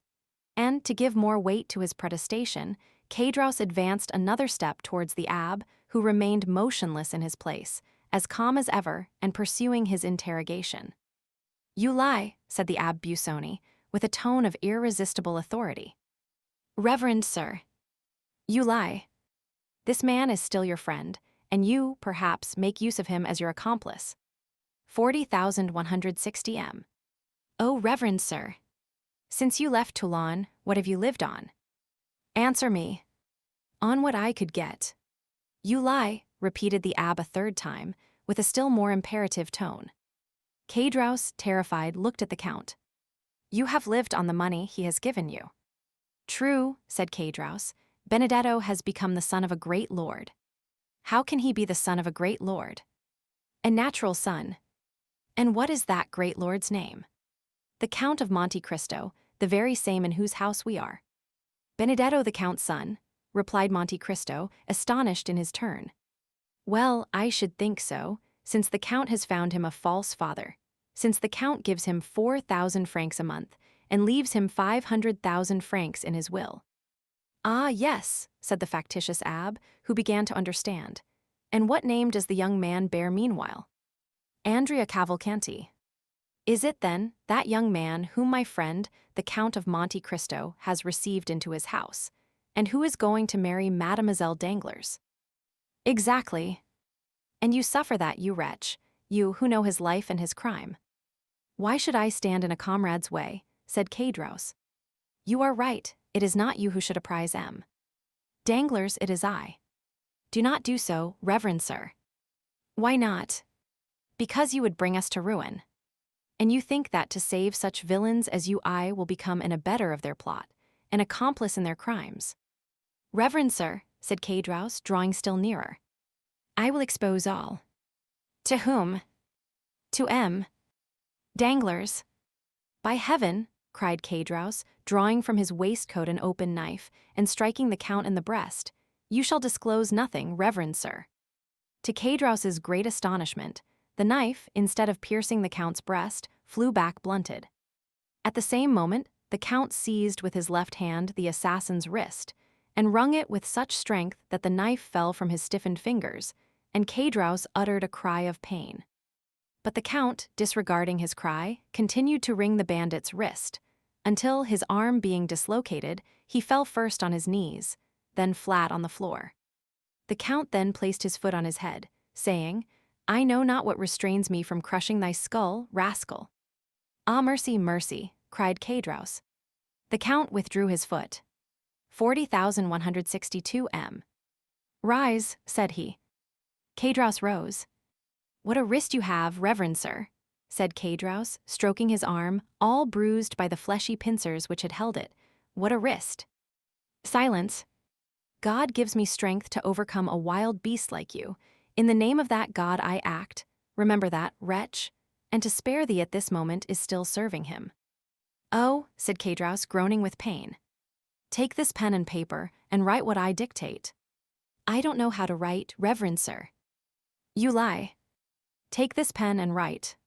Cadros, awed by the superior power of the abbé, sat down and wrote.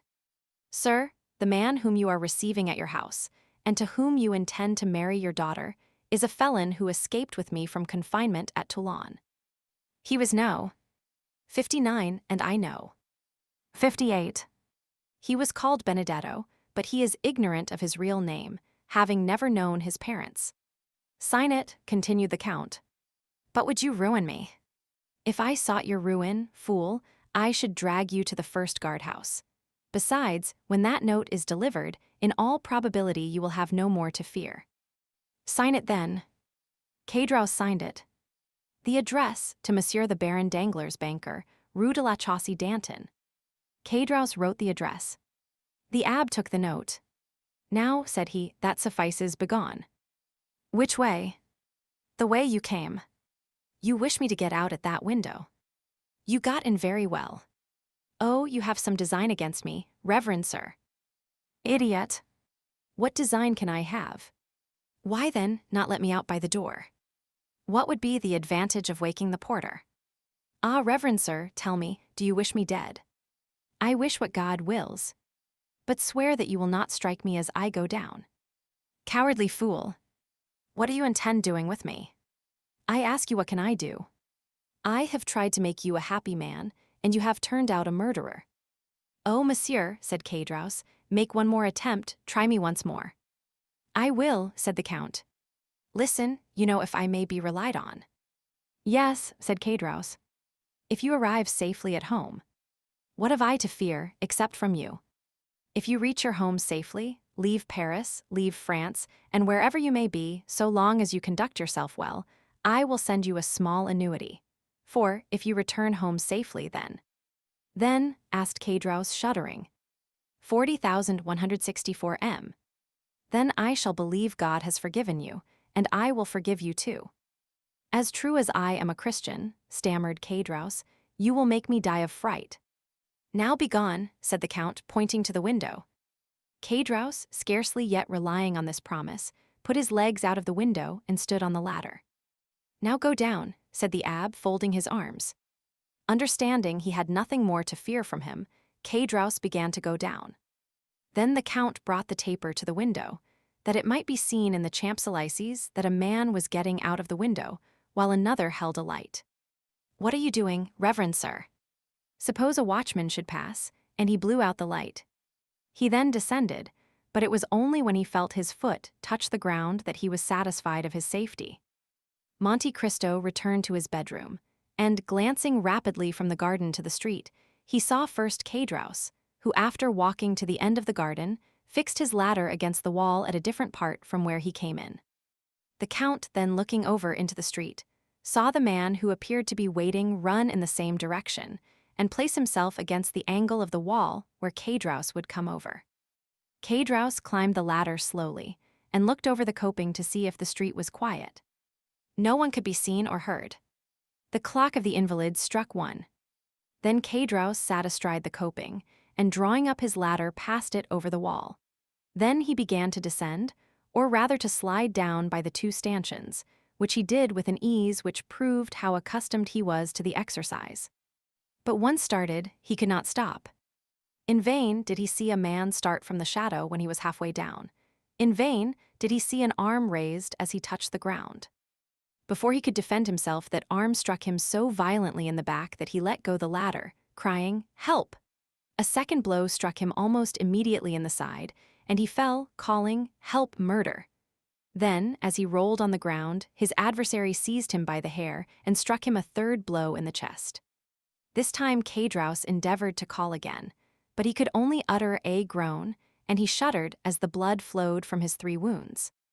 The assassin, finding that he no longer cried out, lifted his head up by the hair. His eyes were closed, and the mouth was distorted. The murderer, supposing him dead, let fall his head and disappeared. Then Caedros, feeling that he was leaving him, raised himself on his elbow, and with a dying voice cried with great effort, "Murder! I am dying. Help, reverend sir, help." This mournful appeal pierced the darkness. The door of the back staircase opened, then the side gate of the garden, and Ali and his master were on the spot with lights. Chapter 83. The Hand of God. Caedros continued to call piteously, "Help, reverend sir, help." "What is the matter?" asked Monte Cristo. "Help," cried Caedros, "I am murdered." "We are here, take courage." "Ah, it's all over." "You are come too late, you are come to see me die." "What blows, what blood." He fainted. Ali and his master conveyed the wounded man into a room. Monte Cristo motioned to Ali to undress him, and he then examined his dreadful wounds. "My God," he exclaimed, "thy vengeance is sometimes delayed, but only that it may fall the more effectually." Ali looked at his master for further instructions. "Bring here immediately the king's attorney, M. de Villefort, who lives in the Faubourg Saint-Honore. As you pass the lodge, wake the porter and send him for a surgeon." Ali obeyed, leaving the abbé alone with Caedros, who had not yet revived. When the wretched man again opened his eyes, the count looked at him with a mournful expression of pity, and his lips moved as if in prayer. "A surgeon, reverend sir, a surgeon," said Caedros. "I have sent for one," replied the abbé. "I know he cannot save my life, but he may strengthen me to give my evidence." "Against whom?" "Against my murderer." Did you recognize him? Yes, it was Benedetto. The young Corsican. Himself. Your comrade. Yes. After giving me the plan of this house, doubtless hoping I should kill the Count and he thus become his heir, or that the Count would kill me and I should be out of his way, he waylaid me and has murdered me. I have also sent for the procureur. He will not come in time, I feel my life fast ebbing. Wait a moment, said Monte Cristo. He left the room and returned in 5 minutes with a file. The dying man's eyes were all the time riveted on the door, through which he hoped succor would arrive. Hasten, reverend sir, hasten. I shall faint again. Monte Cristo approached and dropped on his purple lips 3 or 4 drops of the contents of the phial. Caedros drew a deep breath. Oh, said he, that is life to me, more. 2 drops more would kill you, replied the abbé. Oh, send for someone to whom I can denounce the wretch. Shall I write your deposition? You can sign it. Yes, said Caedros, and his eyes glistened at the thought of this posthumous revenge.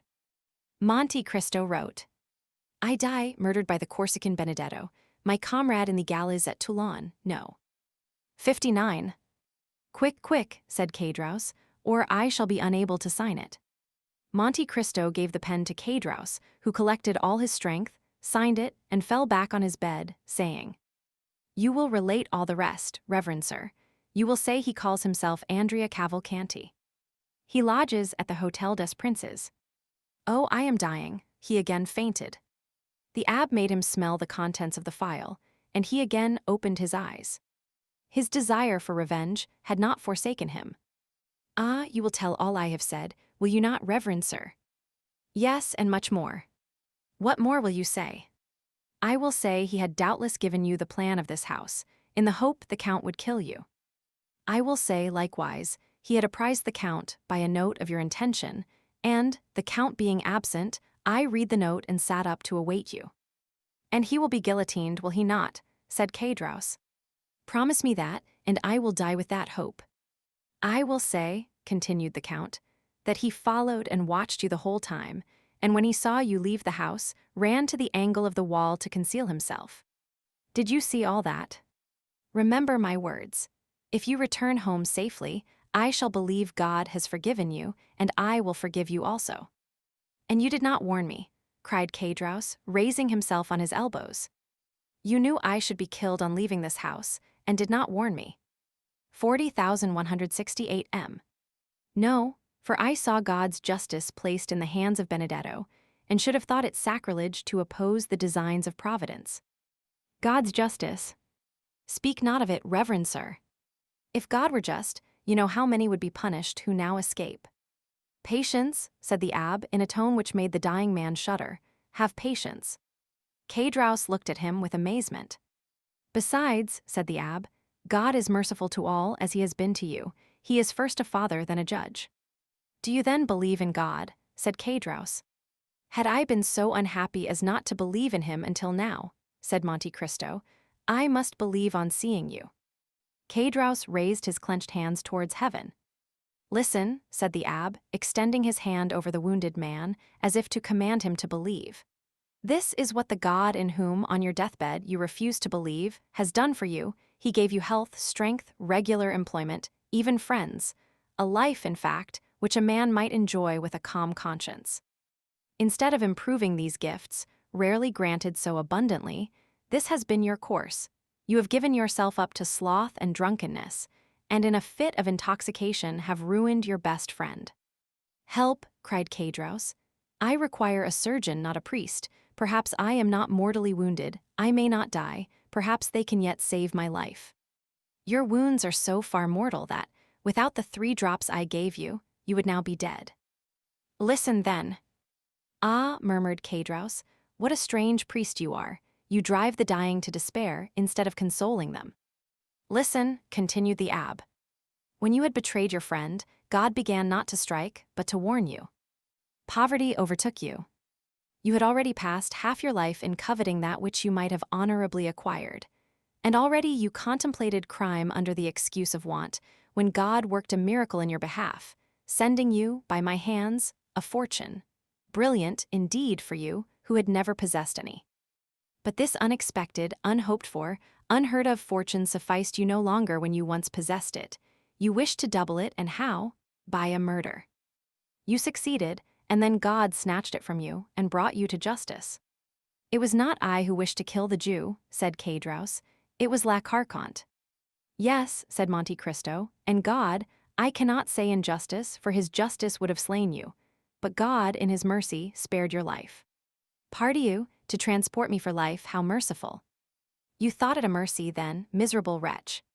The coward who feared death rejoiced at perpetual disgrace, for like all galley slaves, you said, I may escape from prison, I cannot from the grave. And you said truly, the way was opened for you unexpectedly. An Englishman visited Toulon, who had vowed to rescue 2 men from infamy, and his choice fell on you and your companion. You received a second fortune, money and tranquility were restored to you, and you, who had been condemned to a felon's life, might live as other men. Then, wretched creature, then you tempted God a 3rd time. I have not enough, you said, when you had more than you before possessed, and you committed a 3rd crime without reason, without excuse. God is wearied, he has punished you. Caedros was fast sinking. Give me drink, said he. I thirst, I burn. Monte Cristo gave him a glass of water. And yet that villain, Benedetto, will escape. No one, I tell you, will escape. Benedetto will be punished. Then you, too, will be punished, for you did not do your duty as a priest. You should have prevented Benedetto from killing me. I, said the Count, with a smile which petrified the dying man, when you had just broken your knife against the coat of mail which protected my breast. Yet perhaps if I had found you humble and penitent, I might have prevented Benedetto from killing you. But I found you proud and bloodthirsty, and I left you in the hands of God. I do not believe there is a God, howled Caedros. You do not believe it, you lie, you lie. Silence, said the abbé, you will force the last drop of blood from your veins. What? You do not believe in God when he is striking you dead. You will not believe in him, who requires but a prayer, a word, a tear, and he will forgive. God, who might have directed the assassin's dagger so as to end your career in a moment, has given you this quarter of an hour for repentance. Reflect then, wretched man, and repent. No, said Caedros, no, I will not repent. There is no God, there is no providence, all comes by chance. There is a providence, there is a God, said Monte Cristo, of whom you are a striking proof, as you lie in utter despair, denying him, while I stand before you, rich, happy, safe, and entreating that God in whom you endeavor not to believe, while in your heart you still believe in him. But who are you then? Asked Caedros, fixing his dying eyes on the Count. Look well at me, said Monte Cristo, putting the light near his face. Well, the Abbé Busoni. Monte Cristo took off the wig which disfigured him and let fall his black hair, which added so much to the beauty of his pallid features. Oh, said Caedros, thunderstruck, but for that black hair, I should say you were the Englishman, Lord Wilmore.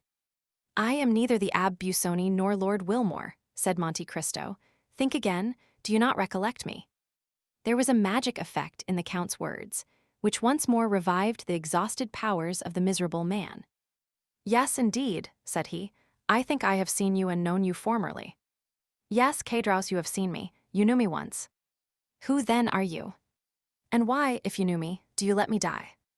Because nothing can save you, your wounds are mortal. Had it been possible to save you, I should have considered it another proof of God's mercy, and I would again have endeavored to restore you, I swear by my father's tomb. By your father's tomb, said Caedros, supported by a supernatural power, and half raising himself to see more distinctly the man who had just taken the oath which all men hold sacred. Who, then, are you? The Count had watched the approach of death. He knew this was the last struggle. He approached the dying man, and leaning over him with a calm and melancholy look, he whispered, I am. And his almost closed lips uttered a name so low that the Count himself appeared afraid to hear it. Caedros, who had raised himself on his knees and stretched out his arm, tried to draw back, then clasping his hands and raising them with a desperate effort, Oh, my God, said he, pardon me for having denied thee. Thou dost exist, thou art indeed man's father in heaven and his judge on earth. My God, my Lord, I have long despised thee. Pardon me, my God, receive me, O my Lord. Caedros sighed deeply and fell back with a groan. The blood no longer flowed from his wounds. He was dead. One, said the Count mysteriously, his eyes fixed on the corpse, disfigured by so awful a death. 10 minutes afterwards the surgeon and the procureur arrived, the one accompanied by the porter, the other by Ali, and were received by the Abbé Busoni, who was praying by the side of the corpse. Chapter 84. Beauchamp. The daring attempt to rob the Count was the topic of conversation throughout Paris for the next fortnight. The dying man had signed a deposition declaring Benedetto to be the assassin. The police had orders to make the strictest search for the murderer. Caedros's knife, dark lantern, bunch of keys, and clothing, excepting the waistcoat, which could not be found, were deposited at the registry. The corpse was conveyed to the morgue. The Count told everyone that this adventure had happened during his absence at Auteuil, and that he only knew what was related by the Abbé Busoni, who that evening, by mere chance, had requested to pass the night in his house, to examine some valuable books in his library. Bertuccio alone turned pale whenever Benedetto's name was mentioned in his presence, but there was no reason why anyone should notice his doing so. Villefort, being called on to prove the crime, was preparing his brief with the same ardor that he was accustomed to exercise when required to speak in criminal cases. But 3 weeks had already passed, and the most diligent search had been unsuccessful. The attempted robbery and the murder of the robber by his comrade were almost forgotten in anticipation of the approaching marriage of Mademoiselle Danglars to the Count Andrea Cavalcanti. It was expected that this wedding would shortly take place, as the young man was received at the banker S as the betrothed. Letters had been dispatched to M. Cavalcanti, as the Count's father, who highly approved of the union, regretted his inability to leave Parma at that time, and promised a wedding gift of 150,000 livres. It was agreed that the 3 millions should be entrusted to Danglars to invest. Some persons had warned the young man of the circumstances of his future father-in-law, who had of late sustained repeated losses. But with sublime disinterestedness and confidence, the young man refused to listen or to express a single doubt to the Baron. The Baron adored Count Andrea Cavalcanti, not so Mademoiselle Eugénie Danglars. With an instinctive hatred of matrimony, she suffered Andrea's attentions in order to get rid of Morcerf. But when Andrea urged his suit, she betrayed an entire dislike to him.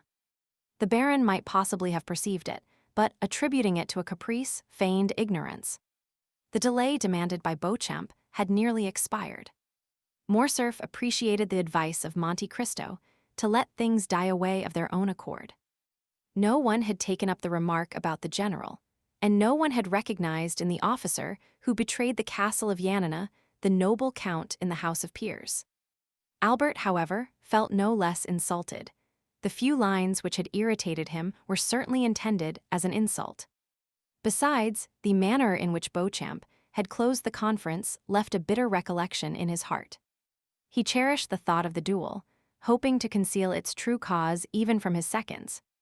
Beauchamp had not been seen since the day he visited Albert, and those of whom the latter inquired always told him he was out on a journey which would detain him some days. Where he was no one knew. One morning Albert was awakened by his valet de chambre, who announced Beauchamp. Albert rubbed his eyes, ordered his servant to introduce him into the small smoking room on the ground floor, dressed himself quickly, and went down. He found Beauchamp pacing the room. On perceiving him, Beauchamp stopped. "Your arrival here, without waiting my visit at your house today, looks well, sir," said Albert. "Tell me, may I shake hands with you, saying, 'Beauchamp, acknowledge you have injured me and retain my friendship,' or must I simply propose to you a choice of arms?" "Albert," said Beauchamp, with a look of sorrow which stupefied the young man, "let us first sit down and talk." "Rather, sir, before we sit down, I must demand your answer." "Albert," said the journalist, "these are questions which it is difficult to answer." "I will facilitate it by repeating the question. Will you, or will you not, retract?" "Morcerf, it is not enough to answer yes or no to questions which concern the honor, the social interest, and the life of such a man as Lieutenant General the Count of Morcerf, peer of France. What must then be done?"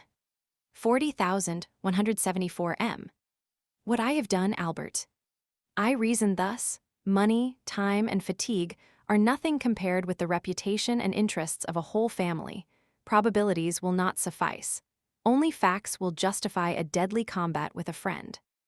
If I strike with the sword, or discharge the contents of a pistol at man with whom, for 3 years, I have been on terms of intimacy, I must, at least, know why I do so.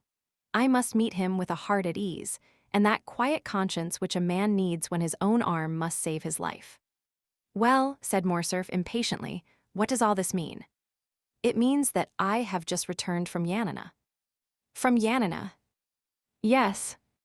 Impossible. Here is my passport. Examine the visa: Geneva, Milan, Venice, Trieste, Delvino, Yanina. Will you believe the government of a republic, a kingdom, and an empire? Albert cast his eyes on the passport, then raised them in astonishment to Beauchamp. You have been to Yanina, said he. Albert, had you been a stranger, a foreigner, a simple lord, like that Englishman who came to demand satisfaction 3 or 4 months since, and whom I killed to get rid of, I should not have taken this trouble, but I thought this mark of consideration due to you. I took a week to go, another to return, 4 days of quarantine, and 48 hours to stay there. That makes 3 weeks. I returned last night, and here I am. What circumlocution! How long you are before you tell me what I most wish to know. Because, in truth, Albert, you hesitate. Yes, I fear. You fear to acknowledge that your correspondent has deceived you. Oh, no self-love, Beauchamp. Acknowledge it, Beauchamp. Your courage cannot be doubted. Not so, murmured the journalist. On the contrary. Albert turned frightfully pale. He endeavored to speak, but the words died on his lips. My friend, said Beauchamp, in the most affectionate tone, I should gladly make an apology, but alas. But what? The paragraph was correct, my friend. What? That French officer. Yes. Fernand. Yes. The traitor who surrendered the castle of the man in whose service he was. Pardon me, my friend, that man was your father. Albert advanced furiously towards Beauchamp, but the latter restrained him more by a mild look than by his extended hand. My friend, said he, here is a proof of it. 40,176 m. Albert opened the paper. It was an attestation of 4 notable inhabitants of Yanina, proving that Colonel Fernand Mondego, in the service of Ali Tepelini, had surrendered the castle for 2,000,000 crowns. The signatures were perfectly legal. Albert tottered and fell overpowered in a chair. It could no longer be doubted. The family name was fully given. After a moment's mournful silence, his heart overflowed, and he gave way to a flood of tears. Beauchamp, who had watched with sincere pity the young man's paroxysm of grief, approached him. Now, Albert, said he, you understand me, do you not? I wished to see all, and to judge of everything for myself, hoping the explanation would be in your father's favor, and that I might do him justice. But on the contrary, the particulars which are given prove that Fernand Mondego, raised by Ali Pasha to the rank of Governor-General, is no other than Count Fernand of Morcerf. Then, recollecting the honor you had done me, in admitting me to your friendship, I hastened to you. Albert, still extended on the chair, covered his face with both hands, as if to prevent the light from reaching him. I hastened to you, continued Beauchamp, to tell you, Albert, that in this changing age, the faults of a father cannot revert upon his children. Few have passed through this revolutionary period, in the midst of which we were born, without some stain of infamy or blood to soil the uniform of the soldier, or the gown of the magistrate. Now I have these proofs, Albert, and I am in your confidence. No human power can force me to a duel which your own conscience would reproach you with as criminal, but I come to offer you what you can no longer demand of me. Do you wish these proofs, these attestations, which I alone possess, to be destroyed? Do you wish this frightful secret to remain with us? Confided to me, it shall never escape my lips. Say, Albert, my friend, do you wish it? Albert threw himself on Beauchamp's neck. Ah, noble fellow, cried he. Take these, said Beauchamp, presenting the papers to Albert. Albert seized them with a convulsive hand, tore them in pieces, and trembling lest the least vestige should escape and one day appear to confront him, he approached the waxlight, always kept burning for cigars, and burned every fragment. "Dear, excellent friend," murmured Albert, still burning the papers. "Let all be forgotten as a sorrowful dream," said Beauchamp. "Let it vanish as the last sparks from the blackened paper and disappear as the smoke from those silent ashes." "Yes, yes," said Albert, "and may there remain only the eternal friendship which I promised to my deliverer, which shall be transmitted to our children's children, and shall always remind me that I owe my life and the honor of my name to you. For had this been known, O Beauchamp, I should have destroyed myself. Or, no, my poor mother. I could not have killed her by the same blow. I should have fled from my country." "Dear Albert," said Beauchamp. But this sudden and factitious joy soon forsook the young man, and was succeeded by a still greater grief. "Well," said Beauchamp, "what still oppresses you, my friend?" 40,178 M. "I am broken-hearted," said Albert. "Listen, Beauchamp. I cannot thus, in a moment, relinquish the respect, the confidence, and pride with which a father's untarnished name inspires a son. Oh, Beauchamp, Beauchamp, how shall I now approach mine? Shall I draw back my forehead from his embrace, or withhold my hand from his? I am the most wretched of men." "Ah, my mother, my poor mother," said Albert, gazing through his tears at his mother's portrait. "If you know this, how much must you suffer?" "Come," said Beauchamp, taking both his hands, "take courage, my friend." "But how came that first note to be inserted in your journal?" "Some unknown enemy, an invisible foe, has done this. The more must you fortify yourself, Albert.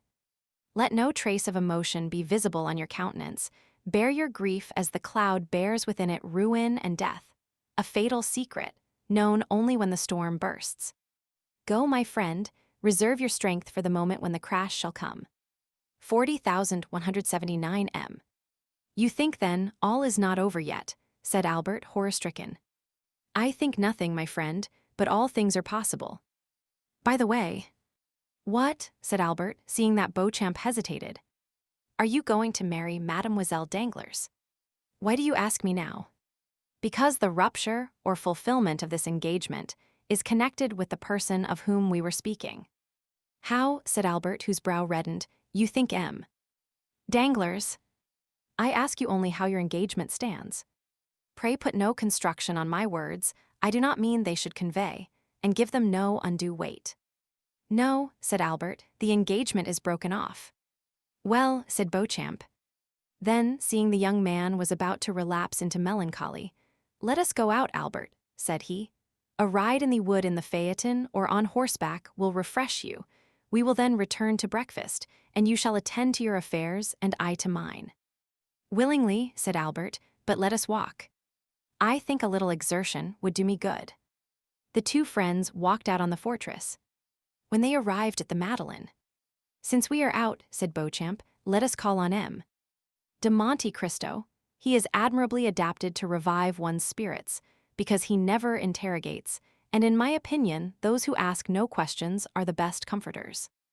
"Gladly," said Albert, "let us call I love him." Chapter 85. The journey. Monte Cristo uttered a joyful exclamation on seeing the young men together. "Aha," said he, "I hope all is over, explained and settled." "Yes," said Beauchamp. "The absurd reports have died away, and should they be renewed, I would be the first to oppose them, so let us speak no more of it." "Albert will tell you," replied the Count, "that I gave him the same advice. Look," added he, "I am finishing the most execrable morning's work." "What is it?" said Albert, arranging your papers apparently. "My papers, thank God, no. My papers are all in capital order because I have none. But M. Cavalcanti's—" "M. Cavalcanti S?" asked Beauchamp. "Yes, do you not know that this is a young man whom the Count is introducing?" said Morcerf. "Let us not misunderstand each other," replied Monte Cristo. "I introduce no one, and certainly not M. Cavalcanti." "And who," said Albert with a forced smile, "is to marry Mademoiselle Danglars instead of me, which grieves me cruelly." "What? Cavalcanti is going to marry Mademoiselle Danglars?" asked Beauchamp. "Certainly." Do you come from the end of the world? Said Monte Cristo. You, a journalist, the husband of renown. It is the talk of all Paris. And you, Count, have made this match? Asked Beauchamp. I. Silence, purveyor of gossip, do not spread that report. I make a match. No, you do not know me. I have done all in my power to oppose it. Ah, I understand, said Beauchamp, on our friend Albert's account. On my account? Said the young man. Oh, no, indeed, the Count will do me the justice to assert that I have, on the contrary, always entreated him to break off my engagement, and happily it is ended. The Count pretends I have not him to thank. So be it, I will erect an altar Dio ignoto. Listen, said Monte Cristo. I have had little to do with it, for I am at variance both with the father-in-law and the young man. There is only Mademoiselle Eugenie, who appears but little charmed with the thoughts of matrimony, and who, seeing how little I was disposed to persuade her to renounce her dear liberty, retains any affection for me. And do you say this wedding is at hand? Oh yes, in spite of all I could say. I do not know the young man. He is said to be of good family and rich, but I never trust to vague assertions. I have warned M. Danglars of it till I am tired, but he is fascinated with his Lucanese. I have even informed him of a circumstance I consider very serious. The young man was either charmed by his nurse, stolen by gypsies, or lost by his tutor, I scarcely know which. But I do know his father lost sight of him for more than 10 years. What he did during these 10 years, God only knows. Well, all that was useless. They have commissioned me to write to the major to demand papers, and here they are. I send them but like Pilate, washing my hands. And what does Mademoiselle Darmely say to you for robbing her of her pupil? Oh, well, I don't know, but I understand that she is going to Italy. Madame Danglars asked me for letters of recommendation for the impresarii. I gave her a few lines for the director of the Val Theatre, who is under some obligation to me. But what is the matter, Albert? You look dull. Are you, after all, unconsciously in love with Mademoiselle Eugenie? I am not aware of it, said Albert, smiling sorrowfully. Beauchamp turned to look at some paintings.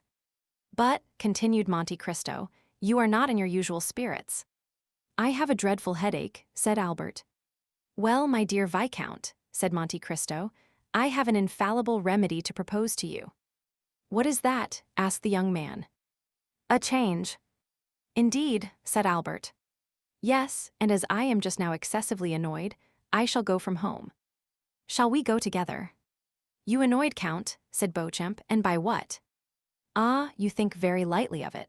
I should like to see you with a brief preparing in your house. What briefs? The one M. De Villefort is preparing against my amiable assassin. Some brigand escaped from the gallows apparently. True, said Beauchamp, I saw it in the paper. Who is this Cadraus? Some Provençal, it appears. M. De Villefort heard of him at Marseilles, and M. Danglars recollects having seen him. Consequently, the procureur is very active in the affair, and the prefect of police very much interested. And, thanks to that interest, for which I am very grateful, they send me all the robbers of Paris and the neighborhood, under pretense of their being Cadraus's murderers, so that in 3 months, if this continues, every robber and assassin in France will have the plan of my house at his fingers' ends. I am resolved to desert them and go to some remote corner of the earth, and shall be happy if you will accompany me, Viscount. Willingly. Then it is settled. Yes, but where? I have told you, where the air is pure, where every sound soothes, where one is sure to be humbled, however proud may be his nature. I love that humiliation, I, who am master of the universe, as was Augustus.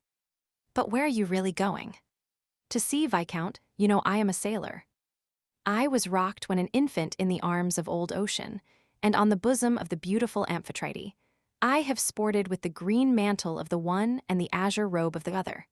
I love the sea as a mistress, and pine if I do not often see her.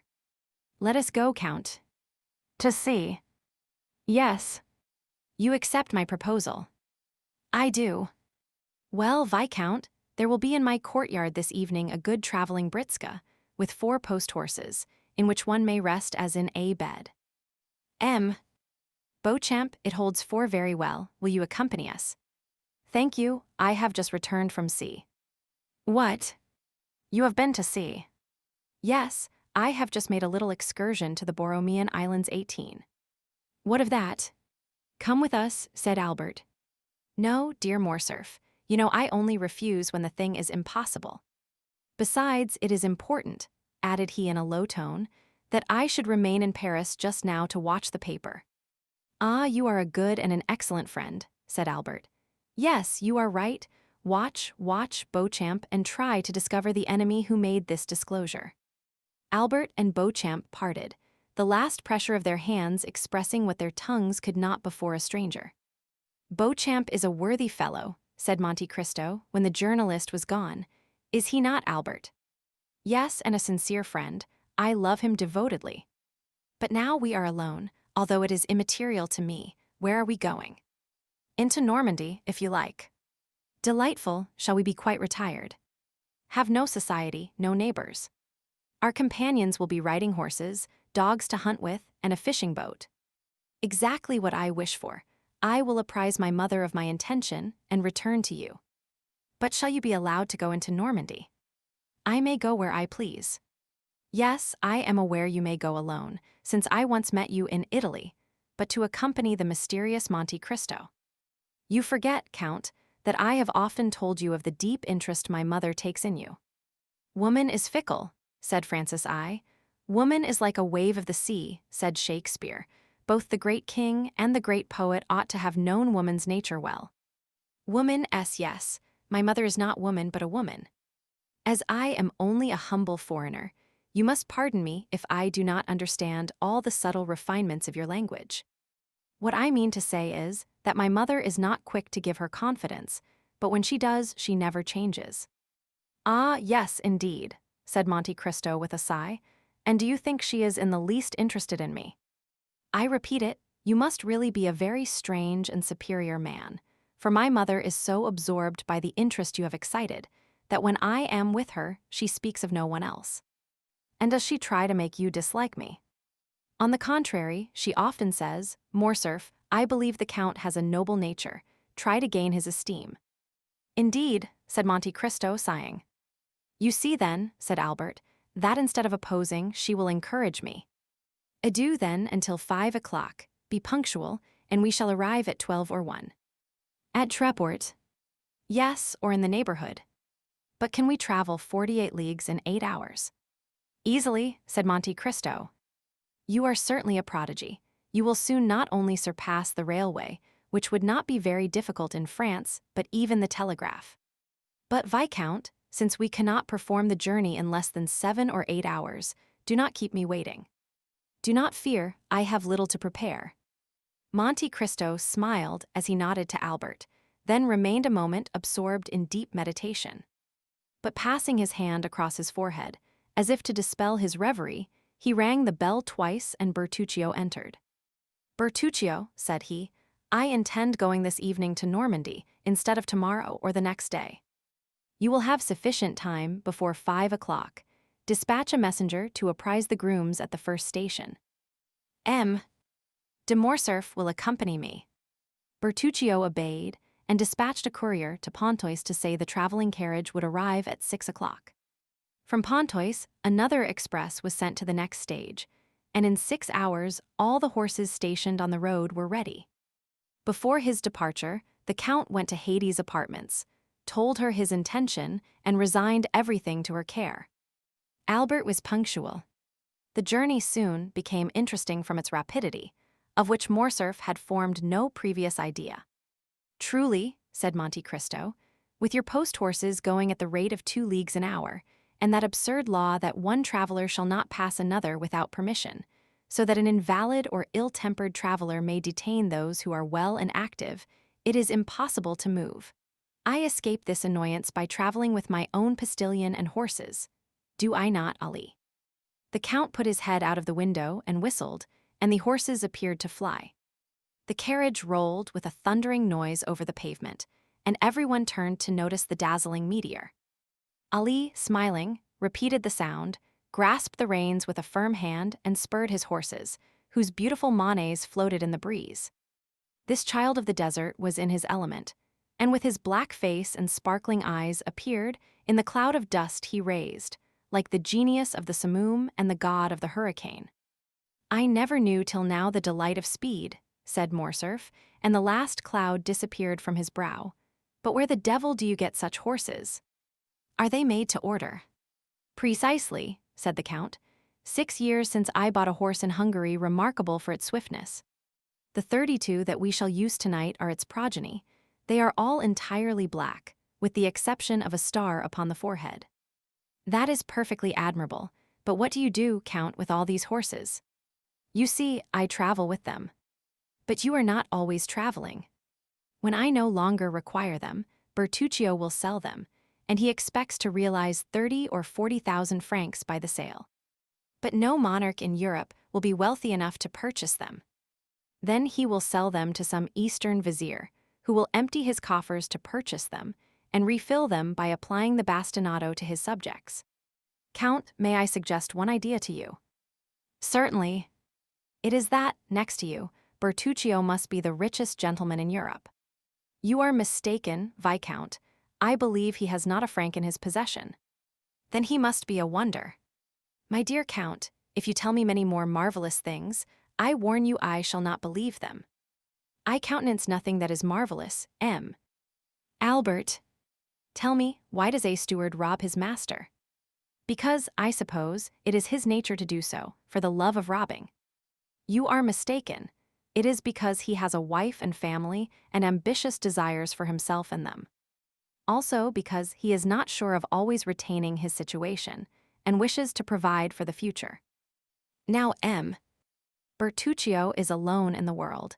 He uses my property without accounting for the use he makes of it. He is sure never to leave my service." "Why?" "Because I should never get a better. Probabilities are deceptive. But I deal in certainties. He is the best servant over whom one has the power of life and death. Do you possess that right over Bertuccio?" "Yes." There are words which close a conversation with an iron door. Such was the Count's yes. The whole journey was performed with equal rapidity. The 32 horses, dispersed over 7 stages, brought them to their destination in 8 hours. At midnight, they arrived at the gate of a beautiful park. The porter was in attendance. He had been apprised by the groom of the last stage of the Count's approach. At 2:30 in the morning, Morcerf was conducted to his apartments, where a bath and supper were prepared. The servant who had traveled at the back of the carriage waited on him. Baptistin, who rode in front, attended the Count. Albert bathed, took his supper, and went to bed. All night he was lulled by the melancholy noise of the surf. On rising, he went to his window, which opened on a terrace, having the sea in front, and at the back a pretty park bounded by a small forest. In a creek lay a little sloop, with a narrow keel and high masts, bearing on its flag the Monte Cristo arms, which were a mountain or on a sea azure, with a cross gules in chief, which might be an allusion to his name that recalled Calvary, the mount rendered by our Lord's passion more precious than gold, and to the degrading cross which his blood had rendered holy. Or it might be some personal remembrance of suffering and regeneration buried in the night of this mysterious personage's past life. Around the schooner lay a number of small fishing boats belonging to the fishermen of the neighboring village, like humble subjects awaiting orders from their queen. There, as in every spot where Monte Cristo stopped, if but for 2 days, luxury abounded, and life went on with the utmost ease. Albert found in his anteroom 2 guns, with all the accoutrements for hunting, a lofty room on the ground floor containing all the ingenious instruments the English, eminent in piscatory pursuits, since they are patient and sluggish, have invented for fishing. The day passed in pursuing those exercises in which Monte Cristo excelled. They killed a dozen pheasants in the park, as many trout in the stream, dined in a summer house overlooking the ocean, and took tea in the library. Towards the evening of the 3rd day, Albert, completely exhausted with the exercise which invigorated Monte Cristo, was sleeping in an armchair near the window, while the Count was designing with his architect the plan of a conservatory in his house, when the sound of a horse at full speed on the high road made Albert look up. He was disagreeably surprised to see his own valet de chambre, whom he had not brought, that he might not inconvenience Monte Cristo. 40,188 m. Florentin here, cried he, starting up, is my mother ill, and he hastened to the door. Monte Cristo watched and saw him approach the valet, who drew a small sealed parcel from his pocket, containing a newspaper and a letter. From whom is this? Said he eagerly. From M. Beauchamp, replied Florentin. Did he send you? Yes, sir. He sent for me to his house, gave me money for my journey, procured a horse, and made me promise not to stop till I had reached you. I have come in 15 hours. Albert opened the letter with fear, uttered a shriek on reading the first line, and seized the paper. His sight was dimmed, his legs sank under him, and he would have fallen had not Florentin supported him. Poor young man, said Monte Cristo in a low voice. It is then true that the sin of the father shall fall on the children to the third and fourth generation. Meanwhile Albert had revived, and, continuing to read, he threw back his head, saying, Florentin, is your horse fit to return immediately? It is a poor lame post-horse. In what state was the house when you left? All was quiet, but on returning from M. Beauchamp's, I found Madame in tears. She had sent for me to know when you would return. I told her my orders from M. Beauchamp, she first extended her arms to prevent me, but after a moment's reflection, Yes, go, Florentin, said she, and may he come quickly. Yes, my mother, said Albert, I will return, and woe to the infamous wretch. But first of all I must get there. He went back to the room where he had left Monte Cristo. 5 minutes had sufficed to make a complete transformation in his appearance. His voice had become rough and hoarse. His face was furrowed with wrinkles, his eyes burned under the blue-veined lids, and he tottered like a drunken man. Count, said he, I thank you for your hospitality, which I would gladly have enjoyed longer, but I must return to Paris. What has happened? A great misfortune, more important to me than life. Don't question me, I beg of you, but lend me a horse. My stables are at your command, Viscount, but you will kill yourself by riding on horseback. Take a postchaise or a carriage. No, it would delay me, and I need the fatigue you warn me of. It will do me good. Albert reeled as if he had been shot, and fell on a chair near the door. Monte Cristo did not see this second manifestation of physical exhaustion. He was at the window, calling. Ali, a horse for M. De Morcerf, quick. He is in a hurry. 40,190 m. These words restored Albert. He darted from the room, followed by the Count. Thank you, cried he, throwing himself on his horse. Return as soon as you can, Florentin. Must I use any password to procure a horse? Only dismount, another will be immediately saddled. Albert hesitated a moment. You may think my departure strange and foolish, said the young man. You do not know how a paragraph in a newspaper may exasperate one. Read that, said he, when I am gone, that you may not be witness of my anger. While the Count picked up the paper, he put spurs to his horse, which leaped in astonishment at such an unusual stimulus, and shot away with the rapidity of an arrow. The Count watched him with a feeling of compassion, and when he had completely disappeared, read as follows. The French officer in the service of Ali Pasha of Yanina alluded to 3 weeks since in El Impartial, who not only surrendered the castle of Yanina, but sold his benefactor to the Turks, styled himself truly at that time Fernand, as our esteemed contemporary states. But he has since added to his Christian name a title of nobility and a family name. He now calls himself the Count of Morcerf and ranks among the peers. Thus the terrible secret, which Beauchamp had so generously destroyed, appeared again like an armed phantom. And another paper, deriving its information from some malicious source, had published 2 days after Albert's departure for Normandy the few lines which had rendered the unfortunate young man almost crazy. Chapter 86. The Trial. At 8 o'clock in the morning, Albert had arrived at Beauchamp's door. The valet de chambre had received orders to usher him in at once. Beauchamp was in his bath. Here I am, Albert said. Well, my poor friend, replied Beauchamp, I expected you. I need not say I think you are too faithful and too kind to have spoken of that painful circumstance. Your having sent for me is another proof of your affection. So, without losing time, tell me, have you the slightest idea whence this terrible blow proceeds? I think I have some clue. But first tell me all the particulars of this shameful plot.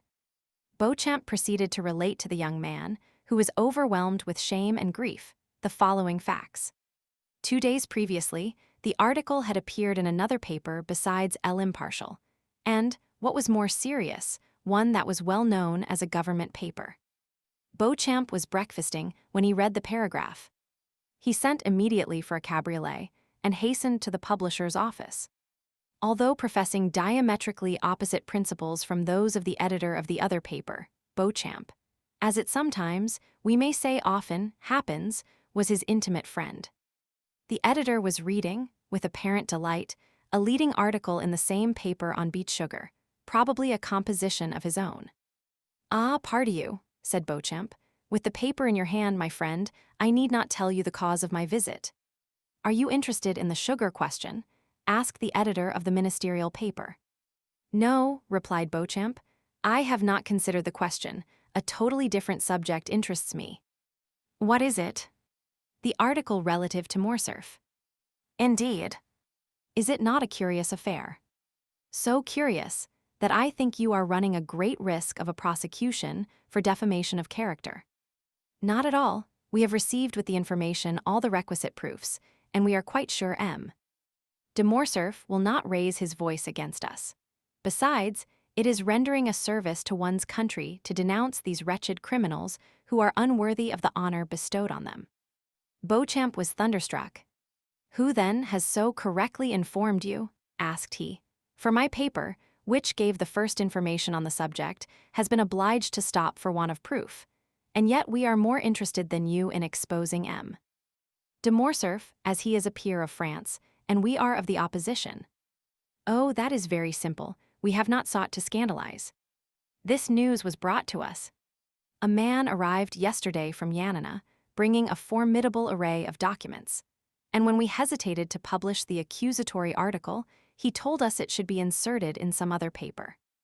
Beauchamp understood that nothing remained but to submit, and left the office to dispatch a courier to Morcerf.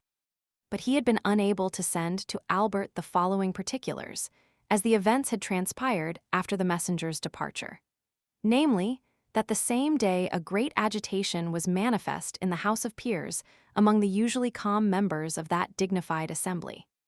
Everyone had arrived almost before the usual hour, and was conversing on the melancholy event which was to attract the attention of the public towards one of their most illustrious colleagues.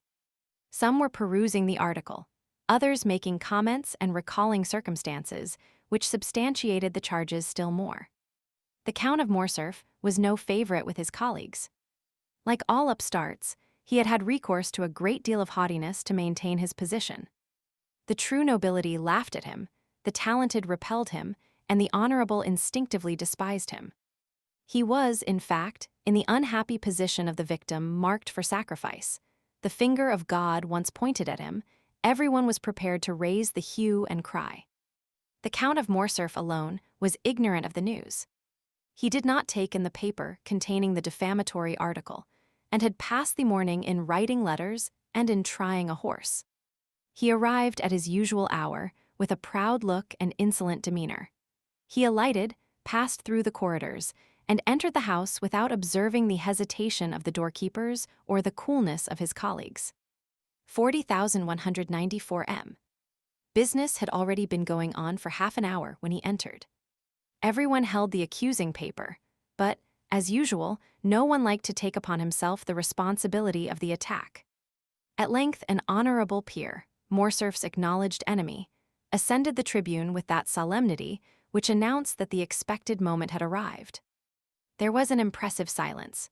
Morcerf alone knew not why such profound attention was given to an orator who was not always listened to with so much complacency. The Count did not notice the introduction, in which the speaker announced that his communication would be of that vital importance that it demanded the undivided attention of the House. But at the mention of Yanina and Colonel Fernand, he turned so frightfully pale that every member shuddered and fixed his eyes upon him. Moral wounds have this peculiarity. They may be hidden, but they never close. Always painful, always ready to bleed when touched, they remain fresh and open in the heart. The article having been read during the painful hush that followed, a universal shudder pervaded the assembly, and immediately the closest attention was given to the orator as he resumed his remarks. He stated his scruples and the difficulties of the case. It was the honor of M. de Morcerf and that of the whole House he proposed to defend by provoking a debate on personal questions, which are always such painful themes of discussion. He concluded by calling for an investigation, which might dispose of the calumnious report before it had time to spread, and restore M. de Morcerf to the position he had long held in public opinion. Morcerf was so completely overwhelmed by this great and unexpected calamity that he could scarcely stammer a few words as he looked around on the assembly. This timidity, which might proceed from the astonishment of innocence as well as the shame of guilt, conciliated some in his favor. For men who are truly generous are always ready to compassionate when the misfortune of their enemy surpasses the limits of their hatred. The president put it to the vote, and it was decided that the investigation should take place. The count was asked what time he required to prepare his defense. Morcerf's courage had revived when he found himself alive after this horrible blow. "My lords," answered he, "it is not by time I could repel the attack made on me by enemies unknown to me, and doubtless hidden in obscurity. It is immediately, and by a thunderbolt, that I must repel the flash of lightning which, for a moment, startled me. Oh, that I could, instead of taking up this defense, shed my last drop of blood to prove to my noble colleagues that I am their equal in worth." These words made a favorable impression on behalf of the accused. "I demand, then, that the examination shall take place as soon as possible, and I will furnish the House with all necessary information." "What day do you fix?" asked the president. "Today I am at your service," replied the count. The president rang the bell. "Does the House approve that the examination should take place today?" 40,196 M. "Yes," was the unanimous answer. A committee of 12 members was chosen to examine the proofs brought forward by Morcerf. The investigation would begin at 8 o'clock that evening in the committee room, and if postponement were necessary, the proceedings would be resumed each evening at the same hour. Morcerf asked leave to retire. He had to collect the documents he had long been preparing against this storm, which his sagacity had foreseen. Beauchamp related to the young man all the facts we have just narrated. His story, however, had over ours all the advantage of the animation of living things over the coldness of dead things. Albert listened, trembling now with hope, then with anger, and then again with shame, for from Beauchamp's confidence he knew his father was guilty, and he asked himself how, since he was guilty, he could prove his innocence. Beauchamp hesitated to continue his narrative. "What next?" asked Albert. "What next? My friend, you impose a painful task on me. Must you know all?" "Absolutely, and rather from your lips than another's." "Muster up all your courage, then, for never have you required it more." Albert passed his hand over his forehead, as if to try his strength, as a man who is preparing to defend his life proves his shield and bends his sword. He thought himself strong enough, for he mistook fever for energy. "Go on," said he. "The evening arrived, all Paris was in expectation. Many said your father had only to show himself to crush the charge against him. Many others said he would not appear, while some asserted that they had seen him start for Brussels, and others went to the police office to inquire if he had taken out a passport. I used all my influence with one of the committee, a young peer of my acquaintance, to get admission to one of the galleries. He called for me at 7 o'clock, and before anyone had arrived, asked one of the doorkeepers to place me in a box. I was concealed by a column, and might witness the whole of the terrible scene which was about to take place. At 8 o'clock all were in their places, and M. de Morcerf entered at the last stroke. He held some papers in his hand.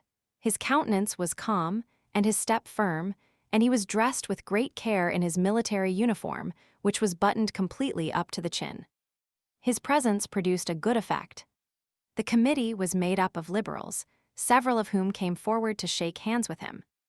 Albert felt his heart bursting at these particulars, but gratitude mingled with his sorrow.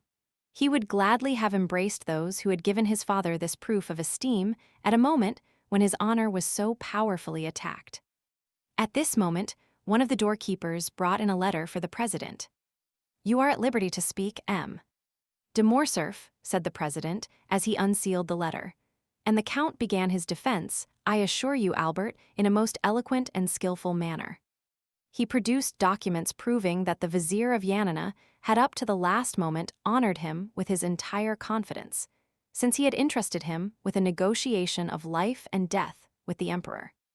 He produced the ring, his mark of authority, with which Ali Pasha generally sealed his letters, and which the latter had given him, that he might, on his return at any hour of the day or night, gain access to the presence even in the harem. Unfortunately, the negotiation failed, and when he returned to defend his benefactor, he was dead.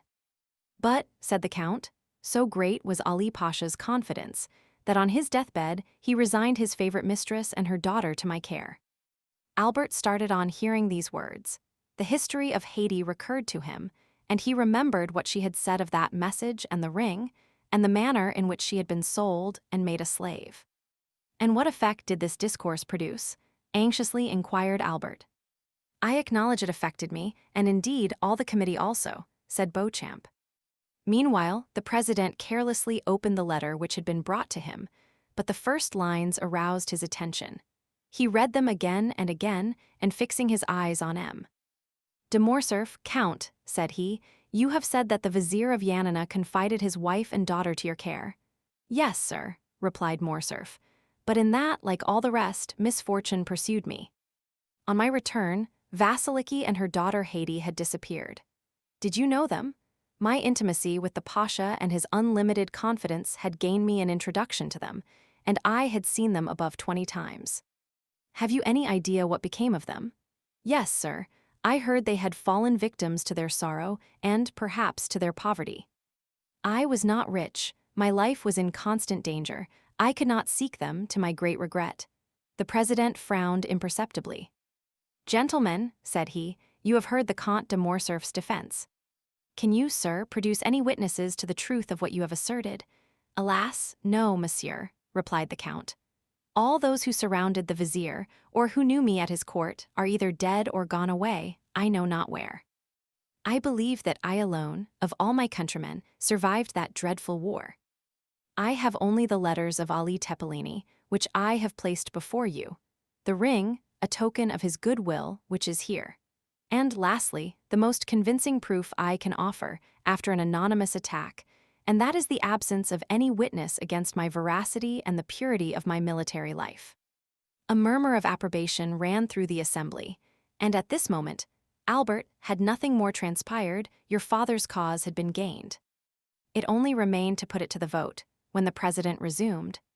Gentlemen, and you, monsieur, you will not be displeased, I presume, to listen to one who calls himself a very important witness, and who has just presented himself. He is, doubtless, come to prove the perfect innocence of our colleague. Here is a letter I have just received on the subject. Shall it be read, or shall it be passed over? And shall we take no notice of this incident? M. De Morcerf turned pale, and clenched his hands on the papers he held. The committee decided to hear the letter. The count was thoughtful and silent. The president read, Mr. President, I can furnish the committee of inquiry into the conduct of the Lieutenant General, the Count of Morcerf in Epirus, and in Macedonia with important particulars. The president paused, and the count turned pale. The president looked at his auditors. Proceed was heard on all sides. The president resumed. I was on the spot at the death of Ali Pasha. I was present during his last moments. I know what has become of Vasiliki and Haiti. I am at the command of the committee, and even claim the honor of being heard. I shall be in the lobby when this note is delivered to you. And who is this witness, or rather this enemy? Asked the count, in a tone in which there was a visible alteration. We shall know, sir, replied the president. Is the committee willing to hear this witness? Yes, yes, they all said at once. The doorkeeper was called. Is there anyone in the lobby? Said the president. Yes, sir, who is it? a woman accompanied by a servant, everyone looked at his neighbor. "Bring her in," said the president.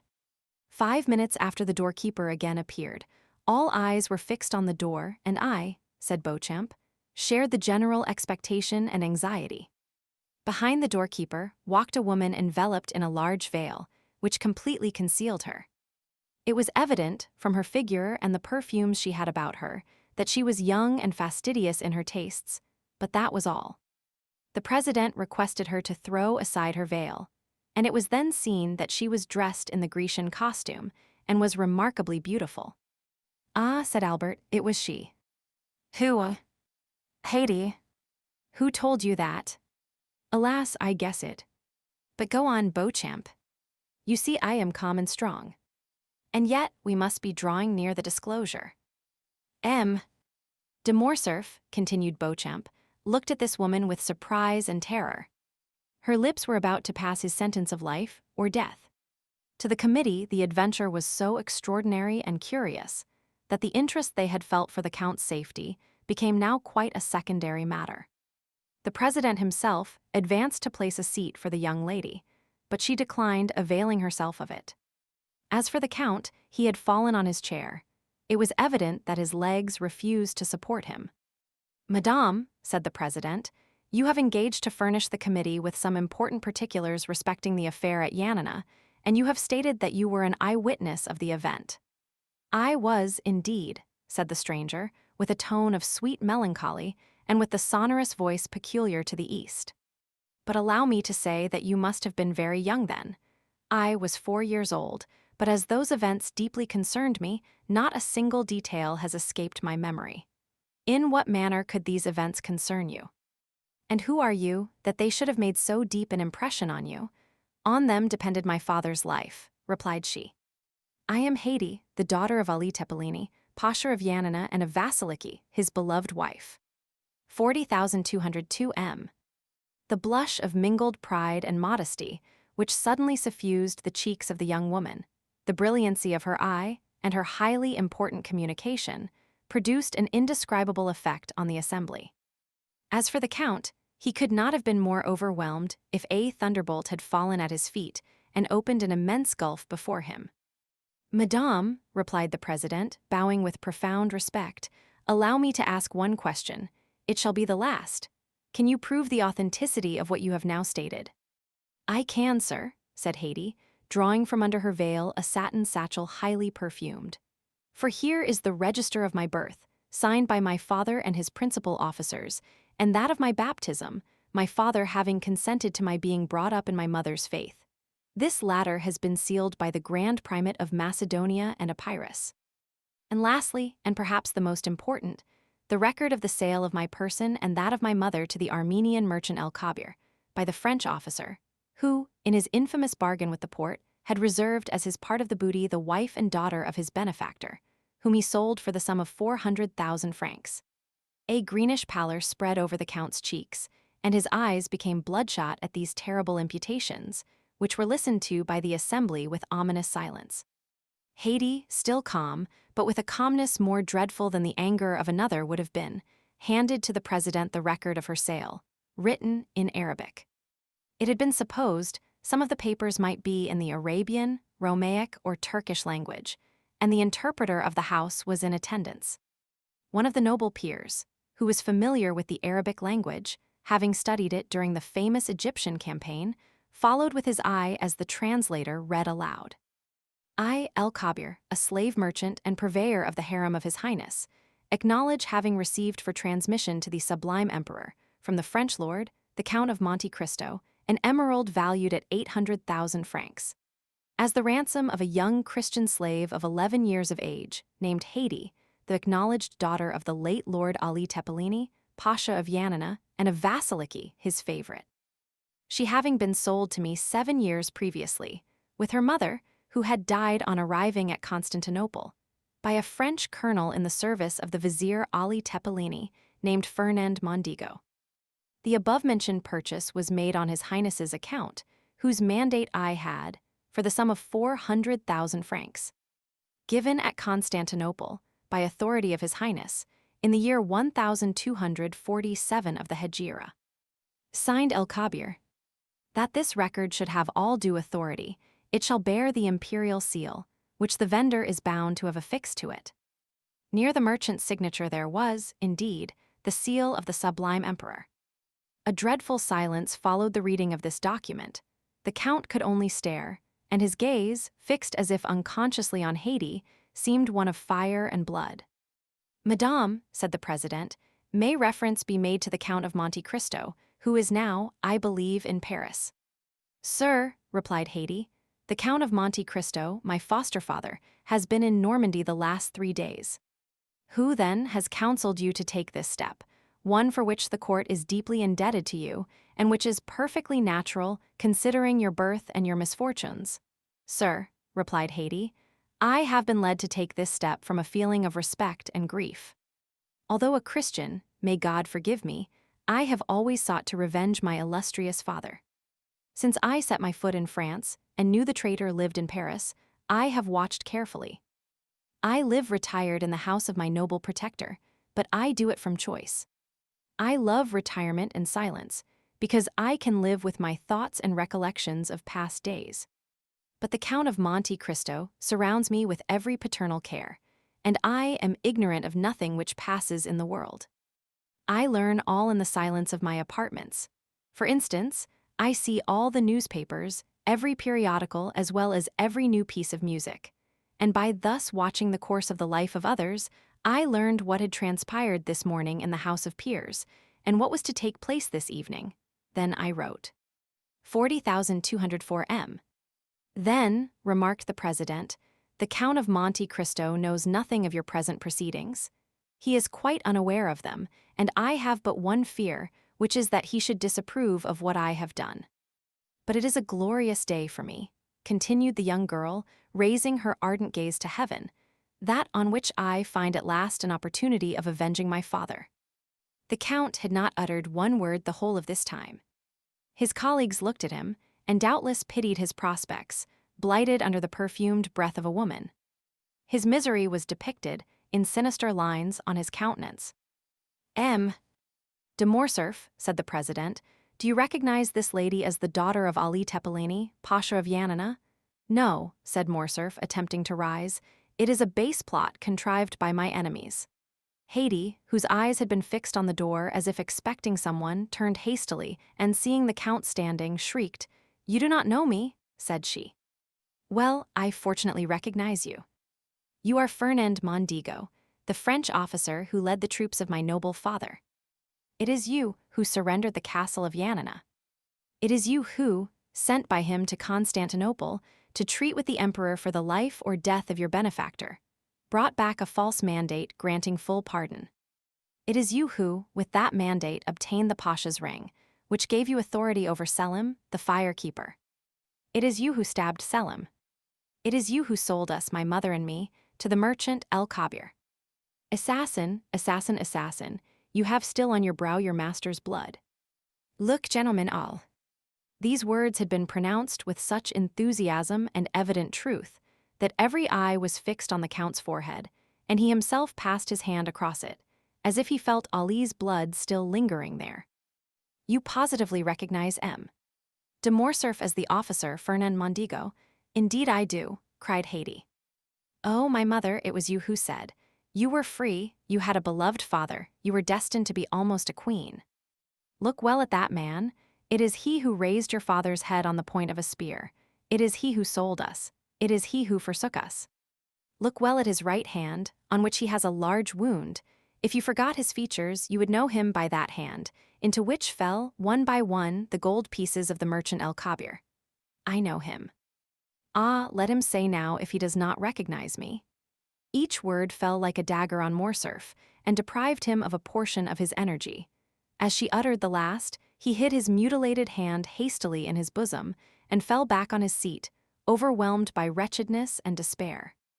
This scene completely changed the opinion of the assembly respecting the accused count. "Count of Morcerf," said the president, "do not allow yourself to be cast down, answer. The justice of the court is supreme and impartial as that of God. It will not suffer you to be trampled on by your enemies without giving you an opportunity of defending yourself. Shall further inquiries be made? Shall 2 members of the house be sent to Yanina? Speak, Morcerf did not reply. Then all the members looked at each other with terror. They knew the Count's energetic and violent temper. It must be, indeed, a dreadful blow which would deprive him of courage to defend himself. They expected that his stupefied silence would be followed by a fiery outburst. Well, asked the president, what is your decision? 40,206 M. I have no reply to make, said the Count in a low tone. Has the daughter of Ali Tepelini spoken the truth? Said the president. Is she, then, the terrible witness to whose charge you dare not plead, not guilty? Have you really committed the crimes of which you are accused? The Count looked around him with an expression which might have softened tigers, but which could not disarm his judges. Then he raised his eyes towards the ceiling, but withdrew then, immediately, as if he feared the roof would open and reveal to his distressed view that second tribunal called Heaven, and that other judge named God. Then, with a hasty movement, he tore open his coat, which seemed to stifle him, and flew from the room like a madman. His footstep was heard one moment in the corridor, then the rattling of his carriage wheels as he was driven rapidly away. Gentlemen, said the president, when silence was restored, is the Count of Morcerf convicted of felony, treason, and conduct unbecoming a member of this house? Yes, replied all the members of the committee of inquiry with a unanimous voice. Haydée had remained until the close of the meeting. She heard the Count's sentence pronounced without betraying an expression of joy or pity. Then, drawing her veil over her face, she bowed majestically to the councillors, and left with that dignified step which Virgil attributes to his goddesses. Chapter 87. The Challenge. Then, continued Beauchamp, I took advantage of the silence and the darkness to leave the house without being seen. The usher who had introduced me was waiting for me at the door, and he conducted me through the corridors to a private entrance opening into the Rue de Vaugirard. I left with mingled feelings of sorrow and delight. Excuse me, Albert, sorrow on your account, and delight with that noble girl thus pursuing paternal vengeance. Yes, Albert, from whatever source the blow may have proceeded, it may be from an enemy, but that enemy is only the agent of Providence. Albert held his head between his hands. He raised his face, red with shame and bathed in tears, and seizing Beauchamp's arm. My friend, said he, my life is ended. I cannot calmly say with you, Providence has struck the blow.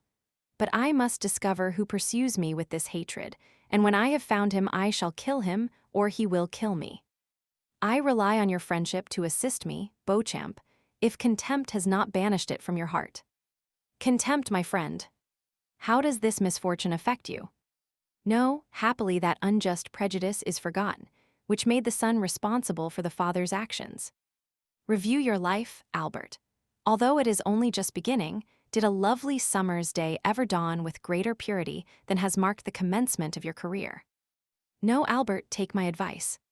You are young and rich, leave Paris. All is soon forgotten in this great Babylon of excitement and changing tastes. You will return after 3 or 4 years with a Russian princess for a bride, and no one will think more of what occurred yesterday than if it had happened 16 years ago. Thank you, my dear Beauchamp, thank you for the excellent feeling which prompts your advice, but it cannot be. I have told you my wish, or rather my determination. You understand that, interested as I am in this affair, I cannot see it in the same light as you do. What appears to you to emanate from a celestial source seems to me to proceed from one far less pure. Providence appears to me to have no share in this affair, and happily so, for instead of the invisible, impalpable agent of celestial rewards and punishments, I shall find one both palpable and visible, on whom I shall revenge myself, I assure you, for all I have suffered during the last month. Now, I repeat, Beauchamp, I wish to return to human and material existence, and if you are still the friend you profess to be, help me to discover the hand that struck the blow. Be it so, said Beauchamp. If you must have me descend to earth, I submit, and if you will seek your enemy, I will assist you, and I will engage to find him, my honor being almost as deeply interested as yours. Well then, you understand, Beauchamp, that we begin our search immediately. Each moment's delay is an eternity for me. The calumniator is not yet punished, and he may hope that he will not be. But, on my honor, if he thinks so, he deceives himself. Well, listen, Morcerf. Ah, Beauchamp, I see you know something already. You will restore me to life. I do not say there is any truth in what I am going to tell you, but it is, at least, a ray of light in a dark night. By following it we may, perhaps, discover something more certain. Tell me, satisfy my impatience. Well, I will tell you what I did not like to mention on my return from Yanina. Say on. I went, of course, to the chief banker of the town to make inquiries. At the first word, before I had even mentioned your father's name.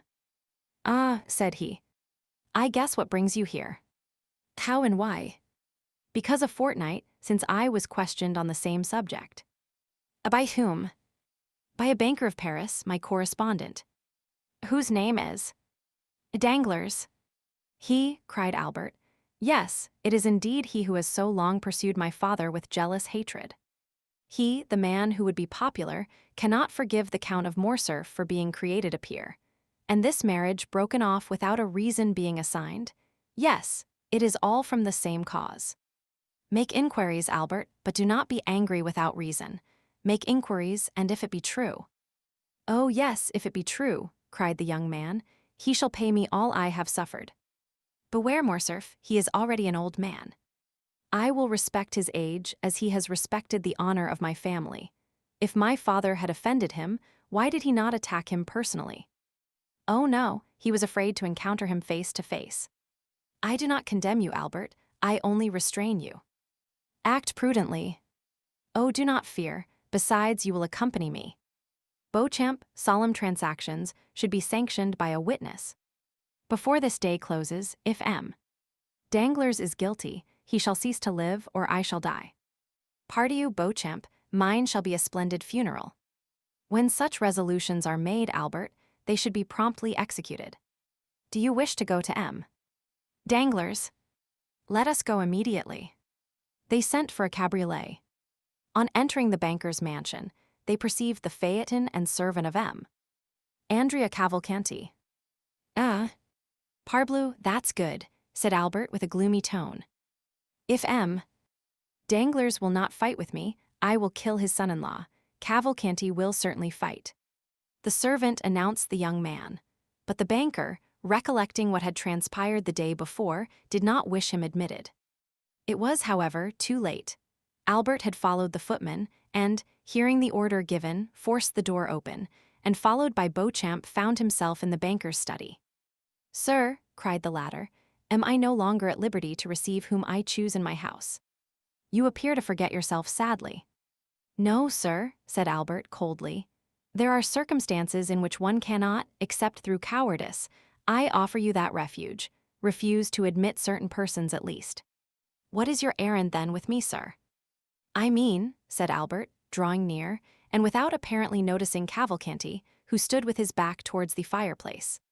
I mean to propose a meeting in some retired corner where no one will interrupt us for 10 minutes. That will be sufficient, where two men having met, one of them will remain on the ground.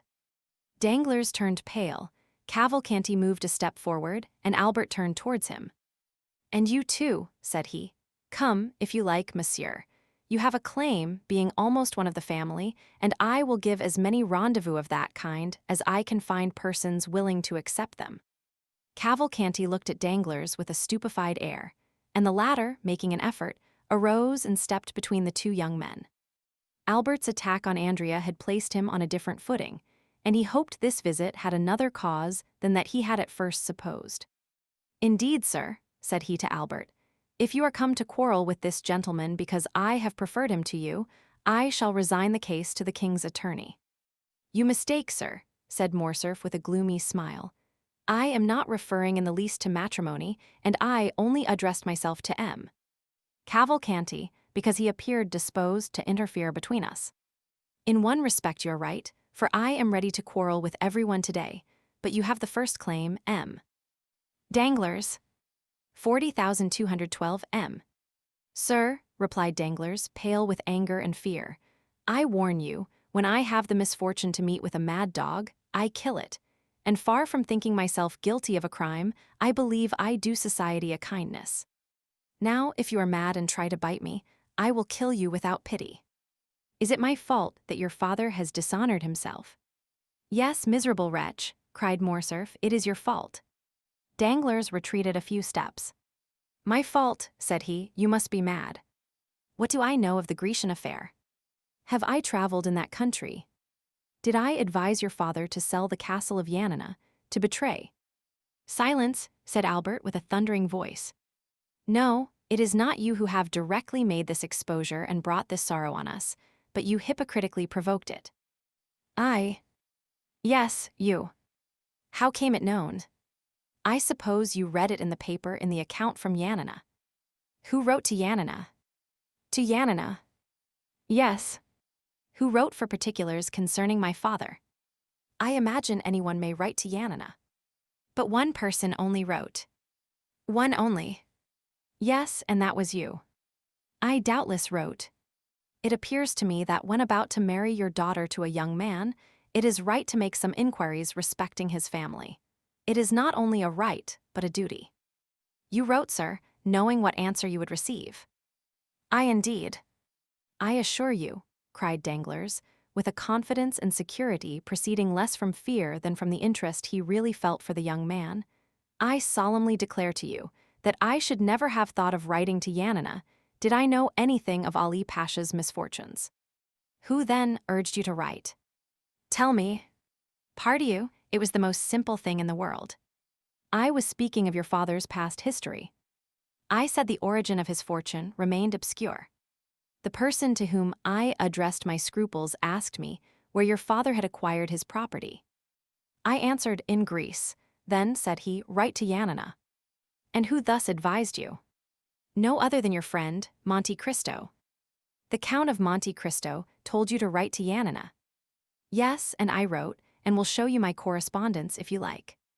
Albert and Beauchamp looked at each other. Sir, said Beauchamp, who had not yet spoken, you appear to accuse the Count, who is absent from Paris at this moment and cannot justify himself. I accuse no one, sir, said Danglars. I relate, and I will repeat before the Count what I have said to you. Does the Count know what answer you received?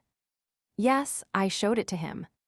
Did he know my father's Christian name was Fernand, and his family name Mondigo? Yes, I had told him that long since, and I did only what any other would have done in my circumstances, and perhaps less. When, the day after the arrival of this answer, your father came by the advice of Monte Cristo to ask my daughter's hand for you, I decidedly refused him, but without any explanation or exposure. In short, why should I have any more to do with the affair? How did the honor or disgrace of M. de Morcerf affect me? It neither increased nor decreased my income. Albert felt the blood mounting to his brow. There was no doubt upon the subject. Danglars defended himself with the baseness, but at the same time with the assurance of a man who speaks the truth, at least in part, if not wholly, not for conscience' sake, but through fear.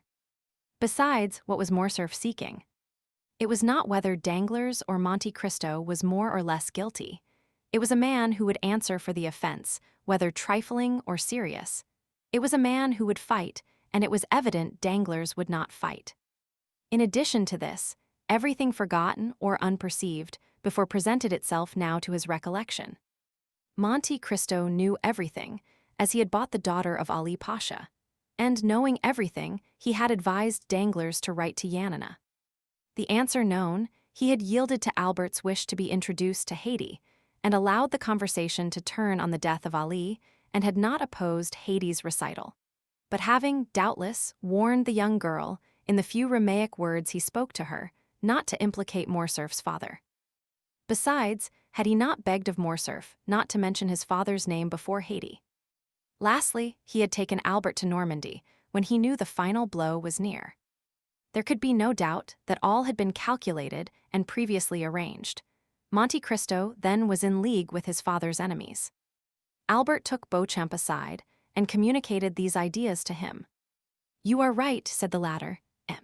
Danglars has only been a secondary agent in this sad affair, and it is of M. de Monte Cristo that you must demand an explanation. Albert turned. "Sir," said he to Danglars, "understand that I do not take a final leave of you.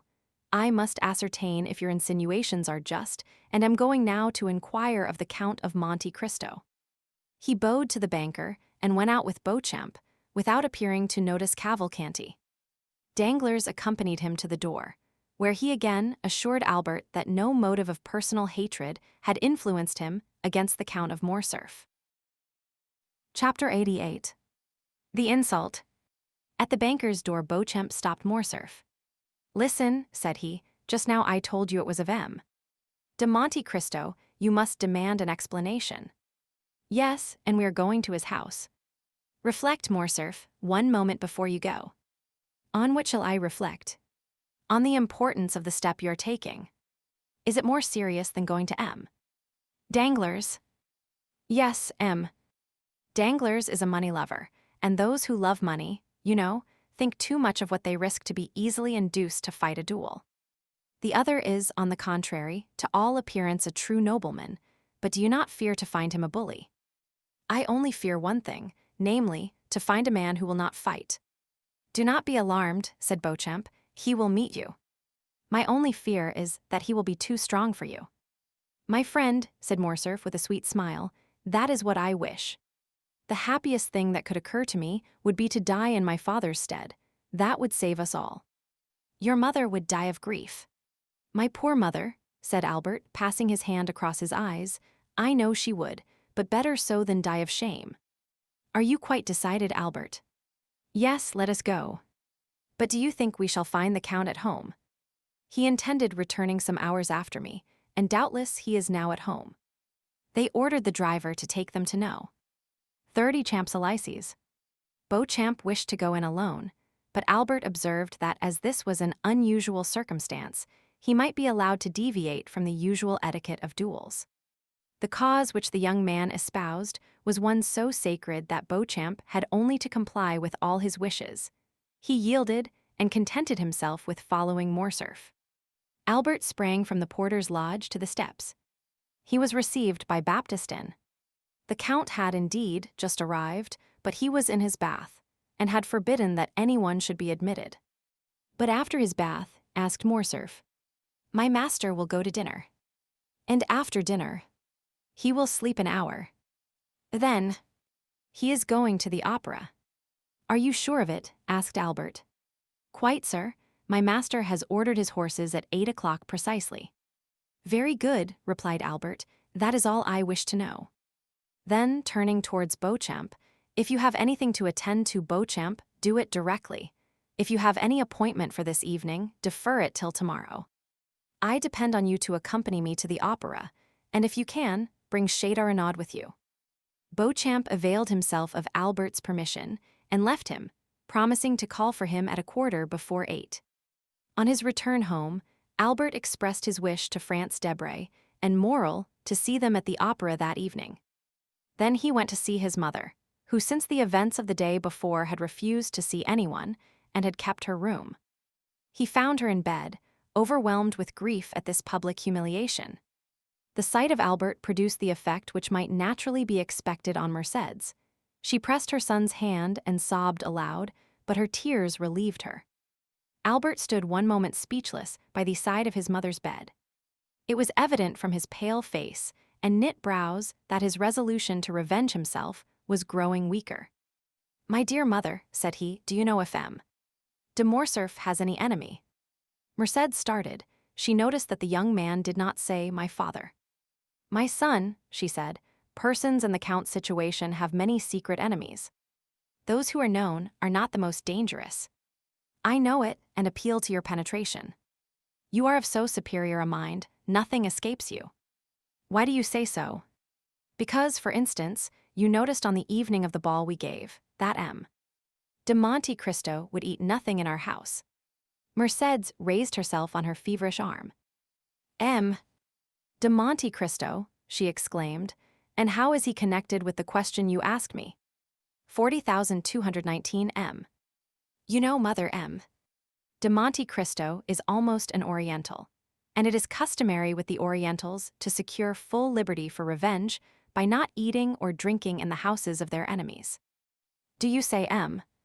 De Monte Cristo is our enemy, replied Mercédès, becoming paler than the sheet which covered her. Who told you so? Why you are mad, Albert? M. De Monte Cristo has only shown us kindness. M. De Monte Cristo saved your life. You yourself presented him to us. Oh, I entreat you, my son, if you had entertained such an idea, dispel it, and my counsel to you, nay, my prayer, is to retain his friendship. Mother, replied the young man, you have special reasons for telling me to conciliate that man. I, said Mercédès, blushing as rapidly as she had turned pale, and again becoming paler than ever. Yes, doubtless, and is it not that he may never do us any harm? Mercédès shuddered, and fixing on her son a scrutinizing gaze, You speak strangely, said she to Albert, and you appear to have some singular prejudices. What has the Count done? 3 days since you were with him in Normandy, only 3 days since we looked on him as our best friend. An ironical smile passed over Albert's lips. Mercédès saw it, and with the double instinct of woman and mother guessed all. But as she was prudent and strong-minded, she concealed both her sorrows and her fears. Albert was silent. An instant after, the Countess resumed. You came to inquire after my health. I will candidly acknowledge that I am not well. You should install yourself here and cheer my solitude. I do not wish to be left alone. Mother, said the young man, you know how gladly I would obey your wish, but an urgent and important affair obliges me to leave you for the whole evening. Well, replied Mercédès, sighing, go, Albert. I will not make you a slave to your filial piety. Albert pretended he did not hear, bowed to his mother, and quitted her. Scarcely had he shut her door, when Mercédès called a confidential servant and ordered him to follow Albert wherever he should go that evening, and to come and tell her immediately what he observed. Then she rang for her lady's maid, and weak as she was, she dressed, in order to be ready for whatever might happen. The footman's mission was an easy one. Albert went to his room and dressed with unusual care. At 10 minutes to 8 Beauchamp arrived. He had seen Châteaurenaud, who had promised to be in the orchestra before the curtain was raised. Both got into Albert's coupe, and, as the young man had no reason to conceal where he was going, he called aloud, to the opera. In his impatience, he arrived before the beginning of the performance. 40,221 m. Châteaurenaud was at his post. Apprised by Beauchamp of the circumstances, he required no explanation from Albert. The conduct of the son in seeking to avenge his father was so natural that Châteaurenaud did not seek to dissuade him, and was content with renewing his assurances of devotion. Debray was not yet come, but Albert knew that he seldom lost a scene at the opera. Albert wandered about the theatre until the curtain was drawn up. He hoped to meet with De Monte Cristo either in the lobby or on the stairs. The bell summoned him to his seat, and he entered the orchestra with Châteaurenaud and Beauchamp. But his eyes scarcely quitted the box between the columns, which remained obstinately closed during the whole of the first act. At last, as Albert was looking at his watch for about the 100th time, at the beginning of the second act the door opened, and Monte Cristo entered, dressed in black, and, leaning over the front of the box, looked around the pit. Morrel followed him and looked also for his sister and brother-in-law. He soon discovered them in another box and kissed his hand to them. The Count, in his survey of the pit, encountered a pale face and threatening eyes, which evidently sought to gain his attention. He recognized Albert, but thought it better not to notice him, as he looked so angry and discomposed. Without communicating his thoughts to his companion, he sat down, drew out his opera-glass, and looked another way. Although apparently not noticing Albert, he did not, however, lose sight of him, and when the curtain fell at the end of the second act, he saw him leave the orchestra with his 2 friends. Then his head was seen passing at the back of the boxes, and the Count knew that the approaching storm was intended to fall on him. He was at the moment conversing cheerfully with Morrel, but he was well prepared for what might happen. The door opened, and Monte Cristo, turning round, saw Albert, pale and trembling, followed by Beauchamp and Châteaurenaud.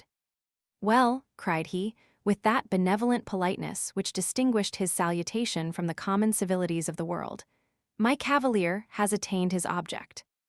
Good evening, M. de Morcerf.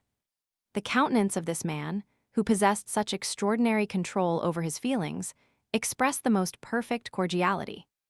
Morrel only then recollected the letter he had received from the Viscount, in which, without assigning any reason, he begged him to go to the opera. But he understood that something terrible was brooding. "We are not come here, sir, to exchange hypocritical expressions of politeness or false professions of friendship," said Albert, "but to demand an explanation." The young man's trembling voice was scarcely audible. "An explanation at the opera," said the Count, with that calm tone and penetrating eye which characterize the man who knows his cause is good. "Little acquainted as I am with the habits of Parisians, I should not have thought this the place for such a demand." "Still, if people will shut themselves up," said Albert, "and cannot be seen because they are bathing, dining, or asleep, we must avail ourselves of the opportunity whenever they are to be seen. I am not difficult of access, sir, for yesterday, if my memory does not deceive me, you were at my house." "Yesterday I was at your house, sir," said the young man, "because then I knew not who you were." In pronouncing these words, Albert had raised his voice so as to be heard by those in the adjoining boxes and in the lobby. Thus the attention of many was attracted by this altercation. "Where are you come from, sir?" said Monte Cristo. "You do not appear to be in the possession of your senses." "Provided I understand your perfidy, sir, and succeed in making you understand that I will be revenged, I shall be reasonable enough," said Albert furiously.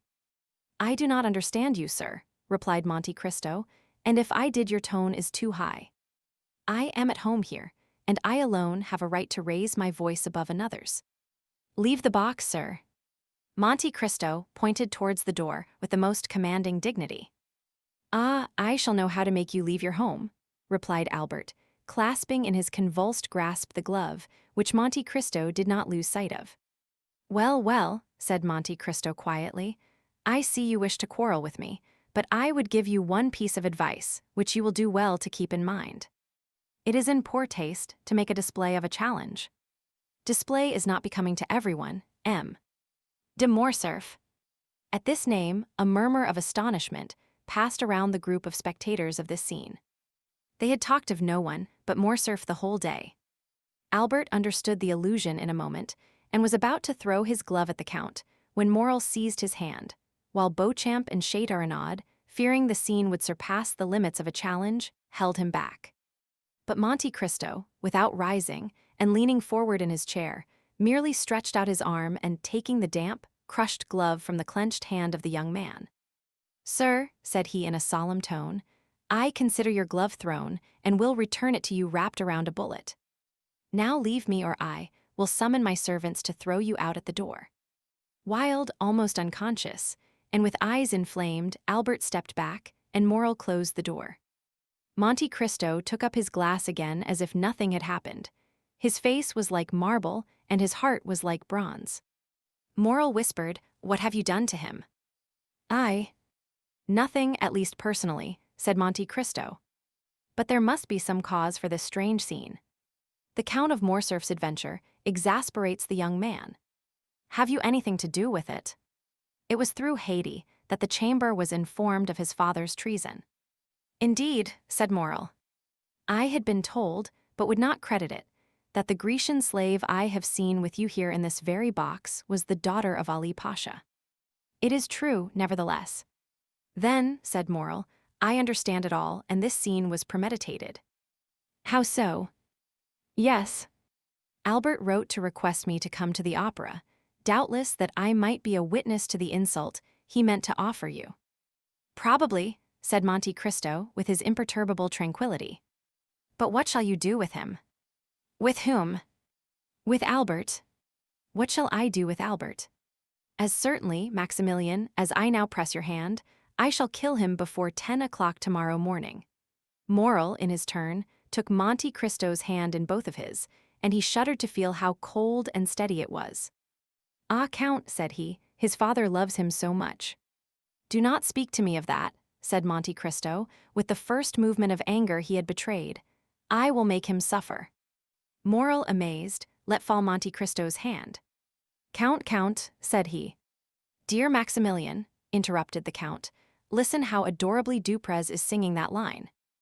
O Mathilde! Idle de mon âme! I was the first to discover Dumas at Naples, and the first to applaud him. Bravo, bravo! Morel saw it was useless to say more, and refrained. The curtain, which had risen at the close of the scene with Albert, again fell, and a rap was heard at the door. "Come in," said Monte Cristo with a voice that betrayed not the least emotion, and immediately Beauchamp appeared. "Good evening, M." "Beauchamp," said Monte Cristo, as if this was the first time he had seen the journalist that evening. "Be seated." Beauchamp bowed, and sitting down, sir, said he, "I just now accompanied M. de Morcerf, as you saw." "And that means," replied Monte Cristo, laughing, "that you had probably just dined together. I am happy to see, M. Beauchamp, that you are more sober than he was." "Sir," said M. Beauchamp, "Albert was wrong, I acknowledge, to betray so much anger, and I come, on my own account, to apologize for him. And having done so, entirely on my own account, be it understood, I would add that I believe you too gentlemanly to refuse giving him some explanation concerning your connection with Yanina. Then I will add 2 words about the young Greek girl." Monte Cristo motioned him to be silent. "Come," said he, laughing, "there are all my hopes about to be destroyed." "How so?" asked Beauchamp. "Doubtless you wish to make me appear a very eccentric character. I am, in your opinion, a Lara, a Manfred, a Lord Ruthven. Then, just as I am arriving at the climax, you defeat your own end and seek to make an ordinary man of me. You bring me down to your own level and demand explanations. Indeed, M. Beauchamp, it is quite laughable." "Yet," replied Beauchamp haughtily, "there are occasions when probity commands." "M." Beauchamp, interposed this strange man, "the Count of Monte Cristo bows to none but the Count of Monte Cristo himself. Say no more, I entreat you." "I do what I please, M. Beauchamp, and it is always well done." "Sir," replied the young man, "honest men are not to be paid with such coin. I require honorable guarantees." "I am, sir, a living guarantee," replied Monte Cristo, motionless, but with a threatening look. "We have both blood in our veins which we wish to shed, that is our mutual guarantee. Tell the Viscount so, and that tomorrow, before 10 o'clock, I shall see what color his is. Then I have only to make arrangements for the duel," said Beauchamp. "It is quite immaterial to me," said Monte Cristo, "and it was very unnecessary to disturb me at the opera for such a trifle. In France people fight with the sword or pistol, in the colonies with the carbine, in Arabia with the dagger. Tell your client that, although I am the insulted party in order to carry out my eccentricity, I leave him the choice of arms, and will accept without discussion, without dispute, anything, even combat by drawing lots, which is always stupid, but with me different from other people, as I am sure to gain." "Sure to gain," repeated Beauchamp, looking with amazement at the Count. "Certainly," said Monte Cristo, slightly shrugging his shoulders, "otherwise I would not fight with M. de Morcerf. I shall kill him, I cannot help it. Only by a single line this evening at my house let me know the arms and the hour. I do not like to be kept waiting." "Pistols, then, at 8 o'clock in the Bois de Vincennes," said Beauchamp, quite disconcerted, not knowing if he was dealing with an arrogant braggadocio or a supernatural being. "Very well, sir," said Monte Cristo. "Now all that is settled, do let me see the performance, and tell your friend Albert not to come any more this evening. He will hurt himself with all his ill-chosen barbarisms. Let him go home and go to sleep." Beauchamp left the box, perfectly amazed. "Now," said Monte Cristo, turning towards Morel, "I may depend upon you, may I not?" "Certainly," said Morel, "I am at your service, Count, still." "What?" "It is desirable I should know the real cause." "That is to say, you would rather not?" "No. The young man himself is acting blindfolded, and knows not the true cause, which is known only to God and to me. But I give you my word, Morel, that God, who does know it, will be on our side." "Enough," said Morel. "Who is your second witness?" "I know no one in Paris, Morel, on whom I could confer that honor besides you and your brother Emmanuel." "Do you think Emmanuel would oblige me?" "I will answer for him, Count." "Well, that is all I require. Tomorrow morning at 7 o'clock you will be with me, will you not? We will. Hush, the curtain is rising. Listen. I never lose a note of this opera if I can avoid it. The music of William Tell is so sweet. Chapter 89. The night. Monte Cristo waited, according to his usual custom, until Duprez had sung his famous Suivez-moi. Then he rose and went out. Morel took leave of him at the door, renewing his promise to be with him the next morning at 7 o'clock, and to bring a manual. Then he stepped into his coupe, calm and smiling, and was at home in 5 minutes. No one who knew the Count could mistake his expression when, on entering, he said, "Ali, bring me my pistols with the ivory cross." Ali brought the box to his master, who examined the weapons with a solicitude very natural to a man who is about to entrust his life to a little powder and shot. These were pistols of an especial pattern, which Monte Cristo had made for target practice in his own room. A cap was sufficient to drive out the bullet, and from the adjoining room no one would have suspected that the Count was, as sportsmen would say, keeping his hand in. He was just taking one up and looking for the point to aim at on a little iron plate which served him as a target, when his study door opened and Baptistin entered. Before he had spoken a word, the Count saw in the next room a veiled woman who had followed closely after Baptistin, and now, seeing the Count with a pistol in his hand and swords on the table, rushed in. Baptistin looked at his master, who made a sign to him, and he went out, closing the door after him. "Who are you, madame?" said the Count to the veiled woman. 40,227 M. The stranger cast one look around her, to be certain that they were quite alone. Then, bending as if she would have knelt, and joining her hands, she said with an accent of despair, "Edmond, you will not kill my son." The Count retreated a step, uttered a slight exclamation, and let fall the pistol he held. "What name did you pronounce then, Madame de Morcerf?" said he. "Yours," cried she, throwing back her veil, "yours which I alone, perhaps, have not forgot. Edmond, it is not Madame de Morcerf who has come to you, it is Mercédès." "Mercédès is dead, madame," said Monte Cristo. "I know no one now of that name." "Mercédès lives, sir, and she remembers, for she alone recognized you when she saw you, and even before she saw you, by your voice, Edmond, by the simple sound of your voice. And from that moment she has followed your steps, watched you, feared you, and she needs not to inquire what hand has dealt the blow which now strikes M. De Morcerf." "Fernand, do you mean?" replied Monte Cristo, with bitter irony. "Since we are recalling names, let us remember them all." Monte Cristo had pronounced the name of Fernand with such an expression of hatred that Mercédès felt a thrill of horror run through every vein. "You see, Edmond, I am not mistaken and have cause to say, spare my son." "And who told you, madame, that I have any hostile intentions against your son?" "No one, in truth, but a mother has twofold sight. I guessed all. I followed him this evening to the opera, and, concealed in a parquet box, have seen all." "If you have seen all, madame, you know that the son of Fernand has publicly insulted me," said Monte Cristo with awful calmness. "Oh, for pity's sake. You have seen that he would have thrown his glove in my face if Morel, one of my friends, had not stopped him. Listen to me, my son has also guessed who you are. He attributes his father's misfortunes to you." "Madame, you are mistaken, they are not misfortunes. It is a punishment. It is not I who strike M. De Morcerf, it is Providence which punishes him." "And why do you represent Providence?" cried Mercédès. "Why do you remember when it forgets? What are Yanina and its vizier to you, Edmond? What injury has Fernand Mondego done you in betraying Ali Tepelini?" "Ah, madame," replied Monte Cristo, "all this is an affair between the French captain and the daughter of Vasiliki. It does not concern me, you are right. And if I have sworn to revenge myself, it is not on the French captain or the Count of Morcerf, but on the fisherman Fernand, the husband of Mercédès the Catalane." "Ah, sir," cried the Countess, "how terrible a vengeance for a fault which fatality made me commit!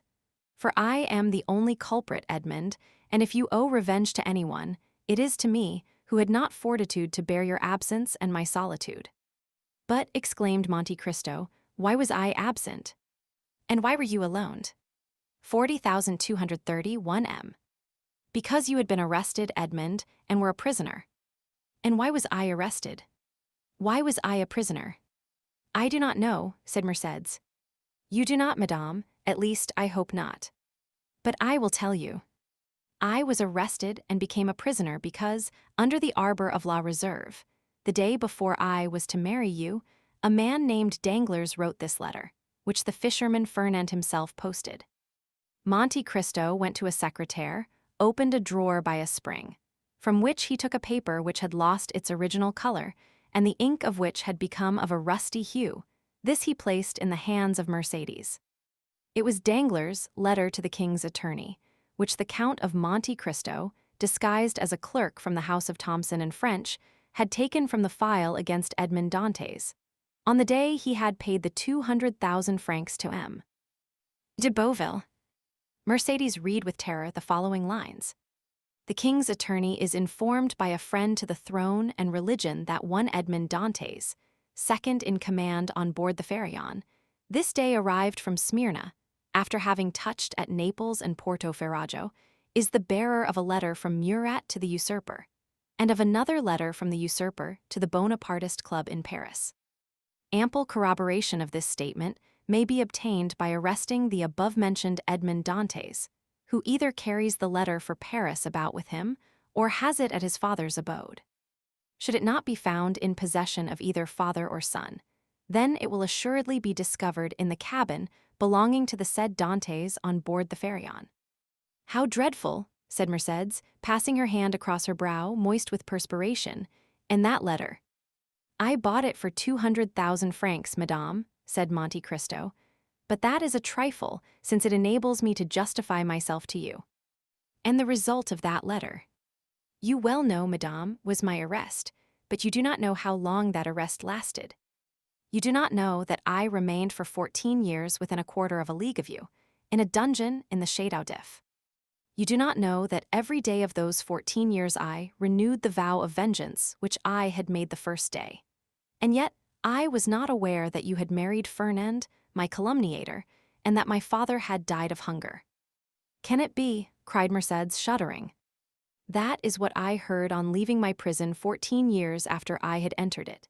And that is why, on account of the living Mercédès and my deceased father, I have sworn to revenge myself on Fernand, and I have revenged myself. And you are sure the unhappy Fernand did that? I am satisfied, madame, that he did what I have told you. Besides, that is not much more odious than that a Frenchman by adoption should pass over to the English, that a Spaniard by birth should have fought against the Spaniards, that a stipendiary of Ali should have betrayed and murdered Ali. Compared with such things, what is the letter you have just read? A lover's deception, which the woman who has married that man ought certainly to forgive, but not so the lover who was to have married her. Well, the French did not avenge themselves on the traitor, the Spaniards did not shoot the traitor, Ali in his tomb left the traitor unpunished. But I, betrayed, sacrificed, buried, have risen from my tomb, by the grace of God, to punish that man. He sends me for that purpose, and here I am. The poor woman's head and arms fell, her legs bent under her, and she fell on her knees. Forgive, Edmond, forgive for my sake, who love you still. The dignity of the wife checked the fervor of the lover and the mother. Her forehead almost touched the carpet, when the Count sprang forward and raised her. Then, seated on a chair, she looked at the manly countenance of Monte Cristo, on which grief and hatred still impressed a threatening expression. Not crush that accursed race, murmured he, abandon my purpose at the moment of its accomplishment. Impossible, madame, impossible. Edmond, said the poor mother, who tried every means, when I call you Edmond, why do you not call me Mercédès? Mercédès, repeated Monte Cristo, Mercédès. Well, yes, you are right. That name has still its charms, and this is the first time for a long period that I have pronounced it so distinctly. Oh, Mercédès, I have uttered your name with the sigh of melancholy, with the groan of sorrow, with the last effort of despair. I have uttered it when frozen with cold, crouched on the straw in my dungeon. I have uttered it, consumed with heat, rolling on the stone floor of my prison. Mercédès, I must revenge myself, for I suffered 14 years. 14 years I wept, I cursed. Now I tell you, Mercédès, I must revenge myself. The Count, fearing to yield to the entreaties of her he had so ardently loved, called his sufferings to the assistance of his hatred. "Revenge yourself then, Edmond," cried the poor mother, "but let your vengeance fall on the culprits, on him, on me, but not on my son." "It is written in the good book," said Monte Cristo, "that the sins of the fathers shall fall upon their children to the third and fourth generation. Since God himself dictated those words to his prophet, why should I seek to make myself better than God?" "Edmond," continued Mercédès, with her arms extended towards the count, "since I first knew you, I have adored your name, have respected your memory. Edmond, my friend, do not compel me to tarnish that noble and pure image reflected incessantly on the mirror of my heart. Edmond, if you knew all the prayers I have addressed to God for you while I thought you were living, and since I have thought you must be dead. Yes, dead, alas. I imagined your dead body buried at the foot of some gloomy tower, or cast to the bottom of a pit by hateful jailers, and I wept. What could I do for you, Edmond, besides pray and weep? Listen, for 10 years I dreamed each night the same dream. I had been told that you had endeavored to escape, that you had taken the place of another prisoner, that you had slipped into the winding sheet of a dead body, that you had been thrown alive from the top of the Château d'If, and that the cry you uttered as you dashed upon the rocks first revealed to your jailers that they were your murderers. Well, Edmond, I swear to you, by the head of that son for whom I entreat your pity, Edmond, for 10 years I saw every night every detail of that frightful tragedy, and for 10 years I heard every night the cry which awoke me, shuddering and cold. And I too, Edmond, oh, believe me, guilty as I was, oh yes, I too have suffered much. Have you known what it is to have your father starve to death in your absence?" cried Monte Cristo, thrusting his hands into his hair. "Have you seen the woman you loved giving her hand to your rival while you were perishing at the bottom of a dungeon?" "No," interrupted Mercédès, "but I have seen him whom I loved on the point of murdering my son." Mercédès uttered these words with such deep anguish, with an accent of such intense despair, that Monte Cristo could not restrain a sob. The lion was daunted, the avenger was conquered. "What do you ask of me?" said he. "Your son's life." "Well, he shall live." Mercédès uttered a cry which made the tears start from Monte Cristo's eyes, but these tears disappeared almost instantaneously, for doubtless, God had sent some angel to collect them. Far more precious were they in his eyes than the richest pearls of Guzerat and Ophir. "Oh," said she, seizing the count's hand and raising it to her lips, "oh, thank you, Edmond. Now you are exactly what I dreamt you were, the man I always loved." "Oh, now I may say so." "So much the better," replied Monte Cristo, "as that poor Edmond will not have long to be loved by you. Death is about to return to the tomb, the phantom to retire in darkness. What do you say, Edmond?" "I say, since you command me, Mercédès, I must die." "Die? And why so? Who talks of dying? Whence have you these ideas of death? You do not suppose that, publicly outraged in the face of a whole theater, in the presence of your friends and those of your son, challenged by a boy who will glory in my forgiveness as if it were a victory, you do not suppose that I can for one moment wish to live. What I most loved after you, Mercédès, was myself, my dignity, and that strength which rendered me superior to other men. That strength was my life. With one word you have crushed it, and I die. But the duel will not take place, Edmond, since you forgive." "It will take place," said Monte Cristo in a most solemn tone, "but instead of your son's blood to stain the ground, mine will flow." Mercédès shrieked and sprang towards Monte Cristo, but suddenly stopping, "Edmond," said she, "there is a God above us, since you live and since I have seen you again. I trust to him from my heart. While waiting his assistance, I trust to your word. You have said that my son should live, have you not?" "Yes, madame, he shall live," said Monte Cristo, surprised that without more emotion Mercédès had accepted the heroic sacrifice he made for her. Mercédès extended her hand to the count. "Edmond," said she, and her eyes were wet with tears while looking at him to whom she spoke, "how noble it is of you, how great the action you have just performed, how sublime to have taken pity on a poor woman who appealed to you with every chance against her. Alas, I am grown old with grief more than with years, and cannot now remind my Edmond by a smile, or by a look, of that Mercédès whom he once spent so many hours in contemplating." Ah, believe me, Edmond, as I told you, I too have suffered much. I repeat, it is melancholy to pass one's life without having one joy to recall, without preserving a single hope. But that proves that all is not yet over. No, it is not finished. I feel it by what remains in my heart. Oh, I repeat it, Edmond, what you have just done is beautiful, it is grand, it is sublime. Do you say so now, Mercédès? Then what would you say if you knew the extent of the sacrifice I make to you? Suppose that the Supreme Being, after having created the world in fertilized chaos, had paused in the work to spare an angel the tears that might one day flow for mortal sins from her immortal eyes.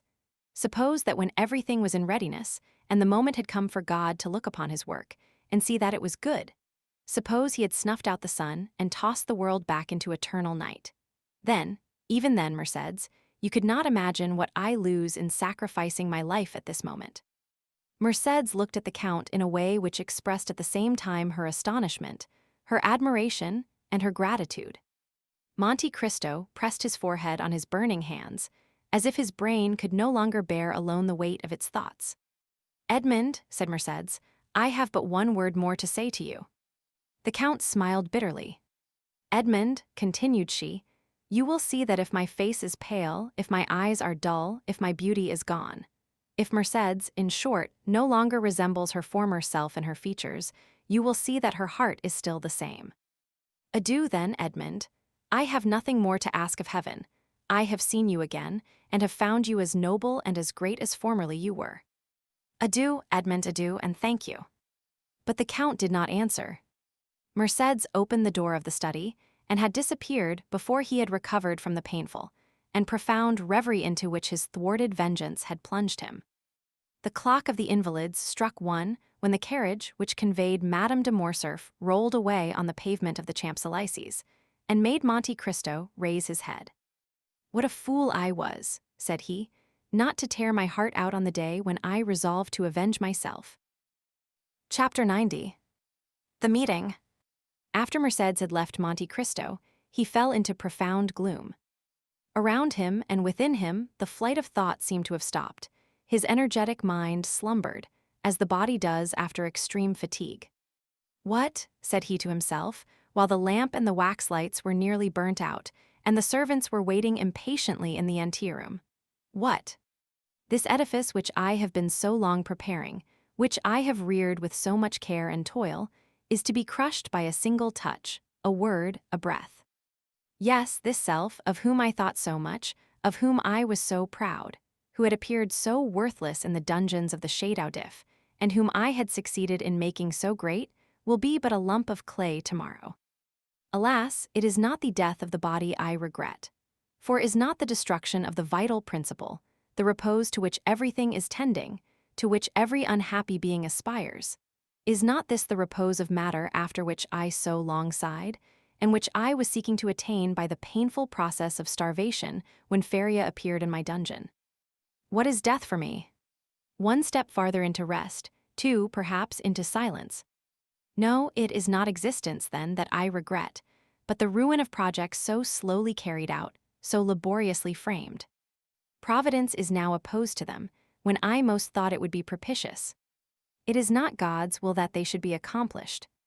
This burden, almost as heavy as a world, which I had raised, and I had thought to bear to the end, was too great for my strength, and I was compelled to lay it down in the middle of my career. Oh, shall I then, again become a fatalist, whom 14 years of despair and 10 of hope had rendered a believer in Providence? And all this, because my heart, which I thought dead, was only sleeping, because it has awakened and has begun to beat again, because I have yielded to the pain of the emotion excited in my breast by a woman's voice. Yet, continued the Count, becoming each moment more absorbed in the anticipation of the dreadful sacrifice for the morrow, which Mercédès had accepted, yet, it is impossible that so noble-minded a woman should thus through selfishness consent to my death when I am in the prime of life and strength. It is impossible that she can carry to such a point maternal love, or rather delirium. There are virtues which become crimes by exaggeration. No, she must have conceived some pathetic scene. She will come and throw herself between us, and what would be sublime here will there appear ridiculous. The blush of pride mounted to the Count's forehead as this thought passed through his mind. "Ridiculous," repeated he, "and the ridicule will fall on me. I ridiculous? No, I would rather die." By thus exaggerating to his own mind the anticipated ill fortune of the next day, to which he had condemned himself by promising Mercédès to spare her son, the Count at last exclaimed, "Folly, folly, folly, to carry generosity so far as to put myself up as a mark for that young man to aim at. He will never believe that my death was suicide, and yet it is important for the honor of my memory. And this surely is not vanity, but a justifiable pride. It is important the world should know that I have consented, by my free will, to stop my arm, already raised to strike, and that with the arm which has been so powerful against others I have struck myself. It must be, it shall be." Seizing a pen, he drew a paper from a secret drawer in his desk, and wrote at the bottom of the document, which was no other than his will, made since his arrival in Paris, a sort of codicil, clearly explaining the nature of his death. "I do this, O my God," said he, with his eyes raised to heaven, "as much for thy honor as for mine. I have during 10 years considered myself the agent of thy vengeance, and other wretches, like Morcerf Danglars, Villefort, even Morcerf himself, must not imagine that chance has freed them from their enemy. Let them know, on the contrary, that their punishment, which had been decreed by Providence, is only delayed by my present determination, and although they escape it in this world, it awaits them in another, and that they are only exchanging time for eternity." While he was thus agitated by gloomy uncertainties, wretched waking dreams of grief, the first rays of morning pierced his windows and shone upon the pale blue paper on which he had just inscribed his justification of Providence. It was just 5 o'clock in the morning, when a slight noise like a stifled sigh reached his ear. He turned his head, looked around him, and saw no one, but the sound was repeated distinctly enough to convince him of its reality. He arose and, quietly opening the door of the drawing-room, saw Haydée, who had fallen on a chair, with her arms hanging down and her beautiful head thrown back. She had been standing at the door, to prevent his going out without seeing her, until sleep, which the young cannot resist, had overpowered her frame, wearied as she was with watching. The noise of the door did not awaken her, and Monte Cristo gazed at her with affectionate regret. "She remembered that she had a son," said he, "and I forgot I had a daughter." Then, shaking his head sorrowfully, "Poor Haydée," said he, "she wished to see me, to speak to me. She has feared or guessed something. Oh, I cannot go without taking leave of her. I cannot die without confiding her to someone." He quietly regained his seat and wrote under the other lines, "I bequeath to Maximilian Morel, captain of Spahis, and son of my former patron, Pierre Morel, shipowner at Marseilles, the sum of 20 millions, a part of which may be offered to his sister Julie and brother-in-law Emmanuel, if he does not fear this increase of fortune may mar their happiness. These 20 millions are concealed in my grotto at Monte Cristo, of which Bertuccio knows the secret.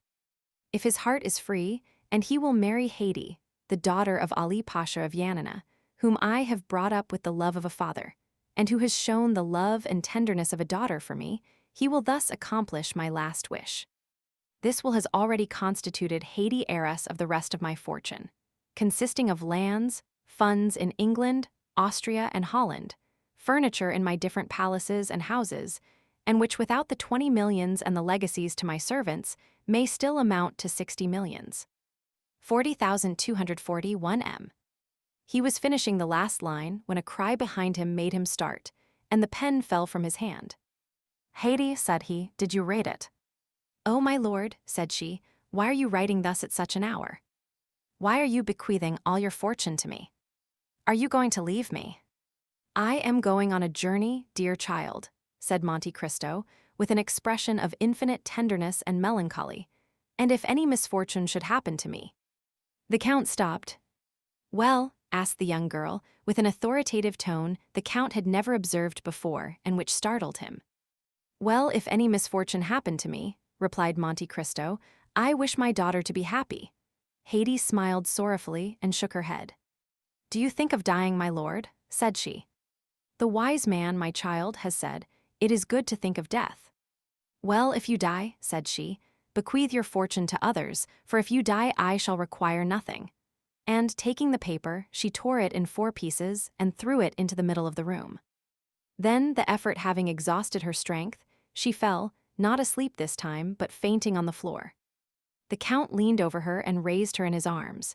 And seeing that sweet pale face, those lovely eyes closed, that beautiful form motionless and to all appearance lifeless, the idea occurred to him for the first time that perhaps she loved him otherwise than as a daughter loves a father. "Alas," murmured he with intense suffering, "I might then have been happy yet." Then he carried Haydée to her room, resigned her to the care of her attendants, and returning to his study, which he shut quickly this time, he again copied the destroyed will. As he was finishing, the sound of a cabriolet entering the yard was heard. Monte Cristo approached the window, and saw Maximilian and Emmanuel alight. "Good," said he, "it was time," and he sealed his will with 3 seals. A moment afterwards, he heard a noise in the drawing-room, and went to open the door himself. Morrel was there. He had come 20 minutes before the time appointed. "I am perhaps come too soon, Count," said he, "but I frankly acknowledge that I have not closed my eyes all night, nor has anyone in my house. I need to see you strong in your courageous assurance, to recover myself." Monte Cristo could not resist this proof of affection. He not only extended his hand to the young man, but flew to him with open arms. "Morrel," said he, "it is a happy day for me, to feel that I am beloved by such a man as you." "Good morning, Emmanuel. You will come with me then, Maximilian." "Did you doubt it?" said the young captain. "But if I were wrong? I watched you during the whole scene of that challenge yesterday. I have been thinking of your firmness all night, and I said to myself that justice must be on your side, or man's countenance is no longer to be relied on." "But, Morrel, Albert is your friend." "Simply an acquaintance, sir." "You met on the same day you first saw me." "Yes, that is true, but I should not have recollected it if you had not reminded me." "Thank you, Morrel." Then ringing the bell once, "Look," said he to Ali, who came immediately, "take that to my solicitor." "It is my will, Morrel. When I am dead, you will go and examine it." "What?" said Morrel, "you dead?" "Yes, must I not be prepared for everything, dear friend?" "But what did you do yesterday after you left me?" "I went to Tortoni's, where, as I expected, I found Beauchamp and Châteaurenaud. I own I was seeking them." "Why, when all was arranged?" "Listen, Count, the affair is serious and unavoidable." "Did you doubt it?" "No, the offense was public, and everyone is already talking of it." Well, I hope to get an exchange of arms, to substitute the sword for the pistol. The pistol is blind." "Have you succeeded?" asked Monte Cristo quickly, with an imperceptible gleam of hope. "No, for your skill with the sword is so well known." "Ah, who has betrayed me?" "The skillful swordsman whom you have conquered." "And you failed?" "They positively refused." "Morrel," said the Count, "have you ever seen me fire a pistol?" "Never." "Well, we have time. Look." Monte Cristo took the pistols he held in his hand when Mercédès entered, and fixing an ace of clubs against the iron plate, with 4 shots he successively shot off the 4 sides of the club. At each shot Morrel turned pale. He examined the bullets with which Monte Cristo performed this dexterous feat, and saw that they were no larger than buckshot. "It is astonishing," said he. "Look, Emmanuel."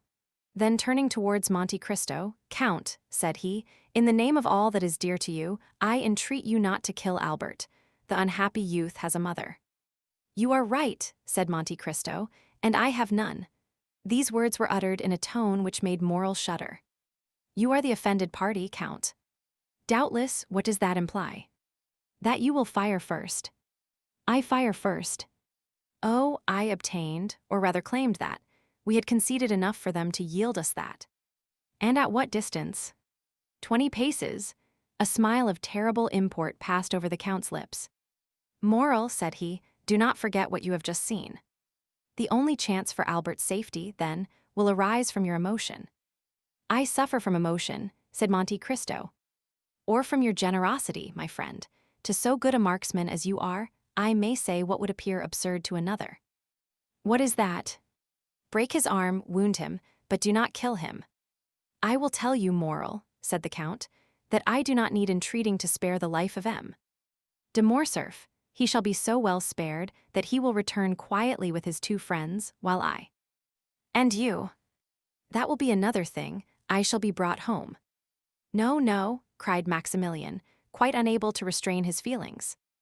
As I told you, my dear Morel, M. De Morcerf will kill me. Morel looked at him in utter amazement. But what has happened then, since last evening, Count? The same thing that happened to Brutus the night before the Battle of Philippi. I have seen a ghost. And that ghost told me, Morel, that I had lived long enough. Maximilian and Emmanuel looked at each other. Monte Cristo drew out his watch. Let us go, said he. It is 5 minutes past 7, and the appointment was for 8 o'clock. A carriage was in readiness at the door. Monte Cristo stepped into it with his 2 friends.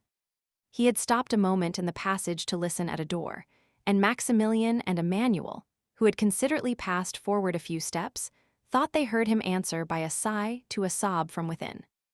As the clock struck 8, they drove up to the place of meeting. We are first, said Morel, looking out of the window. Excuse me, sir, said Baptistin, who had followed his master with indescribable terror, but I think I see a carriage down there under the trees. Monte Cristo sprang lightly from the carriage and offered his hand to assist Emmanuel and Maximilian. The latter retained the Count's hand between his.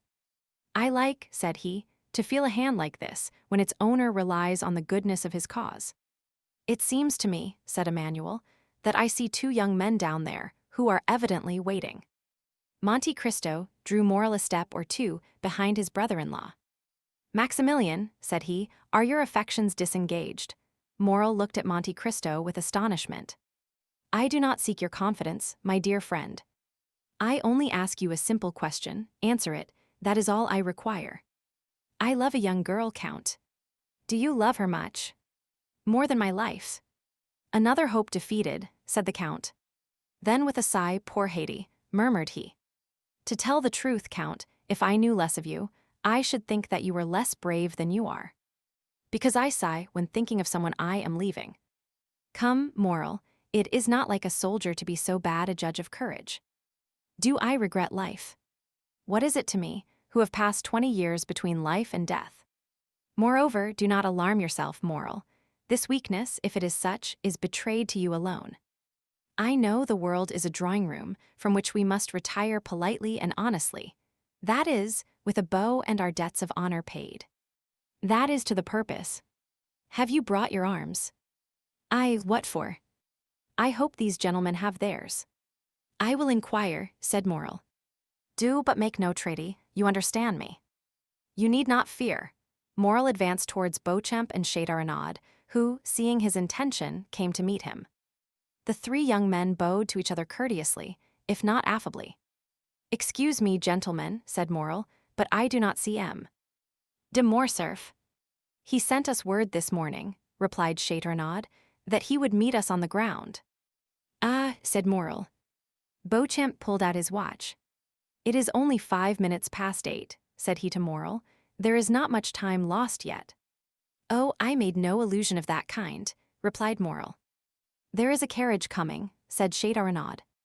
It advanced rapidly along one of the avenues leading towards the open space where they were assembled. You are doubtless provided with pistols, gentlemen. M. de Monte Cristo yields his right of using his. We had anticipated this kindness on the part of the Count, said Beauchamp, and I have brought some weapons which I bought 8 or 10 days since, thinking to want them on a similar occasion. They are quite new and have not yet been used. Will you examine them? Oh, M. Beauchamp, if you assure me that M. de Morcerf does not know these pistols, you may readily believe that your word will be quite sufficient. Gentlemen, said Châteaurenaud, it is not Morcerf coming in that carriage. Faith, it is France and Debray. The 2 young men, he announced, were indeed approaching. What chance brings you here, gentlemen? Said Châteaurenaud, shaking hands with each of them. Because, said Debray, Albert sent this morning to request us to come. Beauchamp and Châteaurenaud exchanged looks of astonishment. I think I understand his reason, said Morel. What is it? Yesterday afternoon I received a letter from M. De Morcerf, begging me to attend the opera. And I, said Debray. And I also, said France. And we too, added Beauchamp and Châteaurenaud. Having wished you all to witness the challenge, he now wishes you to be present at the combat. Exactly so, said the young men, you have probably guessed right. But after all these arrangements, he does not come himself, said Châteaurenaud. Albert is 10 minutes after time. There he comes, said Beauchamp, on horseback at full gallop, followed by a servant. How imprudent, said Châteaurenaud, to come on horseback to fight a duel with pistols, after all the instructions I had given him. And besides, said Beauchamp, with a collar above his cravat, an open coat and white waistcoat. Why has he not painted a spot upon his heart? It would have been more simple. Meanwhile Albert had arrived within 10 paces of the group, formed by the 5 young men. He jumped from his horse, threw the bridle on his servant's arms, and joined them. He was pale, and his eyes were red and swollen. It was evident that he had not slept. A shade of melancholy gravity overspread his countenance, which was not natural to him. I thank you, gentlemen, said he, for having complied with my request. I feel extremely grateful for this mark of friendship. Morel had stepped back as Morcerf approached and remained at a short distance. And to you also, M. Morel, my thanks are due. Come, there cannot be too many. 40,248 M. Sir, said Maximilian, you are not perhaps aware that I am M. de Monte Cristo's friend. I was not sure, but I thought it might be so. So much the better. The more honorable men there are here, the better I shall be satisfied. M. Morel, said Châteaurenaud, will you apprise the Count of Monte Cristo that M. de Morcerf is arrived, and we are at his disposal. Morel was preparing to fulfill his commission. Beauchamp had meanwhile drawn the box of pistols from the carriage. Stop, gentlemen, said Albert. I have 2 words to say to the Count of Monte Cristo. In private, asked Morel. No, sir, before all who are here. Albert's witnesses looked at each other. France and Debray exchanged some words in a whisper, and Morel, rejoiced at this unexpected incident, went to fetch the Count, who was walking in a retired path with a manual. What does he want with me? Said Monte Cristo. I do not know, but he wishes to speak to you. Ah, said Monte Cristo, I trust he is not going to tempt me by some fresh insult. I do not think that such is his intention, said Morel.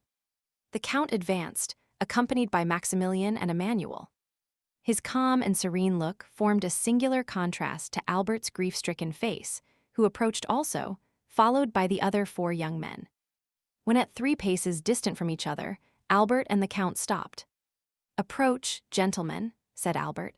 I wish you not to lose one word of what I am about to have the honor of saying to the Count of Monte Cristo, for it must be repeated by you to all who will listen to it, strange as it may appear to you. Proceed, sir, said the Count.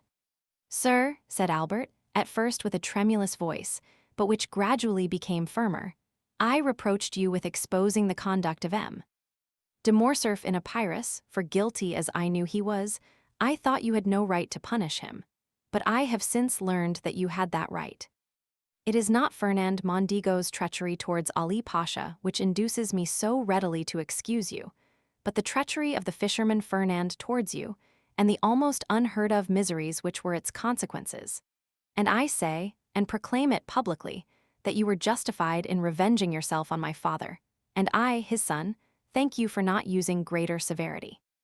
Had a thunderbolt fallen in the midst of the spectators of this unexpected scene, it would not have surprised them more than did Albert's declaration.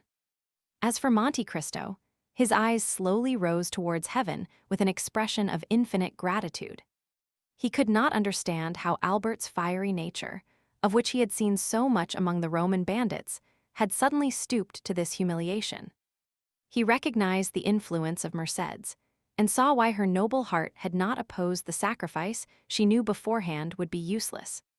Now, sir, said Albert, if you think my apology sufficient, pray give me your hand. Next to the merit of infallibility, which you appear to possess, I rank that of candidly acknowledging a fault. But this confession concerns me only. I acted well as a man, but you have acted better than man. An angel alone could have saved one of us from death, That angel came from heaven, if not to make us friends, which, alas, fatality renders impossible, at least to make us esteem each other. Monte Cristo, with moistened eye, heaving breast and lips half open, extended to Albert a hand which the latter pressed with a sentiment resembling respectful fear. "Gentlemen," said he, "De Monte Cristo receives my apology. I had acted hastily towards him. Hasty actions are generally bad ones. Now my fault is repaired. I hope the world will not call me cowardly for acting as my conscience dictated. But if anyone should entertain a false opinion of me," added he, drawing himself up as if he would challenge both friends and enemies, "I shall endeavor to correct his mistake." "What happened during the night?" asked Beauchamp of Châteaurenaud. "We appear to make a very sorry figure here."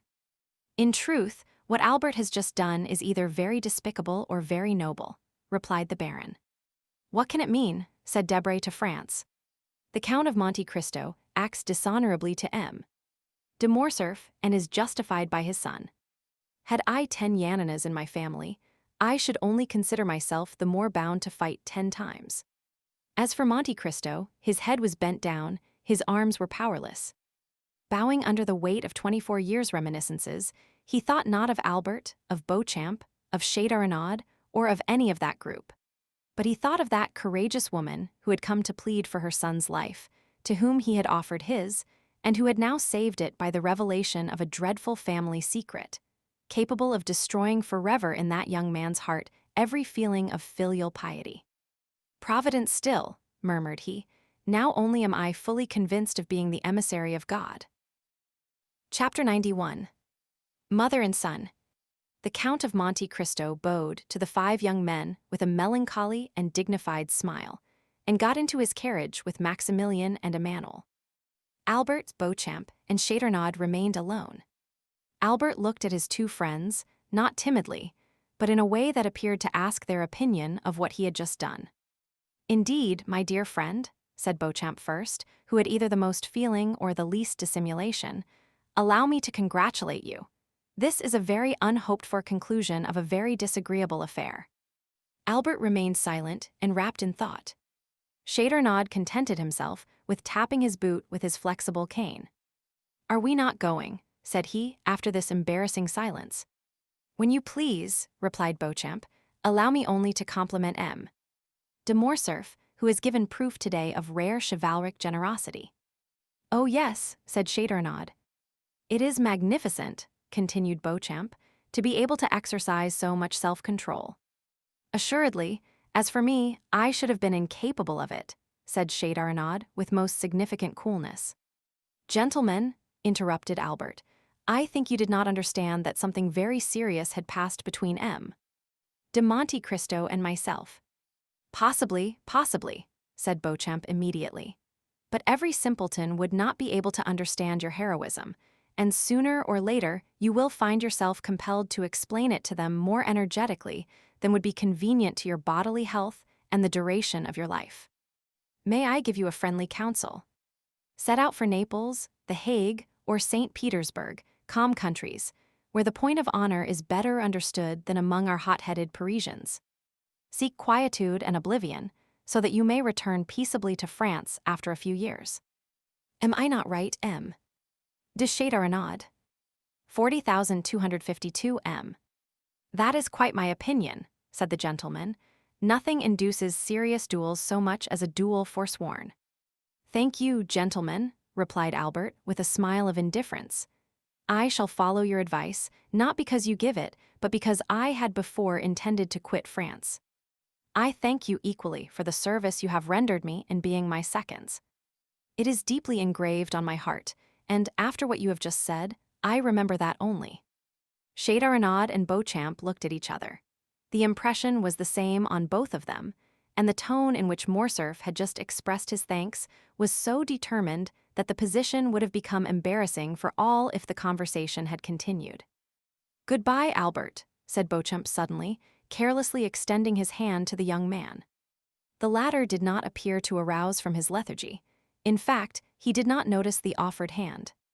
"Goodbye," said Châteaurenaud in his turn, keeping his little cane in his left hand and saluting with his right. Albert's lips scarcely whispered goodbye, but his look was more explicit. It expressed a whole poem of restrained anger, proud disdain, and generous indignation. He preserved his melancholy and motionless position for some time after his two friends had regained their carriage. Then, suddenly unfastening his horse from the little tree to which his servant had tied it, he mounted and galloped off in the direction of Paris. In a quarter of an hour, he was entering the house in the Rue du Helder. As he alighted, he thought he saw his father's pale face behind the curtain of the Count's bedroom. Albert turned away his head with a sigh and went to his own apartments. He cast one lingering look on all the luxuries which had rendered life so easy and so happy since his infancy. He looked at the pictures, whose faces seemed to smile, and the landscapes, which appeared painted in brighter colors. Then he took away his mother's portrait, with its oaken frame, leaving the gilt frame from which he took it black and empty.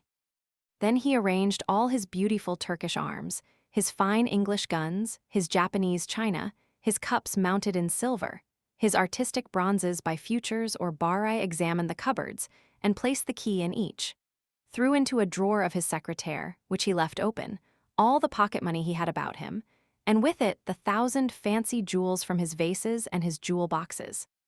Then he made an exact inventory of everything, and placed it in the most conspicuous part of the table, after putting aside the books and papers which had collected there. At the beginning of this work, his servant, notwithstanding orders to the contrary, came to his room.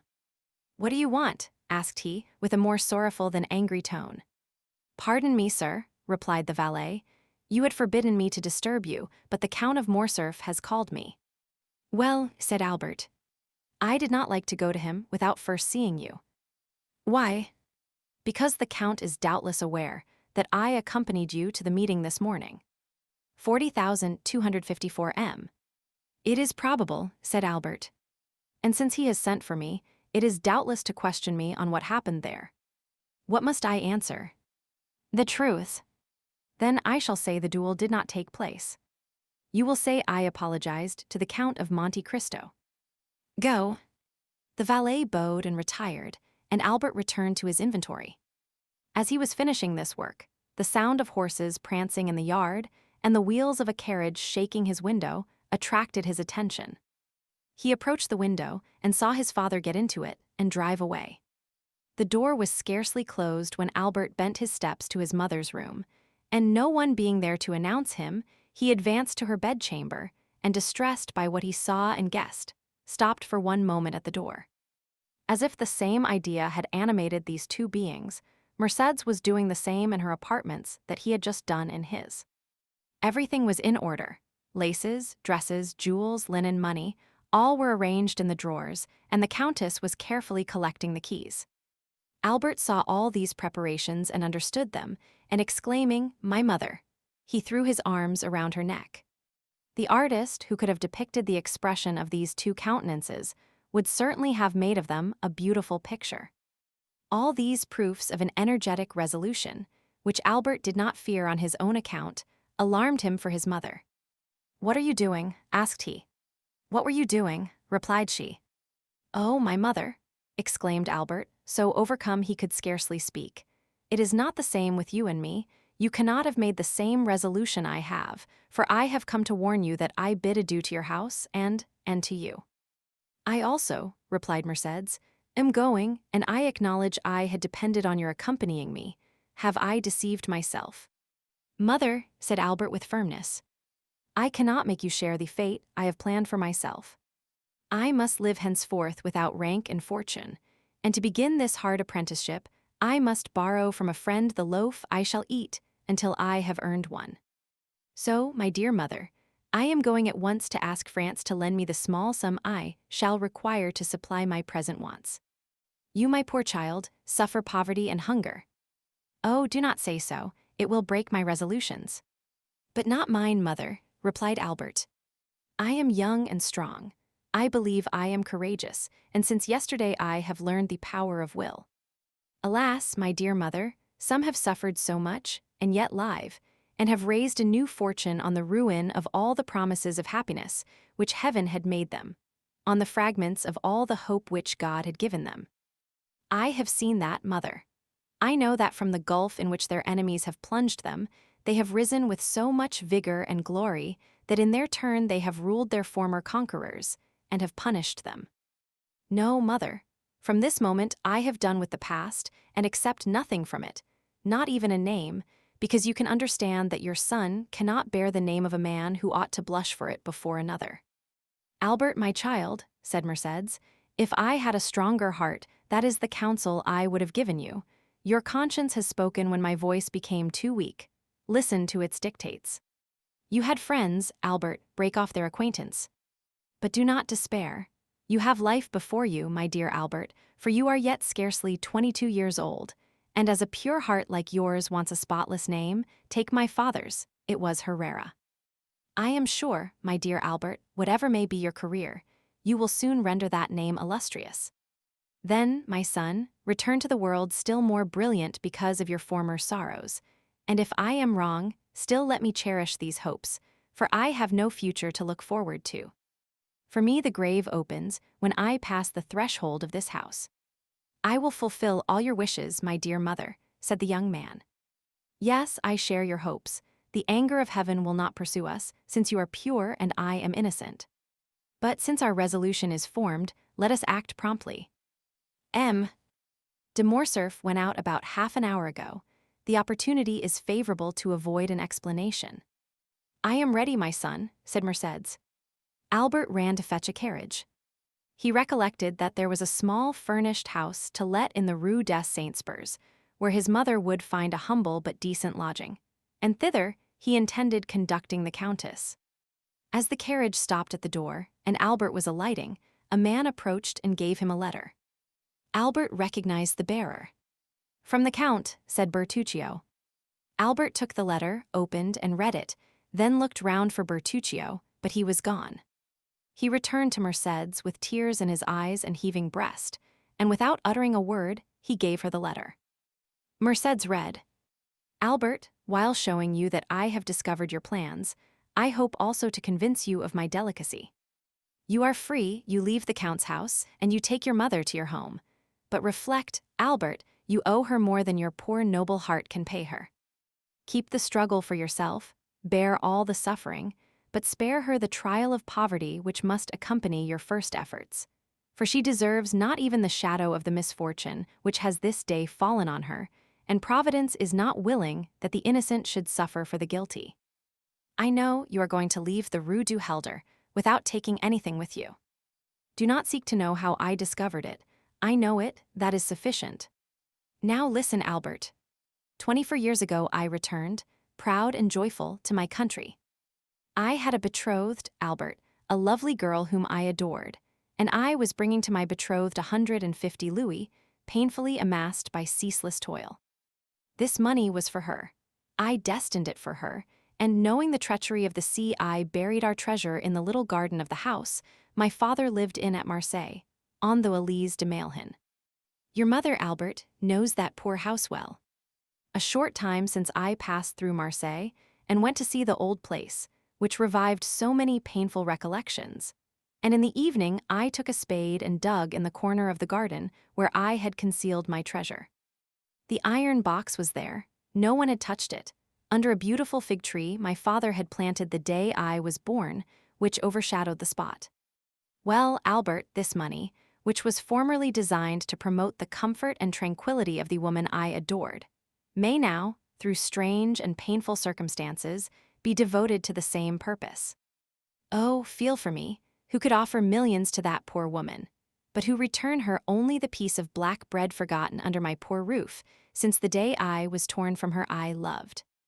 You are a generous man, Albert, but perhaps you may be blinded by pride or resentment. If you refuse me, if you ask another for what I have a right to offer you, I will say it is ungenerous of you to refuse the life of your mother at the hands of a man whose father was allowed by your father to die in all the horrors of poverty and despair. Albert stood pale and motionless to hear what his mother would decide after she had finished reading this letter. Mercédès turned her eyes with an ineffable look towards heaven. I accept it, said she. He has a right to pay the dowry, which I shall take with me to some convent. Putting the letter in her bosom, she took her son's arm, and with a firmer step than she even herself expected, she went downstairs. Chapter 92. The Suicide. Meanwhile, Monte Cristo had also returned to town with Emmanuel and Maximilian. Their return was cheerful. Emmanuel did not conceal his joy at the peaceful termination of the affair, and was loud in his expressions of delight. Morel, in a corner of the carriage, allowed his brother-in-law's gaiety to expend itself in words, while he felt equal inward joy, which, however, betrayed itself only in his countenance. At the Barrière du Trône, they met Bertuccio, who was waiting there, motionless as a sentinel at his post. Monte Cristo put his head out of the window, exchanged a few words with him in a low tone, and the steward disappeared.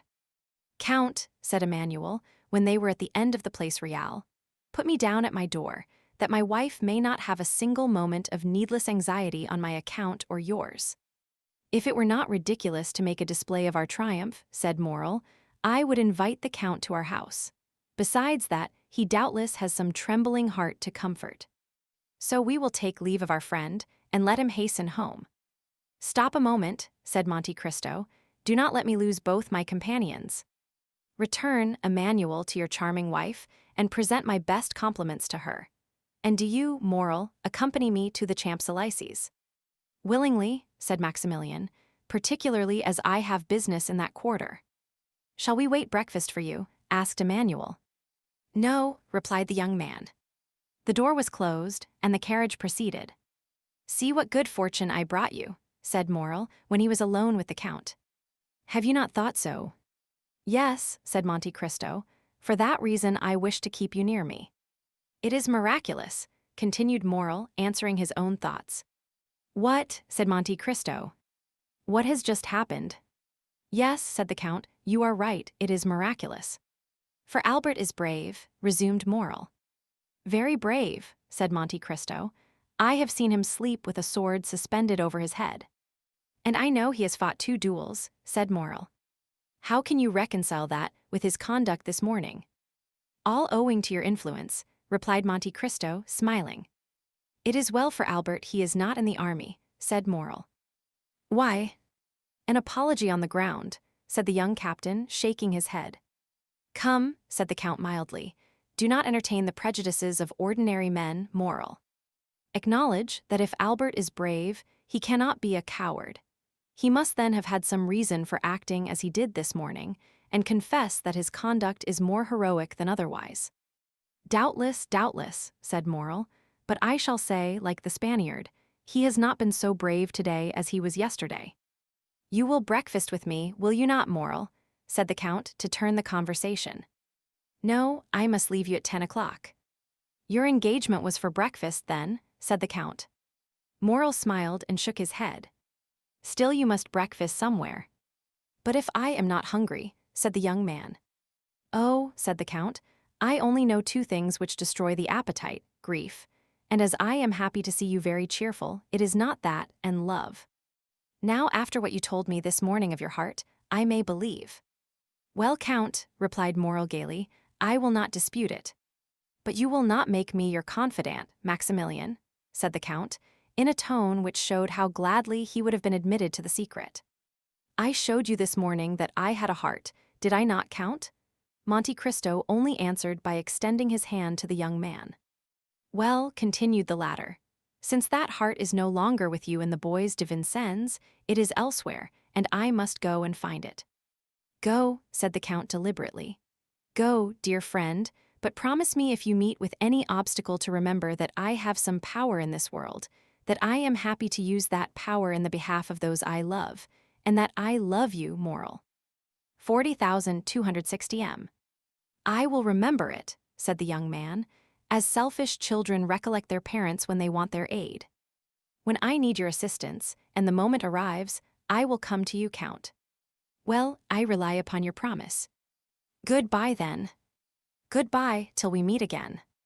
They had arrived in the Champs-Élysées. Monte Cristo opened the carriage door, Morel sprang out on the pavement, Bertuccio was waiting on the steps. Morel disappeared down the Avenue de Marigny, and Monte Cristo hastened to join Bertuccio. "Well," asked he. "She is going to leave her house," said the steward. And her son. Florentin, his valet, thinks he is going to do the same. Come this way. Monte Cristo took Bertuccio into his study, wrote the letter we have seen, and gave it to the steward. Go, said he quickly. But first, let Haydée be informed that I have returned. Here I am, said the young girl, who at the sound of the carriage had run downstairs and whose face was radiant with joy at seeing the Count return safely. Bertuccio left. Every transport of a daughter finding a father, all the delight of a mistress seeing an adored lover, were felt by Haydée during the first moments of this meeting, which she had so eagerly expected. Doubtless, although less evident, Monte Cristo's joy was not less intense. Joy to hearts which have suffered long is like the dew on the ground after a long drought. Both the heart and the ground absorb that beneficent moisture falling on them, and nothing is outwardly apparent. Monte Cristo was beginning to think, what he had not for a long time dared to believe, that there were two Mercédès in the world, and he might yet be happy. His eye, elate with happiness, was reading eagerly the tearful gaze of Haydée, when suddenly the door opened. The Count knit his brow. De Morcerf, said Baptistin, as if that name sufficed for his excuse. In fact, the Count's face brightened. Which, asked he, the Viscount or the Count? The Count. Oh, exclaimed Haydée, is it not yet over? I know not if it is finished, my beloved child, said Monte Cristo taking the young girl's hands, but I do know you have nothing more to fear. But it is the wretched. That man cannot injure me, Haydée, said Monte Cristo. It was his son alone that there was cause to fear. And what I have suffered, said the young girl, you shall never know, my lord. Monte Cristo smiled. By my father's tomb, said he, extending his hand over the head of the young girl, I swear to you, Haydée, that if any misfortune happens, it will not be to me. I believe you, my lord, as implicitly as if God had spoken to me, said the young girl, presenting her forehead to him. Monte Cristo pressed on that pure, beautiful forehead a kiss which made two hearts throb at once, the one violently, the other secretly. Oh, murmured the Count, shall I then be permitted to love again? Ask M. De Morcerf into the drawing-room, said he to Baptistin, while he led the beautiful Greek girl to a private staircase. We must explain this visit, which although expected by Monte Cristo, is unexpected to our readers. While Mercédès, as we have said, was making a similar inventory of her property to Albert's, while she was arranging her jewels, shutting her drawers, collecting her keys, to leave everything in perfect order, she did not perceive a pale and sinister face at a glass door which threw light into the passage, from which everything could be both seen and heard. He who was thus looking, without being heard or seen, probably heard and saw all that passed in Madame de Morcerf's apartments. From that glass door, the pale-faced man went to the Count's bedroom, and raised with a constricted hand the curtain of a window overlooking the courtyard. He remained there 10 minutes, motionless and dumb, listening to the beating of his own heart. For him, those 10 minutes were very long. It was then Albert, returning from his meeting with the Count, perceived his father watching for his arrival behind a curtain and turned aside. The Count's eye expanded. He knew Albert had insulted the Count dreadfully, and that in every country in the world, such an insult would lead to a deadly duel. Albert returned safely, then the Count was revenged. An indescribable ray of joy illumined that wretched countenance like the last ray of the sun, before it disappears behind the clouds which bear the aspect, not of a downy couch, but of a tomb. But as we have said, he waited in vain for his son to come to his apartment with the account of his triumph. He easily understood why his son did not come to see him before he went to avenge his father's honor. But when that was done, why did not his son come and throw himself into his arms? It was then, when the Count could not see Albert, that he sent for his servant, who he knew was authorized not to conceal anything from him. 10 minutes afterwards, General Morcerf was seen on the steps in a black coat with a military collar, black pantaloons, and black gloves. He had apparently given previous orders, for as he reached the bottom step his carriage came from the coach-house ready for him. The valet threw into the carriage his military cloak, in which 2 swords were wrapped, and, shutting the door, he took his seat by the side of the coachman. The coachman stooped down for his orders. To the Champs-Élysées, said the general, the Count of Monte Cristo's. Hurry! The horses bounded beneath the whip, and in 5 minutes they stopped before the Count's door. De Morcerf opened the door himself, and as the carriage rolled away, he passed up the walk, rang, and entered the open door with his servant. A moment afterwards, Baptistin announced the Count of Morcerf to Monte Cristo, and the latter, leading Haydée aside, ordered that Morcerf be asked into the drawing-room. The general was pacing the room the third time when, in turning, he perceived Monte Cristo at the door. "Ah, it is M. De Morcerf," said Monte Cristo quietly. "I thought I had not heard aright." "Yes, it is I," said the Count, whom a frightful contraction of the lips prevented from articulating freely. "May I know the cause which procures me the pleasure of seeing M. De Morcerf so early?" "Had you not a meeting with my son this morning?" asked the general. "I had," replied the Count. "And I know my son had good reasons to wish to fight with you, and to endeavor to kill you." "Yes, sir, he had very good ones, but you see that in spite of them he has not killed me, and did not even fight. Yet he considered you the cause of his father's dishonor, the cause of the fearful ruin which has fallen on my house." "It is true, sir," said Monte Cristo with his dreadful calmness, "a secondary cause, but not the principal." "Doubtless you made, then, some apology or explanation." "I explained nothing, and it is he who apologized to me." "But to what do you attribute this conduct?" "To the conviction, probably, that there was one more guilty than I." "And who was that?" "His father." "That may be," said the Count, turning pale, "but you know the guilty do not like to find themselves convicted." "I know it, and I expected this result." "You expected my son would be a coward," cried the Count. "Albert de Morcerf is no coward," said Monte Cristo. "A man who holds a sword in his hand, and sees a mortal enemy within reach of that sword, and does not fight, is a coward. Why is he not here that I may tell him so?" "Sir," replied Monte Cristo coldly, "I did not expect that you had come here to relate to me your little family affairs.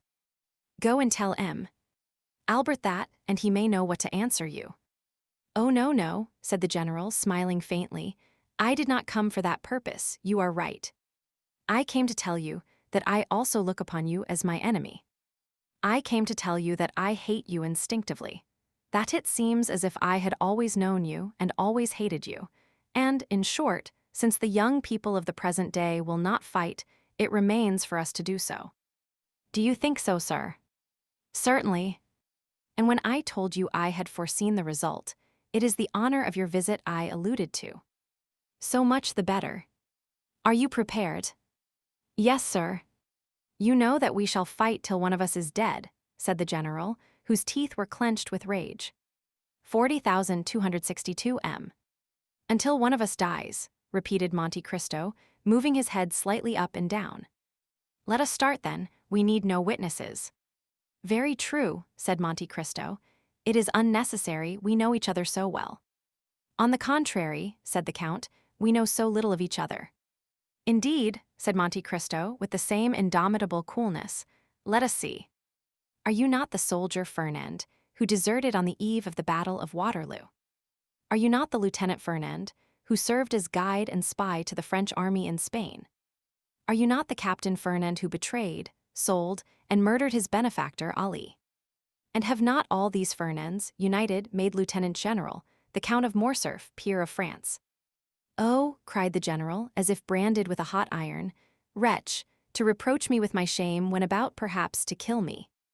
No, I did not say I was a stranger to you. I know well, demon, that you have penetrated into the darkness of the past, and that you have read, by the light of what torch I know not, every page of my life. But perhaps I may be more honorable in my shame than you under your pompous coverings. No, no, I am aware you know me, but I know you only as an adventurer sewn up in gold and jewelry. You call yourself, in Paris, the Count of Monte Cristo, in Italy, Sinbad the Sailor, in Malta, I forget what. But it is your real name I want to know, in the midst of your 100 names, that I may pronounce it when we meet to fight, at the moment when I plunge my sword through your heart." The Count of Monte Cristo turned dreadfully pale. His eye seemed to burn with a devouring fire. He leaped towards a dressing-room near his bedroom, and in less than a moment, tearing off his cravat, his coat and waistcoat, he put on a sailor's jacket and hat, from beneath which rolled his long black hair. He returned thus, formidable and implacable, advancing with his arms crossed on his breast, towards the general, who could not understand why he had disappeared, but who, on seeing him again, and feeling his teeth chatter and his legs sink under him, drew back, and only stopped when he found a table to support his clenched hand. "Fernand," cried he, "of my 100 names I need only tell you one to overwhelm you. But you guess it now, do you not? Or rather, you remember it. For notwithstanding all my sorrows and my tortures, I show you today a face which the happiness of revenge makes young again. A face you must often have seen in your dreams since your marriage with Mercédès, my betrothed." 40,268 m. The general, with his head thrown back, hands extended, gaze fixed, looked silently at this dreadful apparition. Then, seeking the wall to support him, he glided along close to it until he reached the door, through which he went out backwards, uttering this single mournful, lamentable, distressing cry: "Edmond Dantès." Then, with sighs which were unlike any human sound, he dragged himself to the door, reeled across the courtyard, and falling into the arms of his valet, he said in a voice scarcely intelligible, "Home, home." The fresh air and the shame he felt at having exposed himself before his servants partly recalled his senses, but the ride was short, and as he drew near his house, all his wretchedness revived. He stopped at a short distance from the house and alighted. The door was wide open, a hackney coach was standing in the middle of the yard, a strange sight before so noble a mansion. The Count looked at it with terror, but without daring to inquire its meaning, he rushed towards his apartment. 2 persons were coming down the stairs. He had only time to creep into an alcove to avoid them. It was Mercédès leaning on her son's arm and leaving the house. They passed close by the unhappy being, who, concealed behind the damask curtain, almost felt Mercédès' dress brush past him, and his son's warm breath, pronouncing these words: "Courage, mother. Come, this is no longer our home." The words died away, the steps were lost in the distance. The general drew himself up, clinging to the curtain. He uttered the most dreadful sob which ever escaped from the bosom of a father abandoned at the same time by his wife and son. He soon heard the clatter of the iron step of the hackney coach, then the coachman's voice, and then the rolling of the heavy vehicle shook the windows. He darted to his bedroom to see once more all he had loved in the world. But the hackney coach drove on, and the head of neither Mercédès nor her son appeared at the window to take a last look at the house or the deserted father and husband. And at the very moment when the wheels of that coach crossed the gateway, a report was heard, and a thick smoke escaped through one of the panes of the window, which was broken by the explosion. 40,270 m. Chapter 93. Valentine. We may easily conceive where Morrel's appointment was. On leaving Monte Cristo, he walked slowly towards Villefort. We say slowly, for Morrel had more than half an hour to spare to go 500 steps, but he had hastened to take leave of Monte Cristo because he wished to be alone with his thoughts. He knew his time well, the hour when Valentine was giving Noirtier his breakfast, and was sure not to be disturbed in the performance of this pious duty. Noirtier and Valentine had given him leave to go twice a week, and he was now availing himself of that permission. He arrived, Valentine was expecting him. Uneasy and almost crazed, she seized his hand and led him to her grandfather. This uneasiness, amounting almost to frenzy, arose from the report Morcerf's adventure had made in the world, for the affair at the opera was generally known. No one at Villefort's doubted that a duel would ensue from it. Valentine, with her woman's instinct, guessed that Morrel would be Monte Cristo's second, and from the young man's well-known courage and his great affection for the Count, she feared that he would not content himself with the passive part assigned to him. We may easily understand how eagerly the particulars were asked for, given, and received, and Morrel could read an indescribable joy in the eyes of his beloved when she knew that the termination of this affair was as happy as it was unexpected.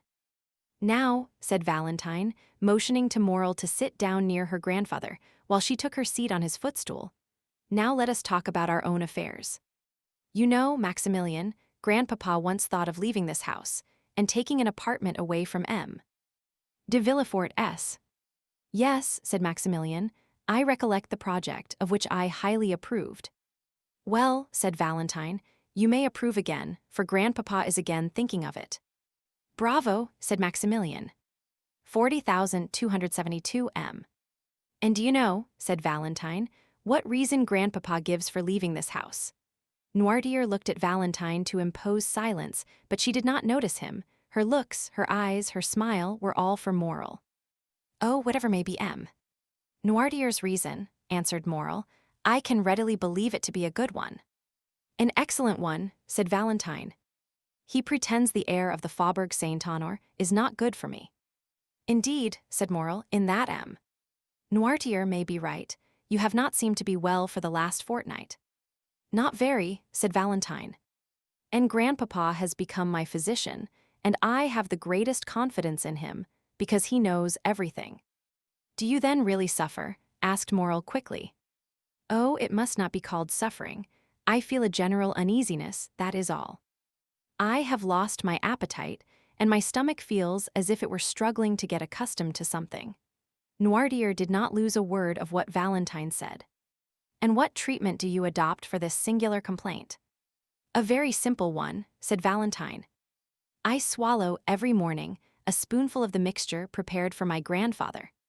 When I say 1 spoonful, I began by 1, now I take 4. Grandpapa says it is a panacea. Valentine smiled, but it was evident that she suffered. Maximilian, in his devotedness, gazed silently at her. She was very beautiful, but her usual pallor had increased.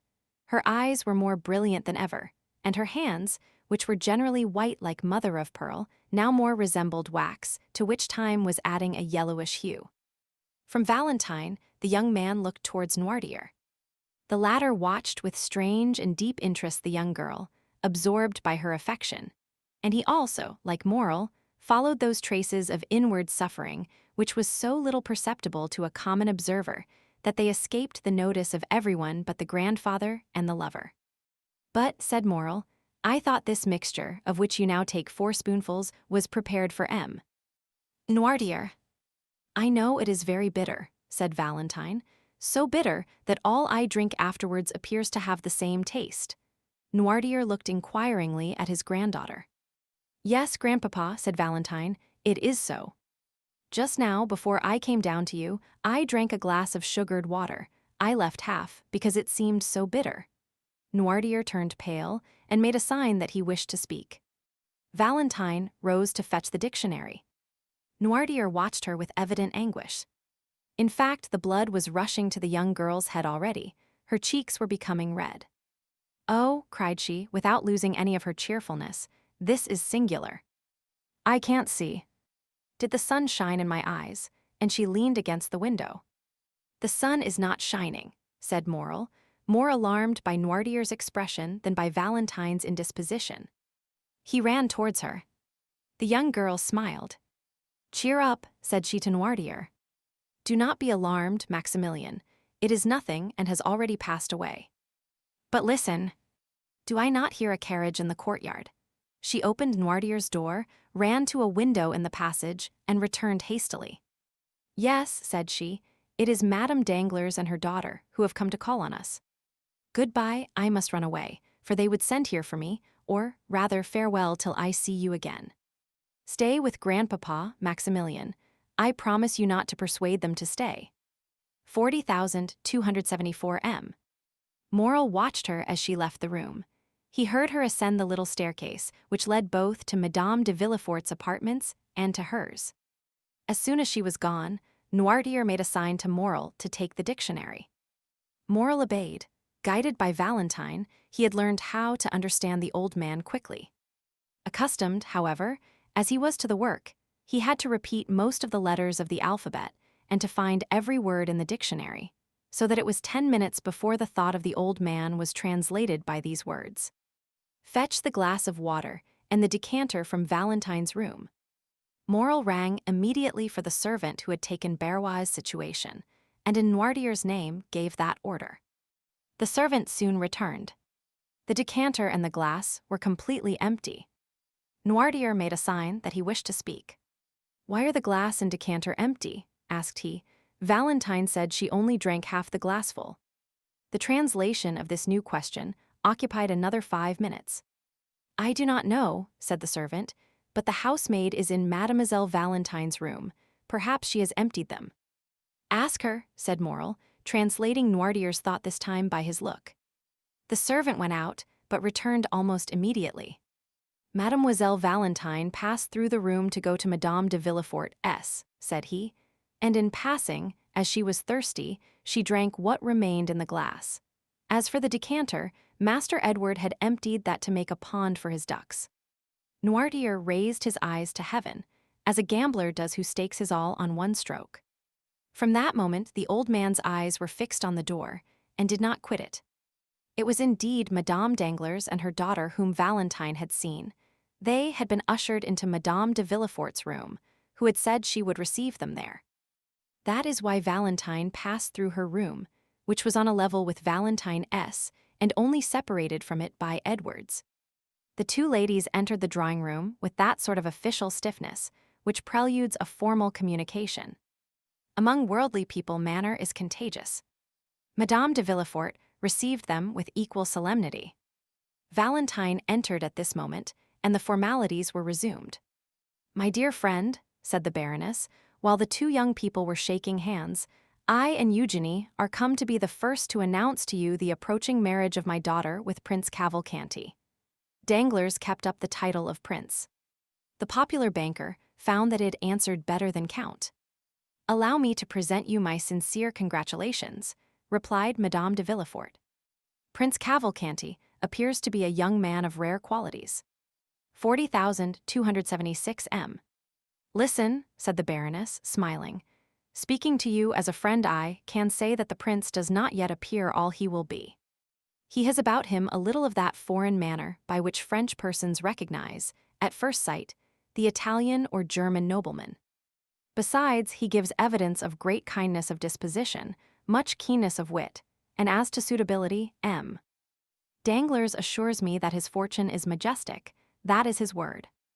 "And then," said Eugenie, while turning over the leaves of Madame de Villefort's album, "add that you have taken a great fancy to the young man." "And," said Madame de Villefort, "I need not ask you if you share that fancy." "I," replied Eugenie with her usual candor. "Oh, not the least in the world, madame. My wish was not to confine myself to domestic cares, or the caprices of any man, but to be an artist, and consequently free in heart, in person, and in thought." Eugenie pronounced these words with so firm a tone that the color mounted to Valentine's cheeks. The timid girl could not understand that vigorous nature, which appeared to have none of the timidities of woman.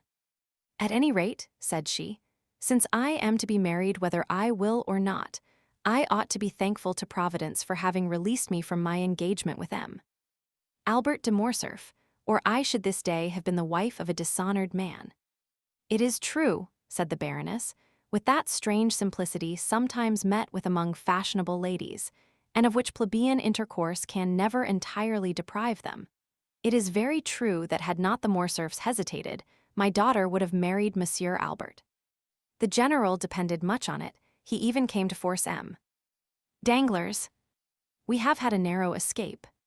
"But," said Valentine timidly, "does all the father's shame revert upon the son? Monsieur Albert appears to me quite innocent of the treason charged against the general." "Excuse me," said the implacable young girl, "Monsieur Albert claims and well deserves his share. It appears that after having challenged de Monte Cristo at the opera yesterday, he apologized on the ground today." "Impossible," said Madame de Villefort. "Ah, my dear friend," said Madame Danglars, with the same simplicity we before noticed, "it is a fact. I heard it from Debray, who was present at the explanation." Valentine also knew the truth, but she did not answer. A single word had reminded her that Morel was expecting her in Noirtier's room. Deeply engaged with a sort of inward contemplation, Valentine had ceased for a moment to join in the conversation. She would, indeed, have found it impossible to repeat what had been said the last few minutes, when suddenly Madame Danglars' hand, pressed on her arm, aroused her from her lethargy. "What is it?" said she, starting at Madame Danglars, touch as she would have done from an electric shock. "It is, my dear Valentine," said the Baroness, "that you are doubtless suffering." 40,280 M. "I," said the young girl, passing her hand across her burning forehead. "Yes, look at yourself in that glass. You have turned pale and then red successively, 3 or 4 times in 1 minute." "Indeed," cried Eugenie, "you are very pale." "Oh, do not be alarmed. I have been so for many days." Artless as she was, the young girl knew that this was an opportunity to leave, and besides, Madame de Villefort came to her assistance. "Retire, Valentine," said she. "You are really suffering, and these ladies will excuse you. Drink a glass of pure water, it will restore you." Valentine kissed Eugenie, bowed to Madame Danglars, who had already risen to take her leave, and went out. "That poor child," said Madame de Villefort when Valentine was gone. "She makes me very uneasy, and I should not be astonished if she had some serious illness." Meanwhile, Valentine, in a sort of excitement which she could not quite understand, had crossed Edward's room without noticing some trick of the child, and through her own had reached the little staircase. She was within 3 steps of the bottom. She already heard Morel's voice, when suddenly a cloud passed over her eyes, her stiffened foot missed the step, her hands had no power to hold the baluster, and falling against the wall, she lost her balance wholly and toppled to the floor. Morel bounded to the door, opened it, and found Valentine stretched out at the bottom of the stairs. Quick as a flash, he raised her in his arms and placed her in a chair. Valentine opened her eyes. "Oh, what a clumsy thing I am," said she with feverish volubility. "I don't know my way. I forgot there were 3 more steps before the landing." "You have hurt yourself, perhaps," said Morel. "What can I do for you, Valentine?" Valentine looked around her. She saw the deepest terror depicted in Noirtier's eyes. "Don't worry, dear grandpapa," said she, endeavoring to smile. It is nothing. I was giddy, that is all." "Another attack of giddiness," said Morel, clasping his hands. "Oh, attend to it, Valentine, I entreat you." "But no," said Valentine. "No, I tell you it is all past, and it was nothing. Now let me tell you some news. Eugenie is to be married in a week, and in 3 days there is to be a grand feast, a betrothal festival. We are all invited, my father, Madame de Villefort, and I. At least, I understood it so. When will it be our turn to think of these things? Oh, Valentine, you who have so much influence over your grandpapa, try to make him answer soon." "And do you," said Valentine, "depend on me to stimulate the tardiness and arouse the memory of grandpapa." "Yes," cried Morel, "make haste. So long as you are not mine, Valentine, I shall always think I may lose you." "Oh," replied Valentine with a convulsive movement. "Oh, indeed, Maximilian, you are too timid for an officer, for a soldier who, they say, never knows fear." "Ha ha ha." She burst into a forced and melancholy laugh, her arms stiffened and twisted, her head fell back on her chair, and she remained motionless. The cry of terror which was stopped on Noirtier's lips seemed to start from his eyes. Morel understood it, he knew he must call assistance. The young man rang the bell violently. The housemaid who had been in Mademoiselle Valentine's room and the servant who had replaced Berrois ran in at the same moment. Valentine was so pale, so cold, so inanimate that without listening to what was said to them, they were seized with the fear which pervaded that house, and they flew into the passage crying for help. Madame Danglars and Eugenie were going out at that moment. They heard the cause of the disturbance. "I told you so," exclaimed Madame de Villefort. "Poor child." 40,278 M. Chapter 94. Maximilian's avowal. At the same moment M. de Villefort's voice was heard calling from his study, "What is the matter?" Morel looked at Noirtier, who had recovered his self-command, and with a glance indicated the closet where once before, under somewhat similar circumstances, he had taken refuge. He had only time to get his hat and throw himself breathless into the closet when the procureur's footstep was heard in the passage. Villefort sprang into the room, ran to Valentine, and took her in his arms. A physician, M. "D'avrigny," cried Villefort, "or rather I will go for him myself."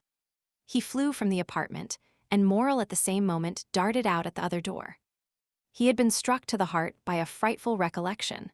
The conversation he had heard between the doctor and Villefort the night of Madame de Saint-Méran's death recurred to him. These symptoms, to a less alarming extent, were the same which had preceded the death of Barrois. At the same time, Monte Cristo's voice seemed to resound in his ear with the words he had heard only 2 hours before. "Whatever you want, Morel, come to me. I have great power." More rapidly than thought, he darted down the Rue Matignon, and thence to the Avenue des Champs-Élysées. Meanwhile de Villefort arrived in a hired cabriolet at d'Avrigny's door. He rang so violently that the porter was alarmed. Villefort ran upstairs without saying a word. The porter knew him and let him pass, only calling to him. In his study, Monsieur Procureur in his study, Villefort pushed, or rather forced, the door open. "Ah," said the doctor, "is it you?" "Yes," said Villefort, closing the door after him. "It is I, who am come in my turn to ask you if we are quite alone." "Doctor, my house is accursed." "What?" said the latter with apparent coolness, but with deep emotion. "Have you another invalid?" "Yes, doctor," cried Villefort, clutching his hair, "yes." D'Avrigny's look implied, "I told you it would be so." Then he slowly uttered these words, "Who is now dying in your house? What new victim is going to accuse you of weakness before God?" A mournful sob burst from Villefort's heart. He approached the doctor, and seizing his arm, "Valentine," said he, "it is Valentine's turn." 40,284 m. "Your daughter!" cried d'Avrigny with grief and surprise. "You see you were deceived," murmured the magistrate. "Come and see her, and on her bed of agony entreat her pardon for having suspected her." "Each time you have applied to me," said the doctor, "it has been too late, still I will go. But let us make haste, sir. With the enemies you have to do with there is no time to be lost." "Oh, this time, doctor, you shall not have to reproach me with weakness. This time I will know the assassin, and will pursue him. Let us try first to save the victim before we think of revenging her," said d'Avrigny. "Come." The same cabriolet which had brought Villefort took them back at full speed, and at this moment Morel rapped at Monte Cristo's door. The Count was in his study, and was reading with an angry look, something which Bertuccio had brought in haste. Hearing the name of Morel, who had left him only 2 hours before, the Count raised his head, arose, and sprang to meet him. "What is the matter, Maximilian?" asked he. "You are pale, and the perspiration rolls from your forehead." Morel fell into a chair. "Yes," said he, "I came quickly. I wanted to speak to you." "Are all your family well?" asked the Count, with an affectionate benevolence whose sincerity no one could for a moment doubt. "Thank you, Count, thank you," said the young man, evidently embarrassed how to begin the conversation. "Yes, everyone in my family is well." "So much the better, yet you have something to tell me," replied the Count with increased anxiety. "Yes," said Morel, "it is true. I have but now left a house where death has just entered to run to you." "Are you then come from de Morcerf's?" asked Monte Cristo. "No," said Morel. "Is someone dead in his house?" "The general has just blown his brains out," replied Monte Cristo with great coolness. "Oh, what a dreadful event!" cried Maximilian. "Not for the Countess or for Albert," said Monte Cristo. "A dead father or husband is better than a dishonored one. Blood washes out shame." "Poor Countess," said Maximilian. "I pity her very much. She is so noble a woman." "Pity Albert also, Maximilian, for believe me he is the worthy son of the Countess. But let us return to yourself. You have hastened to me. Can I have the happiness of being useful to you?" 40,286 m. "Yes, I need your help. That is, I thought like a madman that you could lend me your assistance in a case where God alone can succor me." "Tell me what it is," replied Monte Cristo. "Oh," said Morel, "I know not indeed if I may reveal this secret to mortal ears, but fatality impels me, necessity constrains me, Count." Morel hesitated. "Do you think I love you?" said Monte Cristo, taking the young man's hand affectionately in his. "Oh, you encourage me, and something tells me there," placing his hand on his heart, "that I ought to have no secret from you." "You are right, Morel. God is speaking to your heart, and your heart speaks to you." "Tell me what it says." "Count, will you allow me to send Baptistin to inquire after someone you know?" I am at your service, and still more my servants. Oh, I cannot live if she is not better. Shall I ring for Baptistin? No, I will go and speak to him myself. Morrel went out, called Baptistin, and whispered a few words to him. The valet ran directly. Well, have you sent? Asked Monte Cristo, seeing Morrel return. Yes, and now I shall be more calm. You know I am waiting, said Monte Cristo, smiling. Yes, and I will tell you. One evening I was in a garden. A clump of trees concealed me. No one suspected I was there. Two persons passed near me. Allow me to conceal their names for the present. They were speaking in an undertone, and yet I was so interested in what they said that I did not lose a single word. This is a gloomy introduction, if I may judge from your pallor and shuddering, Morrel. Oh yes, very gloomy, my friend. Someone had just died in the house to which that garden belonged. One of the persons whose conversation I overheard was the master of the house, the other, the physician. The former was confiding to the latter his grief and fear, for it was the second time within a month that death had suddenly and unexpectedly entered that house, which was apparently destined to destruction by some exterminating angel, as an object of God's anger. Ah, indeed, said Monte Cristo, looking earnestly at the young man, and by an imperceptible movement turning his chair, so that he remained in the shade while the light fell full on Maximilian's face. Yes, continued Morrel, death had entered that house twice within 1 month. And what did the doctor answer? Asked Monte Cristo. He replied, that the death was not a natural one and must be attributed. To what? To poison. Indeed, said Monte Cristo with a slight cough which in moments of extreme emotion helped him to disguise a blush, or his pallor, or the intense interest with which he listened. Indeed, Maximilian, did you hear that? Yes, my dear Count, I heard it. And the doctor added that if another death occurred in a similar way, he must appeal to justice. Monte Cristo listened, or appeared to do so, with the greatest calmness. Well, said Maximilian, death came a third time, and neither the master of the house nor the doctor said a word. Death is now, perhaps, striking a fourth blow. Count, what am I bound to do, being in possession of the secret? My dear friend, said Monte Cristo, you appear to be relating an adventure which we all know by heart. I know the house where you heard it, or one very similar to it. A house with a garden, a master, a physician, and where there have been 3 unexpected and sudden deaths. Well, I have not intercepted your confidence, and yet I know all that as well as you, and I have no conscientious scruples. No, it does not concern me. You say an exterminating angel appears to have devoted that house to God's anger. Well, who says your supposition is not reality? Do not notice things which those whose interest it is to see them pass over. If it is God's justice, instead of his anger, which is walking through that house, Maximilian, turn away your face and let his justice accomplish its purpose.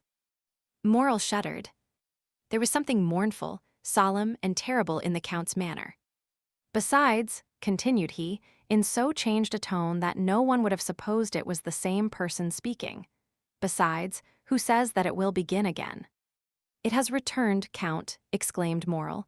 That is why I hasten to you. Well, what do you wish me to do? Do you wish me, for instance, to give information to the procureur? Monte Cristo uttered the last words with so much meaning that Morrel, starting up, cried out. You know of whom I speak, Count, do you not? Perfectly well, my good friend, and I will prove it to you by putting the dots to the I, or rather by naming the persons. You were walking one evening in M. de Villefort's garden. From what you relate, I suppose it to have been the evening of Madame de Saint-Méran's death. You heard M. de Villefort talking to M. d'Avrigny about the death of M. de Saint-Méran, and that no less surprising of the Countess. M. d'Avrigny said he believed they both proceeded from poison. And you, honest man, have ever since been asking your heart and sounding your conscience to know if you ought to expose or conceal this secret. We are no longer in the Middle Ages. There is no longer a Waimgericht or free tribunals. What do you want to ask these people? Conscience, what hast thou to do with me? As Sterne said. My dear fellow, let them sleep on if they are asleep. Let them grow pale in their drowsiness, if they are disposed to do so, and pray do you remain in peace, who have no remorse to disturb you. Deep grief was depicted on Morrel's features. He seized Monte Cristo's hand. But it is beginning again, I say. Well, said the Count, astonished at his perseverance, which he could not understand, and looking still more earnestly at Maximilian, let it begin again. It is like the house of the Atradi. 19 God has condemned them, and they must submit to their punishment. They will all disappear, like the fabrics children build with cards, and which fall, one by one, under the breath of their builder, even if there are 200 of them. 3 months since it was M.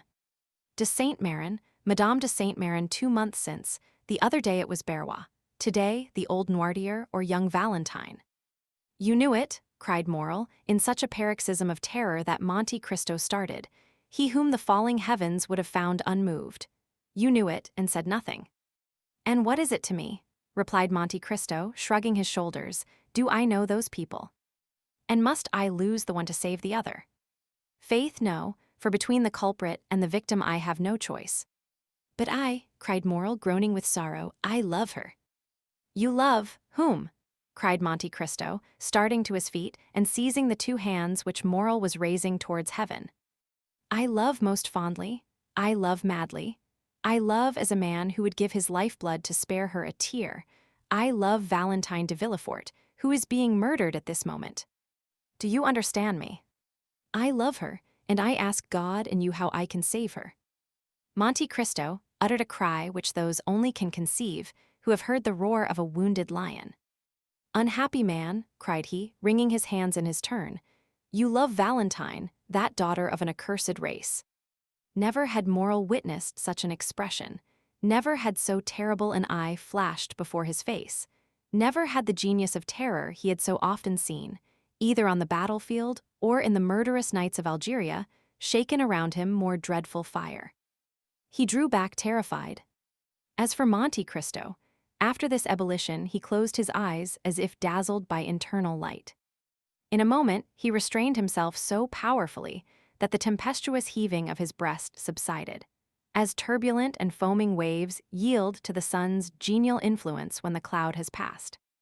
This silence, self-control, and struggle lasted about 20 seconds, then the Count raised his pallid face.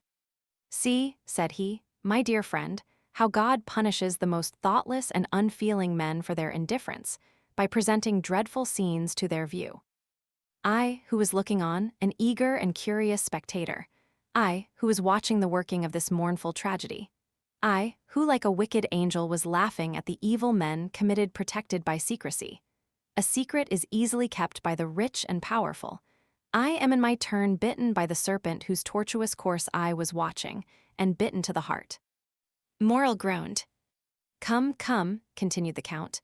Complaints are unavailing. Be a man, be strong, be full of hope, for I am here and will watch over you. Morrel shook his head sorrowfully. I tell you to hope. Do you understand me? Cried Monte Cristo. Remember that I never uttered a falsehood and am never deceived. It is 12 o'clock, Maximilian.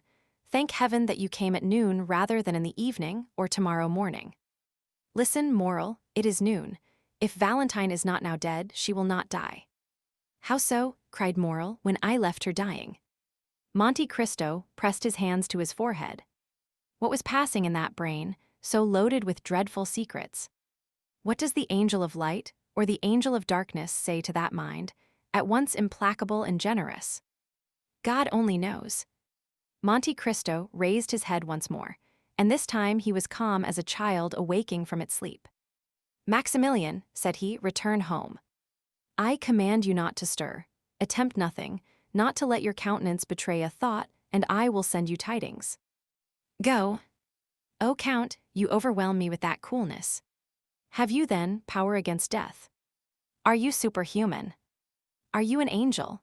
And the young man, who had never shrunk from danger, shrank before Monte Cristo with indescribable terror. But Monte Cristo looked at him with so melancholy and sweet a smile that Maximilian felt the tears filling his eyes. I can do much for you, my friend, replied the Count. Go, I must be alone.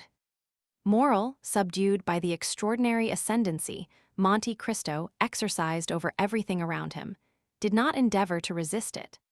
He pressed the Count's hand and left. He stopped one moment at the door for Baptistin, whom he saw in the Rue Matignon and who was running. Meanwhile, Villefort and d'Avrigny had made all possible haste. Valentine had not revived from her fainting fit on their arrival, and the doctor examined the invalid with all the care the circumstances demanded, and with an interest which the knowledge of the secret intensified twofold.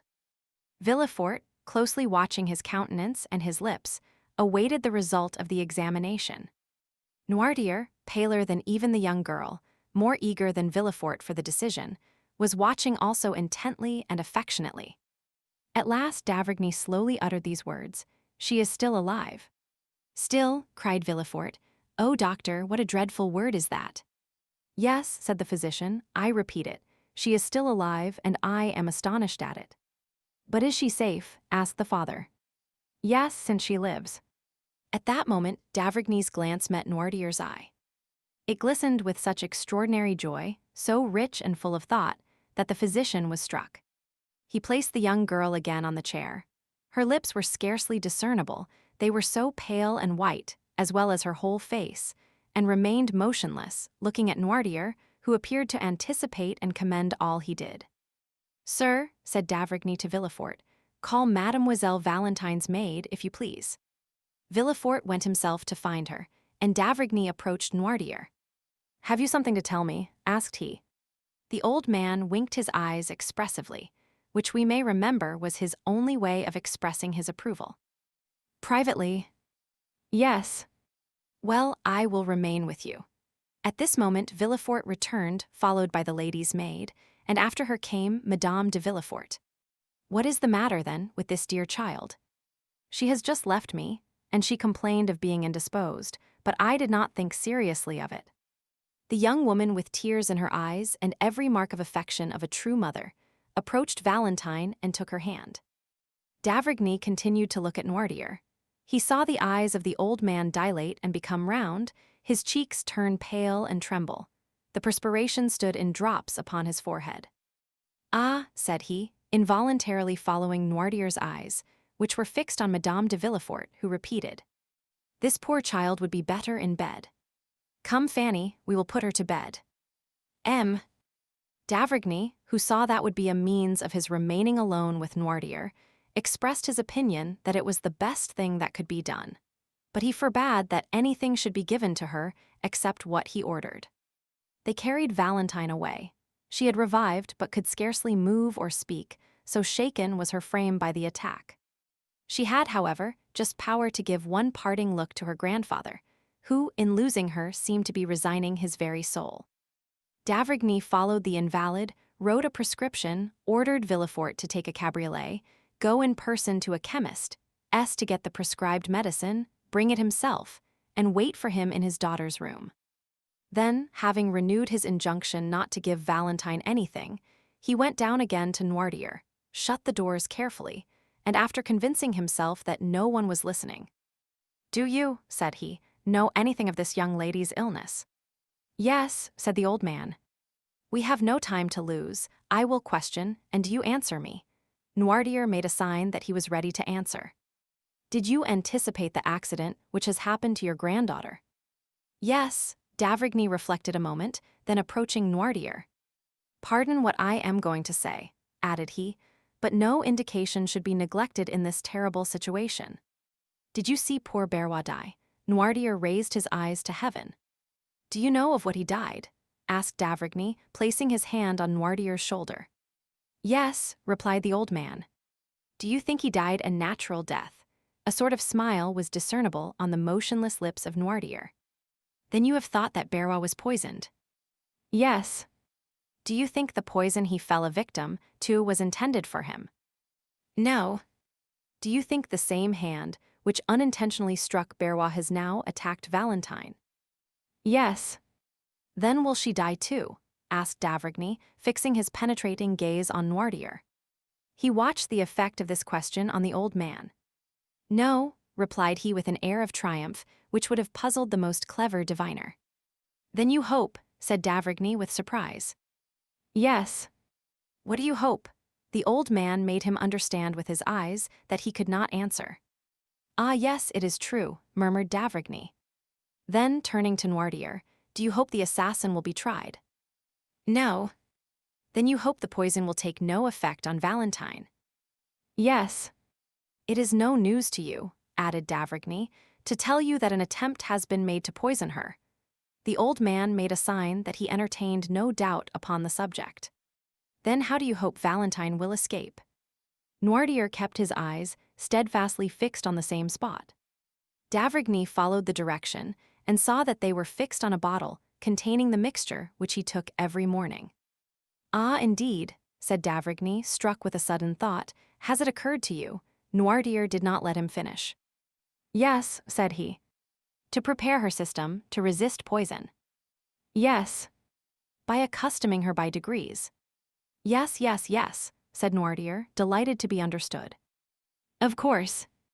I had told you that there was brucine in the mixture I give you." "Yes." "And by accustoming her to that poison, you have endeavored to neutralize the effect of a similar poison."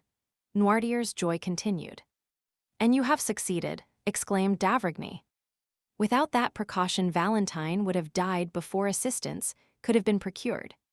The dose has been excessive, but she has only been shaken by it, and this time, at any rate, Valentine will not die." A superhuman joy expanded the old man's eyes, which were raised towards heaven with an expression of infinite gratitude. At this moment, Villefort returned. "Here, doctor," said he, "is what you sent me for." "Was this prepared in your presence?" "Yes," replied the procureur. "Have you not let it go out of your hands?" "No." D'Avrigny took the bottle, poured some drops of the mixture it contained in the hollow of his hand, and swallowed them. "Well," said he, "let us go to Valentine. I will give instructions to everyone, and you, M. de Villefort, will yourself see that no one deviates from them." 40,294 M. At the moment when d'Avrigny was returning to Valentine's room, accompanied by Villefort, an Italian priest, of serious demeanor and calm and firm tone, hired for his use the house adjoining the hotel of M. de Villefort. No one knew how the 3 former tenants of that house left it. About 2 hours afterwards, its foundation was reported to be unsafe, but the report did not prevent the new occupant establishing himself there with his modest furniture the same day at 5 o'clock.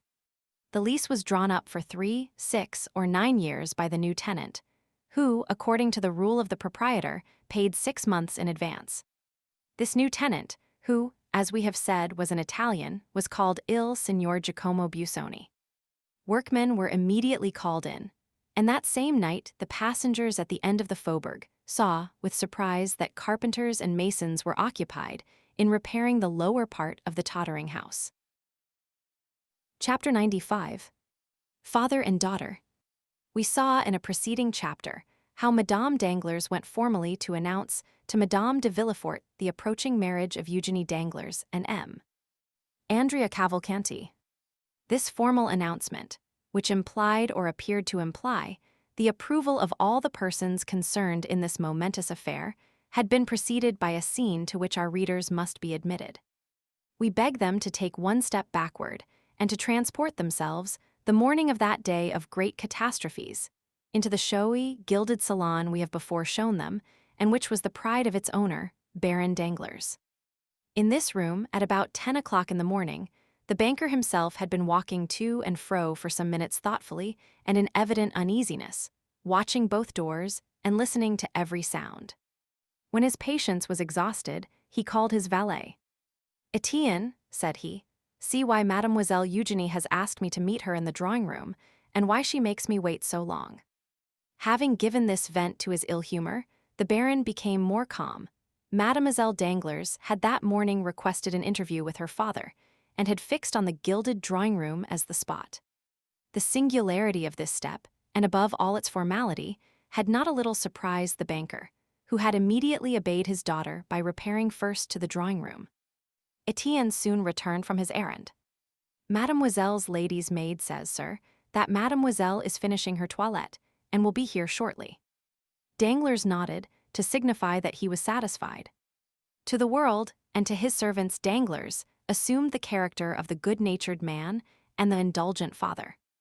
This was one of his parts in the popular comedy he was performing, a makeup he had adopted, and which suited him about as well as the masks worn on the classic stage by paternal actors, who seen from one side were the image of geniality, and from the other showed lips drawn down in chronic ill temper.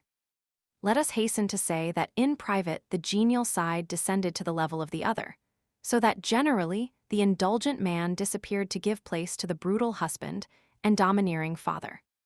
Why the devil does that foolish girl, who pretends to wish to speak to me, not come into my study? And why on earth does she want to speak to me at all? He was turning this thought over in his brain for the 20th time when the door opened and Eugenie appeared, attired in a figured black satin dress, her hair dressed and gloves on, as if she were going to the Italian opera. "Well, Eugenie, what is it you want with me? And why in this solemn drawing room when the study is so comfortable?" "I quite understand why you ask, sir," said Eugenie, making a sign that her father might be seated. "And in fact, your two questions suggest fully the theme of our conversation. I will answer them both, and contrary to the usual method, the last first, because it is the least difficult. I have chosen the drawing room, sir, as our place of meeting, in order to avoid the disagreeable impressions and influences of a banker's study. Those gilded cash books, drawers locked like gates of fortresses, heaps of bank bills, come from I know not where, and the quantities of letters from England, Holland, Spain, India, China, and Peru have generally a strange influence on a father's mind, and make him forget that there is in the world an interest greater and more sacred than the good opinion of his correspondents. I have therefore chosen this drawing room, where you see, smiling and happy in their magnificent frames, your portrait, mine, my mother, and all sorts of rural landscapes and touching pastorals. I rely much on external impressions. Perhaps, with regard to you, they are immaterial, but I should be no artist if I had not some fancies." "Very well," replied M. Danglars, who had listened to all this preamble with imperturbable coolness, but without understanding a word, since, like every man burdened with thoughts of the past, he was occupied with seeking the thread of his own ideas in those of the speaker. "There is, then, the second point cleared up, or nearly so," said Eugenie, without the least confusion, and with that masculine pointedness which distinguished her gesture and her language, "and you appear satisfied with the explanation. Now, let us return to the first. You ask me why I have requested this interview. I will tell you in 2 words, sir. I will not marry Count Andrea Cavalcanti." Danglars leaped from his chair and raised his eyes and arms towards heaven. 40,298 M. "Yes, indeed, sir," continued Eugenie, still quite calm. "You are astonished, I see.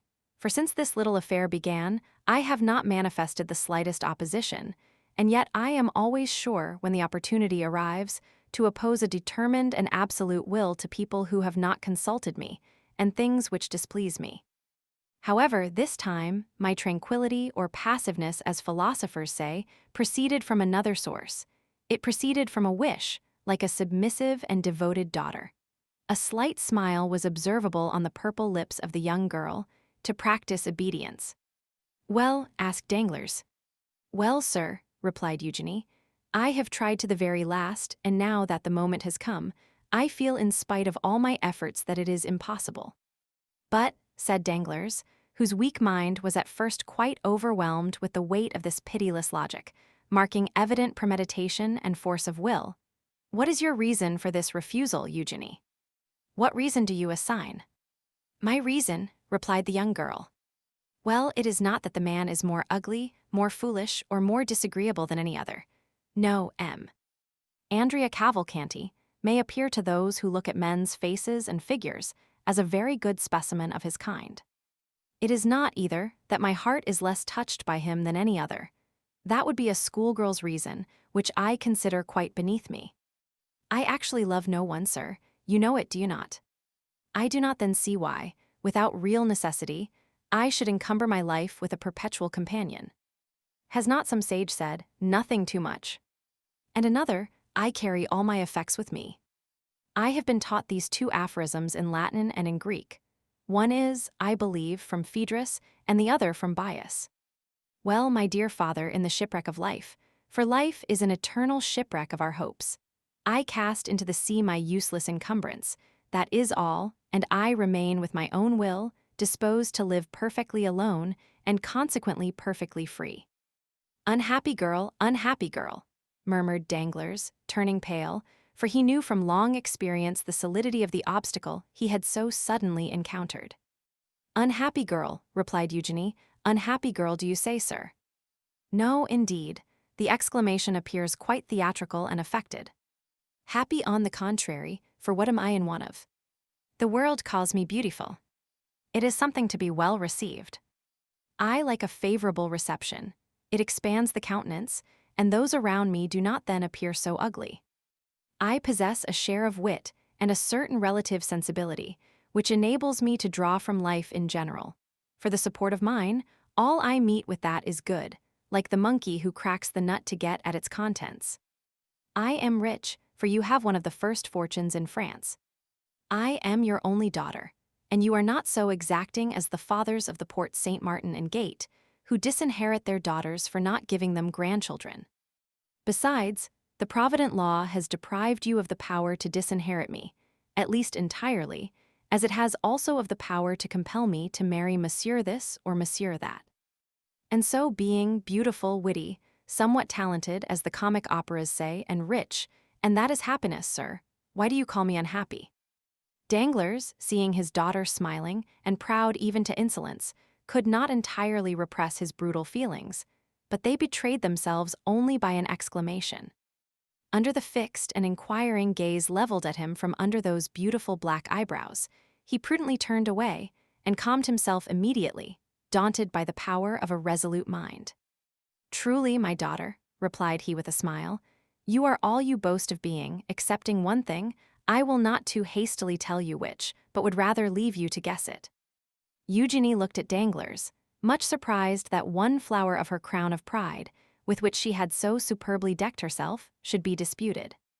My daughter, continued the banker, you have perfectly explained to me the sentiments which influence a girl like you, who is determined she will not marry.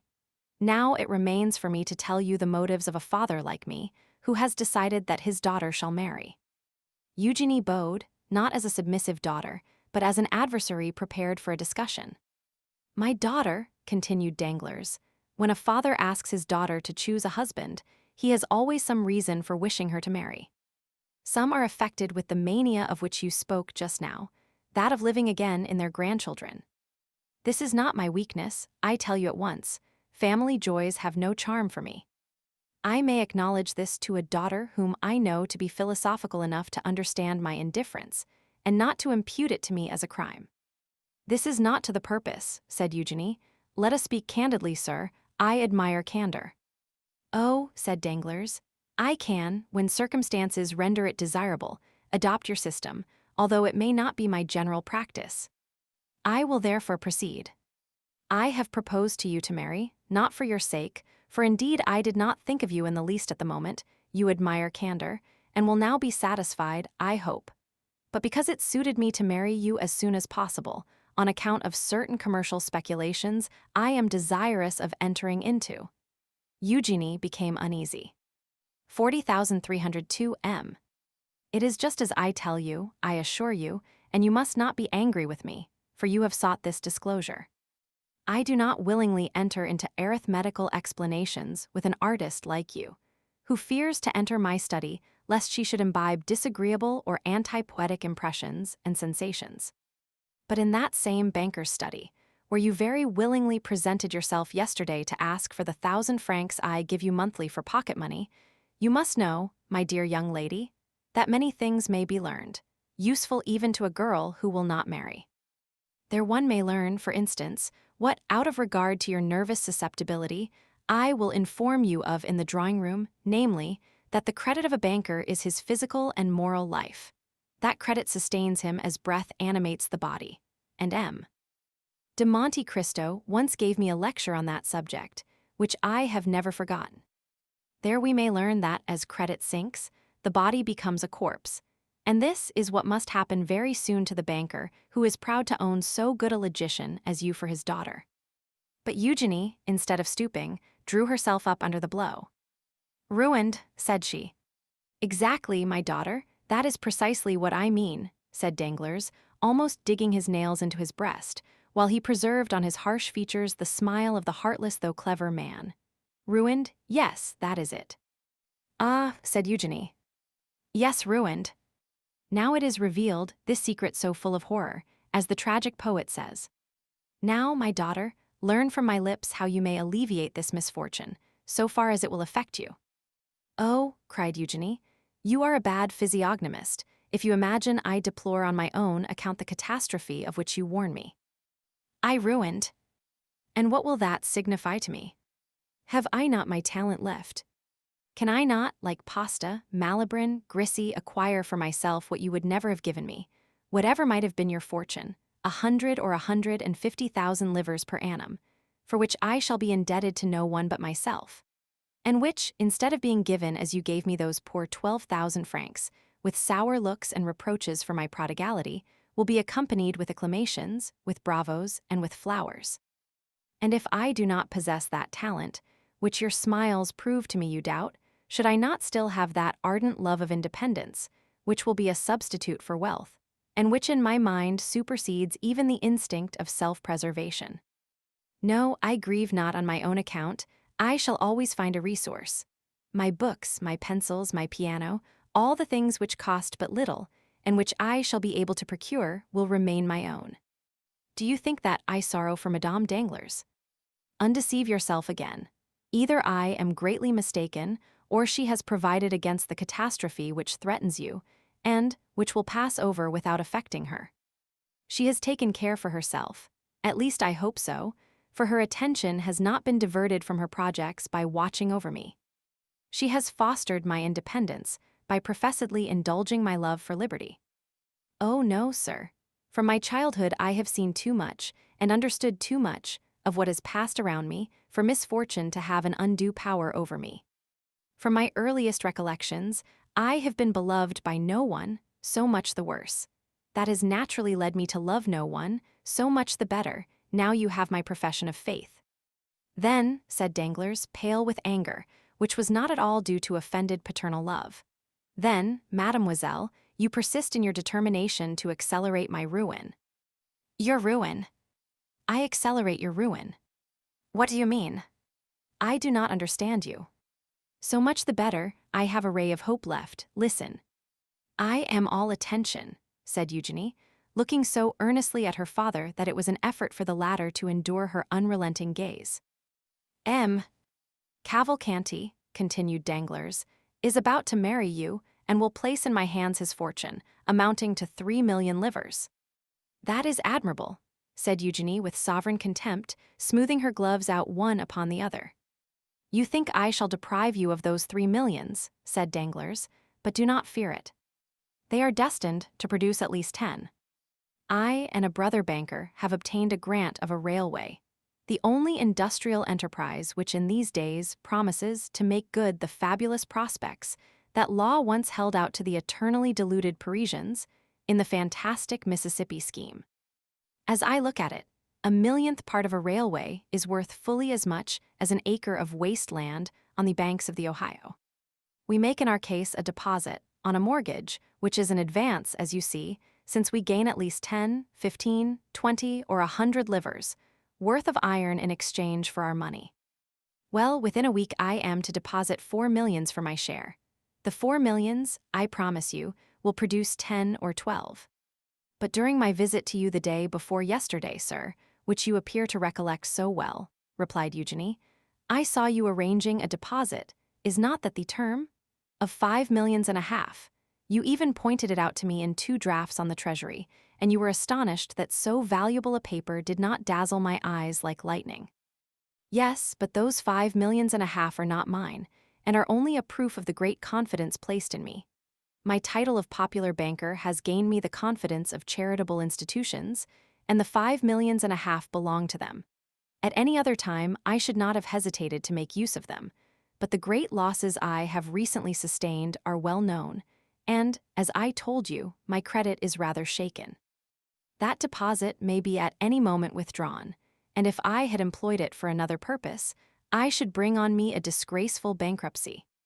I do not despise bankruptcies, believe me, but they must be those which enrich, not those which ruin. Now if you marry M. Cavalcanti and I get the 3 millions, or even if it is thought I am going to get them, my credit will be restored, and my fortune, which for the last month or two has been swallowed up in gulfs which have been opened in my path by an inconceivable fatality, will revive. Do you understand me? Perfectly. You pledge me for 3 millions, do you not? The greater the amount, the more flattering it is to you. It gives you an idea of your value. Thank you. One word more, sir. Do you promise me to make what use you can of the report of the fortune M. Cavalcanti will bring without touching the money? This is no act of selfishness, but of delicacy. I am willing to help rebuild your fortune, but I will not be an accomplice in the ruin of others. But since I tell you, cried Danglars, that with these 3 million, do you expect to recover your position, sir, without touching those 3 million? I hope so, if the marriage should take place and confirm my credit. Shall you be able to pay M. Cavalcanti the 500,000 francs you promise for my dowry? He shall receive them on returning from the mayor's 20. Very well. What next? What more do you want? I wish to know if, in demanding my signature, you leave me entirely free in my person. Absolutely. Then, as I said before, sir, very well, I am ready to marry M. Cavalcanti. But what are you up to? Ah, that is my affair. What advantage should I have over you, if knowing your secret I were to tell you mine? Danglars bit his lips. Then, said he, you are ready to pay the official visits, which are absolutely indispensable. Yes, replied Eugenie. And to sign the contract in 3 days. Yes. Then in my turn, I also say very well. Danglars pressed his daughter's hand in his. But extraordinary to relate, the father did not say, thank you, my child, nor did the daughter smile at her father. Is the conference ended? Asked Eugenie, rising. Danglars motioned that he had nothing more to say. 5 minutes afterwards, the piano resounded to the touch of Mademoiselle d'Armilly's fingers, and Mademoiselle Danglars was singing Brabantio's malediction on Desdemona. At the end of the piece, Etienne entered and announced to Eugenie that the horses were to the carriage, and that the Baroness was waiting for her to pay her visits. We have seen them at Villefort, S. They proceeded then on their course. 40,306 M. Volume 5. 50,009 M.